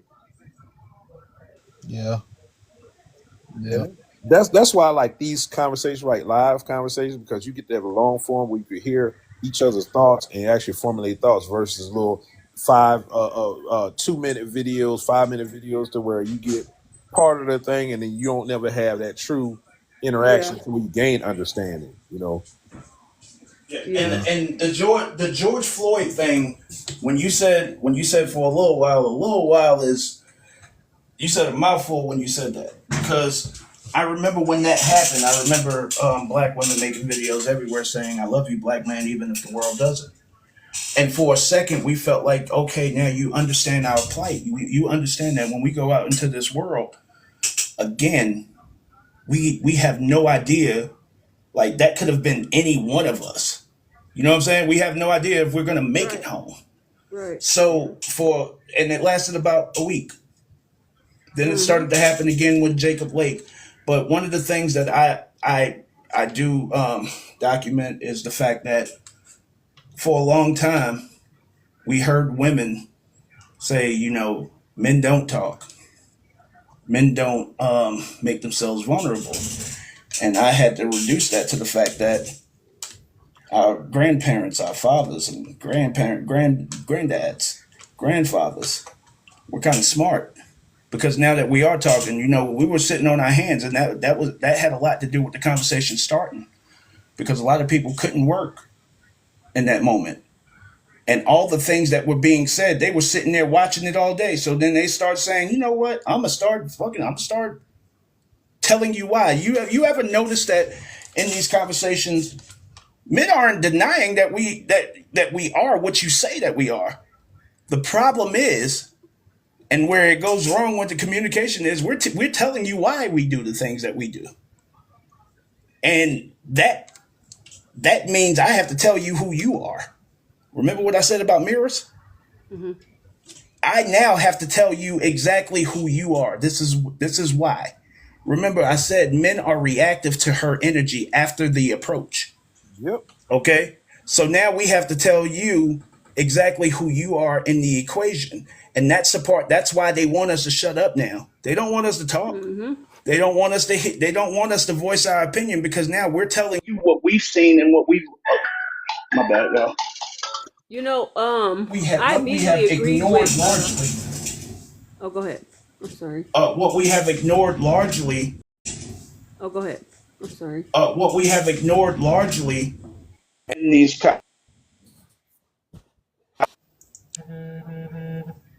Y'all can go ahead. Okay, yeah, I wanted to say that I immediately agreed with Black because shit, they do it to me, right? Where you have a woman that's not operating on emotions all the time, she's bringing logic into it, and a lot of times that's not accepted Bro, I'll bring a couple of these. Go and ahead. it's I'm sorry. actually blocked. You know what I'm saying? Like if I was on a woman's page All and right. I was talking about some of this stuff, I probably would have been blocked I five don't. minutes ago or whatever when I All first right. started talking. It's just certain things that they don't want to hear, like as if they don't want to change, or they just want everybody to just be, like you say, living off of each other trauma or trauma bonding. It's like it's never a solution. And we can't fix one side. That's the Hmm. problem. We can't fix men and think everything is going to be okay, because there is a transaction to the relationship. I'm giving you something in order to get something. And just like you giving me something in order to get something. And we're expressing what it is that we actually want. And you've come to the conclusion that you've been talking about it so long that you know who we are better than we know who we are. Mm-hmm. When we say what, like, that question irks women for us to say, well, what do you bring to the table? What you bring to the table doesn't have to be something worldly. What Right. you bring to the table could be just how you make me feel. Mm-hmm. And we peace of mind is the answer. It's that Yes. simple. It is literally that simple. Peace of mind is all that I ask of you. And it's free. It's completely free. Like I said, my responsibility to the relationship didn't change other than the fact that we're asked to do more. All of the things that we were traditionally asked to do, we're still asked to do those things, Mm-hmm. or whatever the case may be. But we've always been promised by God to have a helpmeet. Mm-hmm. So like you And said, are you delivering right. as a person Exactly. individually? It's like peace. Yeah, peace is free, but she's not free of baggage and other stuff, right? So she's unable to give that to you. I was on somebody's live and we was Tax, talking you are the about dopest. You're so dope. what do you bring Sorry. to the table? When I was up in the live, because I had to get up there because one girl thought that she was really doing it. She was in her I would say mid-20s, and she was like, "Yeah, the man don't ever ask me when I bring it to the table." I said, "Because you probably like lunch. You ain't permanent." You know what I'm saying? And she didn't understand it. She really thought that she was doing something big. And I'm like, no. I said, okay, so when you start a job and they ask you, what are your skills? I'm like, that's like saying, what do you bring to the table? So the young girls was like, oh my God, what do a resume and a job got to do with it? I said, well, I had to meet you where you were at. So I was bringing that in to give you a better example of like when a man is actually, what do you bring to the table? It's not that he's trying to shame you or like as if he's just like, you know what I'm saying, like over you or whatever. Like he's not doing any of that. He's just trying to get a better understanding of like he's not doing any of that. He's just trying to get a better understanding of who you are, what you need, and things like that or whatever, right? So he'll know how to, structure the relationship better. That's how I looked at it. I got to tell you, I tried to tell you, you're dope. Thank you. You're dope too. Thank you very much. Yeah, he got to Also, know what he's dealing with. what his ROI is. Right. What is his rate? What is he going to get for his investment? That's what he's trying to gauge. Yeah, you got to know. Exactly. I think I brought that up too. I was like, you are considered as an investment, right? So I'm trying to figure out shit. Should I keep investing or what? But again, she really thought that she was doing something. I'm like, I don't know how many other women think like this, where if a man never asks you that question, that you all good, you in for it. Like, you know what I'm saying? Like, you good to go, but you're really not. He's probably about to get rid of you next week. But you're not thinking like that. You're just like, okay, I'm in it. He picked me or whatever. He does this and this. So yeah, I'm definitely gonna be wifey. Like what? And then a lot of times he may not just come to you and say, what do you bring to the table? He might dress it up a little bit, but he's still asking you, what do you bring to the table? Yep. That's true. Yeah. Ways to get stuff out of people without directly going to it. It's almost like it was like offensive. Like they made a whole video about this. It's a lady, what's her name? Shara 7. You guys heard of that sprinkle? The Yeah. women will say Yeah, that. I know the lady. Yeah. Okay. Well, she made a whole video about what do you bring to the table. And a lot of women were like, girl, he asked me, and I can't believe it was like so many comments in this video about that. And I was like, I just believe that they're taking it out of context. They getting it wrong. It's not the fact that he's trying to eat off of you or anything like that. He's just trying to figure out, like, are you going to be contributing? Like, okay, you can say this, hey, I bring peace, I bring love, I bring affection, I know how to do this, I know how to do that, not saying, oh, I got all these degrees and all that stuff, whatever, right? It could just be like the smallest things. If that woman was living the life that she was living, do y'all think that she would be trying to monetize a message? Nope. No. Nope. It's any ladies that's out here, please hear me when I say this. You are studied Mm-hmm. and manipulated by the Yep. study of you. These people know exactly What what they to do. say Mm-hmm. in order to get you to press that like button, to press Yep. that sub, And get that that money out. all they have to do is tell you what you want to hear. Mm-hmm. That woman is not living that lifestyle. That woman is giving y'all tutorials on some shit that she is not doing. All right? And this is what we say. One of the things that y'all used to say about, or that women used to say about Kevin Samuels was, "Are you married?" And never noticing that that man didn't never tell y'all how to stay married. He's telling you how to get married. He was never telling women how to stay married, right? So Mm-hmm. while you were trying to disqualify him, he had been married twice. So according to your question, was he still married? No. But if he's telling you how to get married, staying married is your responsibility. Yeah. He's telling you how to get there. He's telling Yep. you, and the reason why he's telling you that is because of what we have discussed on here. Our true, our true stability, our true, it's in us being together. It always has been. It's the reason why slaves who could have run did not run. He wouldn't leave you. It shows in the divorce rate right now. It shows in who's asking for divorces now. It shows in who's leaving relationships now. He's not going to leave you. They didn't leave because they didn't want to leave you. They probably could have gotten away. Oh, That's some real stuff. We can't say the name of the papers on here. I'm told that we can't say the name of the writings. Oh, But oh do your yeah. homework. the letters. Do your Letters. the letters, yes, the letters. Yeah. We can't say the name of it, but understand that these last 65 years that we've brought up several times on this live is part 2 of that. Well, I've broken it down on here. the Monahan I report broke it. was that part. I've broken it down on here from a standpoint of how the two things mirror each other.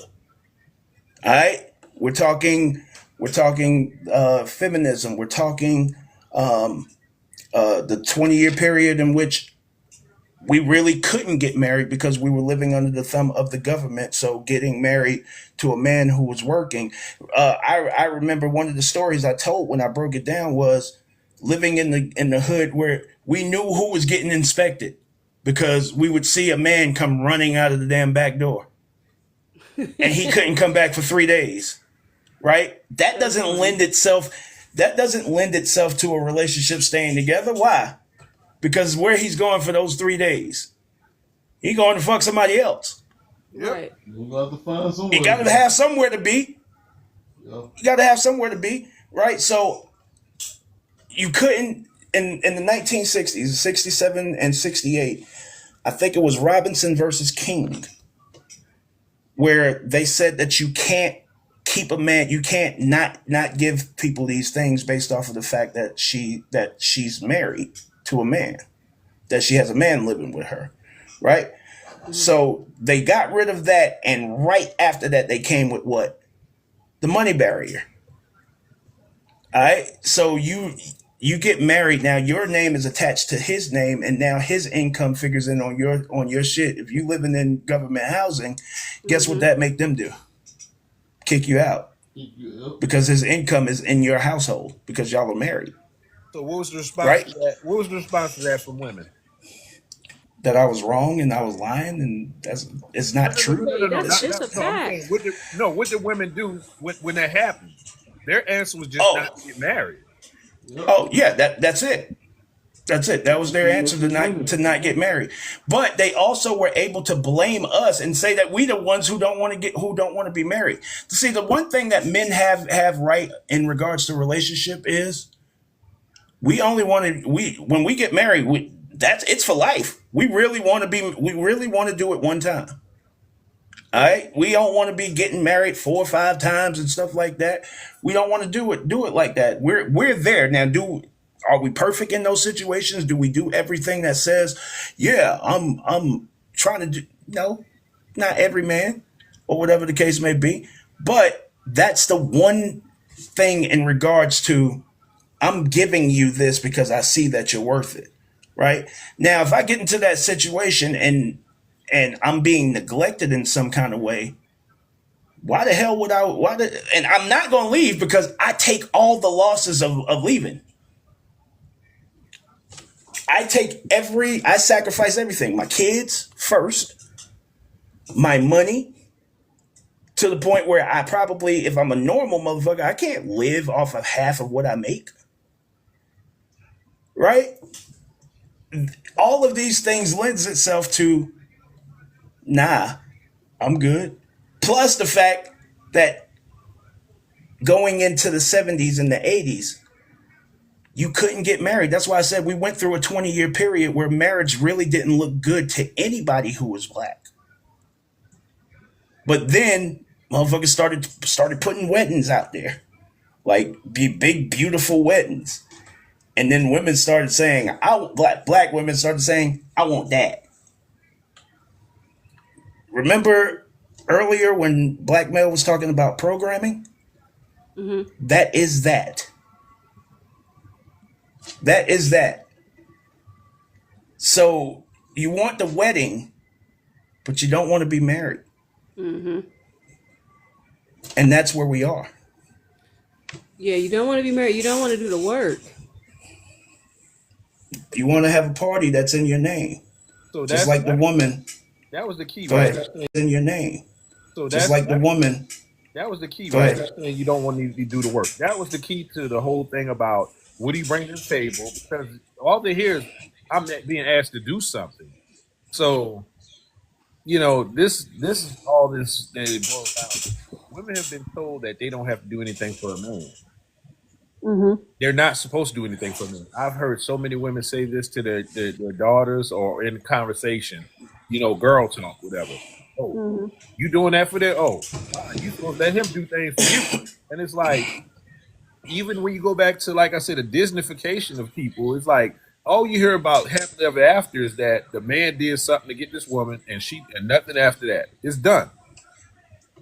He went up, climbed up a wall, he crossed a moat, fought a dragon, got the woman, and now it's done. It's over. She didn't have to do anything. So that's programming. That is the programming. But at the same time, that would actually go against when it says a helpmeet, right? If you're a helpmate just don't just be just chilling with her feet up. Like that's not a helpmate. That's why the soft girl life it doesn't even sound appealing to us now. What's appealing about a woman who's going to come into a situation and offer nothing? Not even cleaning of the house. She's still going to want to go on those girls trips and all of these different things. She's still going to want all of these things provided to her, or whatever the case may be. She still may even want to work or whatever, but she just doesn't want to pay bills. Paying bills, there's nothing masculine or feminine about paying bills. It's responsibility. If you decide to be by yourself and do it by yourself, you're just being an adult. You're not being you're not. It's not masculine to pay bills. What are we talking about here? Like that's the crazy thing that's involved in this conversation. Like you're gonna have to pay bills somewhere, but we would love to give you the soft girl life. Are you willing to be the other half of that? We would love to give you a situation where we're protecting you from the world and you actually stay in the house and you're not trying to go out on brunches every Saturday and then go to the club Saturday night or Friday night or whatever the case may be, or Sunday brunch and go to the club Friday night and Friday night and have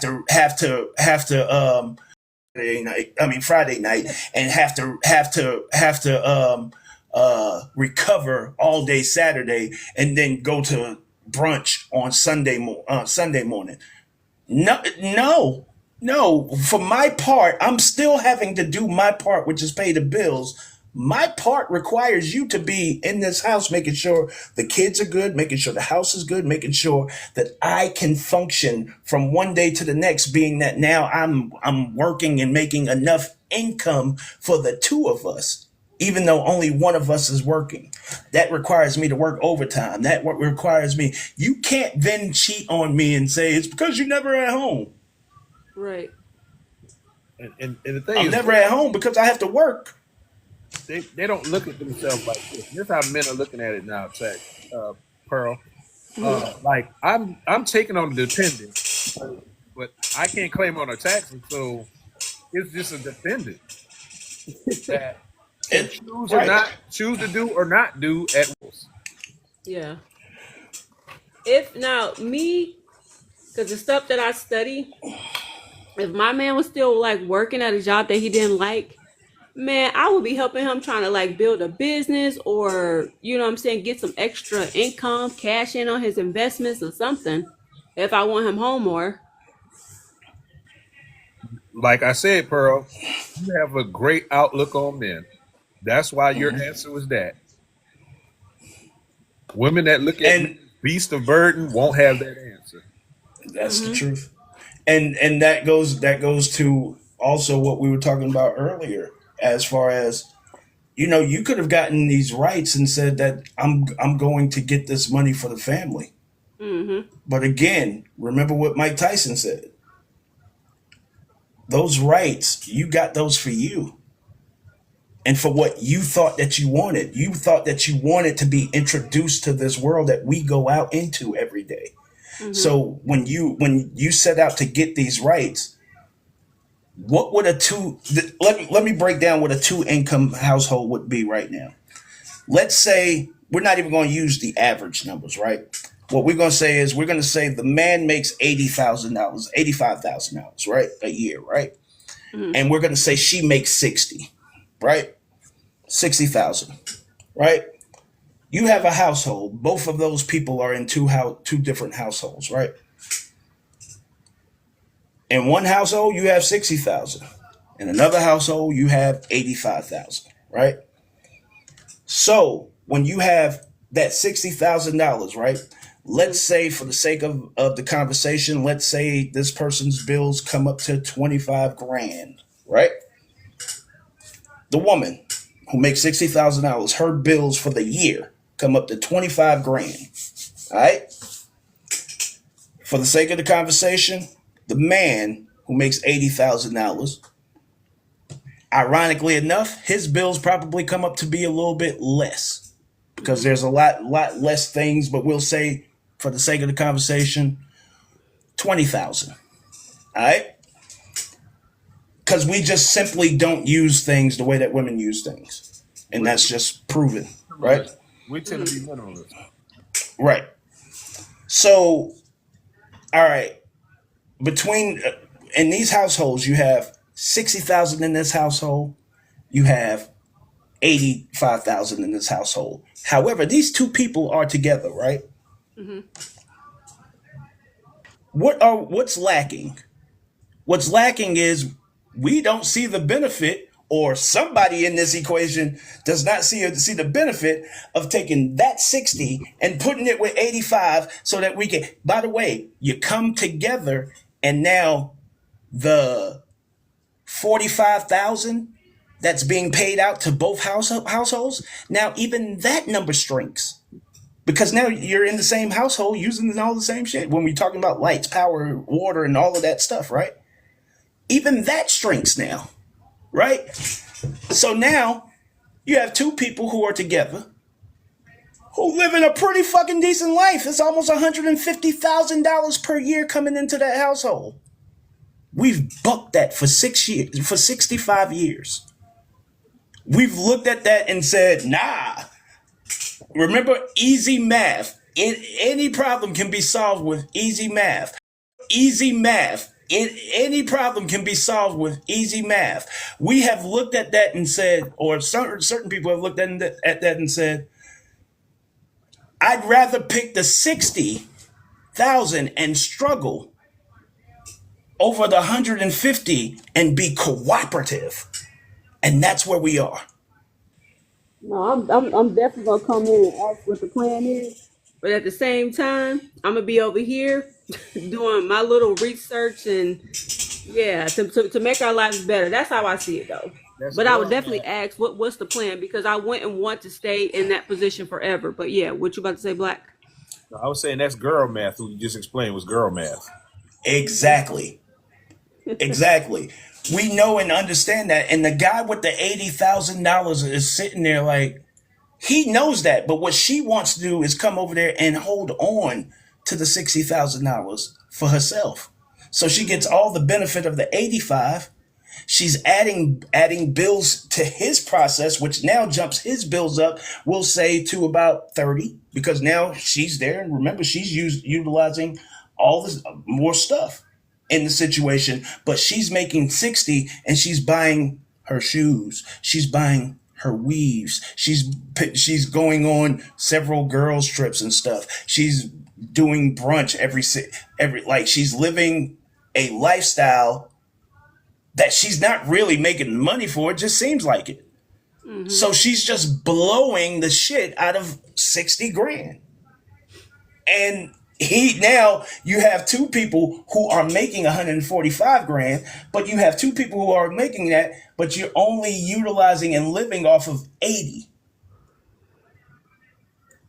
What is it, blackmail? What you just called it?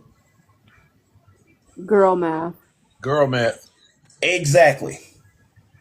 Exactly. We had the golden opportunity to come together and to do something special before these times that are coming around. Remember when you were talking about what you put on it and God is cleaning up? You know what it's going to take? And this is what I learned, and this is why I was talking about leadership earlier. Heavy, And this is what I learned, and this is why I was talking about leadership earlier. heavy affliction. Pain and despair will bring us together. Humble minds, humble lifestyles will create humble minds. At some point, you can already see the market is starting to reset itself right now. You can already see it. When at any given time, you could be paying $4 for a gallon of gas. At any given time, you can be, man, I got so pissed off when I went and bought some eggs. My son he never say he wants some eggs, but this particular day, he wanted eggs. So I went and bought some eggs and I paid $9 for some fucking eggs. Wow. The market is resetting itself to the point that one income in most cases simply won't do it. And because of that, that will be the thing that finally makes them. And now, if you're paying attention, because I said this time right here shows us what leadership is, guess what that's going to mean? Your circumstances, you're still not there because you want to be. You're not there because you believe in me. Your circumstances will dictate that you will be there. Think about it. There is another passage, and even though as a person who don't like to talk about spirituality on lives, there's another passage in the Bible that says that 7 women will ask a man to take his name. They will eat their own food. It's already starting. Think of how accepted being a side chick is in our society now. Oh, tell me It's about it. that is an accepted thing. It's already starting. All right. So these times are coming. These times are coming. Polly, no, hell no, I'm not doing that. Okay. Yep, this is gonna be All the right. new norm by 2030, brother. This is gonna be the new norm. That is the truth. And we had a chance to actually get ready for it. And that's what's going on, sweeties. We had a chance to be ready for it. We had a chance to set ourselves up to go into it and be good. And all we did especially over these last 5 years, since we went into the pandemic where we had the opportunity to sit down and talk and we could have come to a conclusion, but all we've done is argue, bicker, fuss, and fight. All we did was do that. So we're not going to be prepared going into it. No, for sure. Like COVID was definitely a wake up call for me. Like I started looking at things differently. And then it's like even when you read the Bible, you start matching events up and eras that we've been going through with that. And you're like, oh, that's what it was. So with that being said, I want to say I hope I'm prepared for what's about to come, but I understand what's about to come, if that makes any sense. Meaning like, you got some people that probably won't be with us because again, they refuse to adapt, and they just being hard headed. They act like they don't have to set up trust accounts, and they act like they don't have to do anything. They act like a lot of this stuff is options, like getting married and doing business correctly and all that stuff. I think it is optional, but I think it's going to come to a situation where it's no longer an option. I think Right. it's going to come to a situation where the option is do this or perish. Exactly. Oh yeah, I was just about to say that. So when you hear that, I don't know if people automatically think like, okay, well, people only perish for sickness. No, lack of knowledge. And lack of things, if we're being Right. It honest. could be many things. It's not just about you being sick and you out of here because you ain't know what medicine to take. It could be other stuff. Yeah, the fuel of life is now what you want, not what you need, and Yeah. that's where we completely lose ourselves. But yeah, It's you like absolutely right about it will no longer be an option. I believe that. as a husband, I'm only responsible really for your needs. I'm really not responsible for your wants. As a wife, you're really only responsible for my needs, not my wants. And that's a notion that we actually like having a roof over your head. If we're really keeping it 100, having a roof over your head is not really a need. People live out in these woods in real life for real. Like they do this, but by the standards of how we live now, that's a need. Having a roof over your head, having power, having water to be able to bathe yourself and to be able to take care of things, being able to wash your clothes, so on and so forth. I'm responsible for the things that you need. What you want, guess why it's a want? Because you can actually live without it. Right.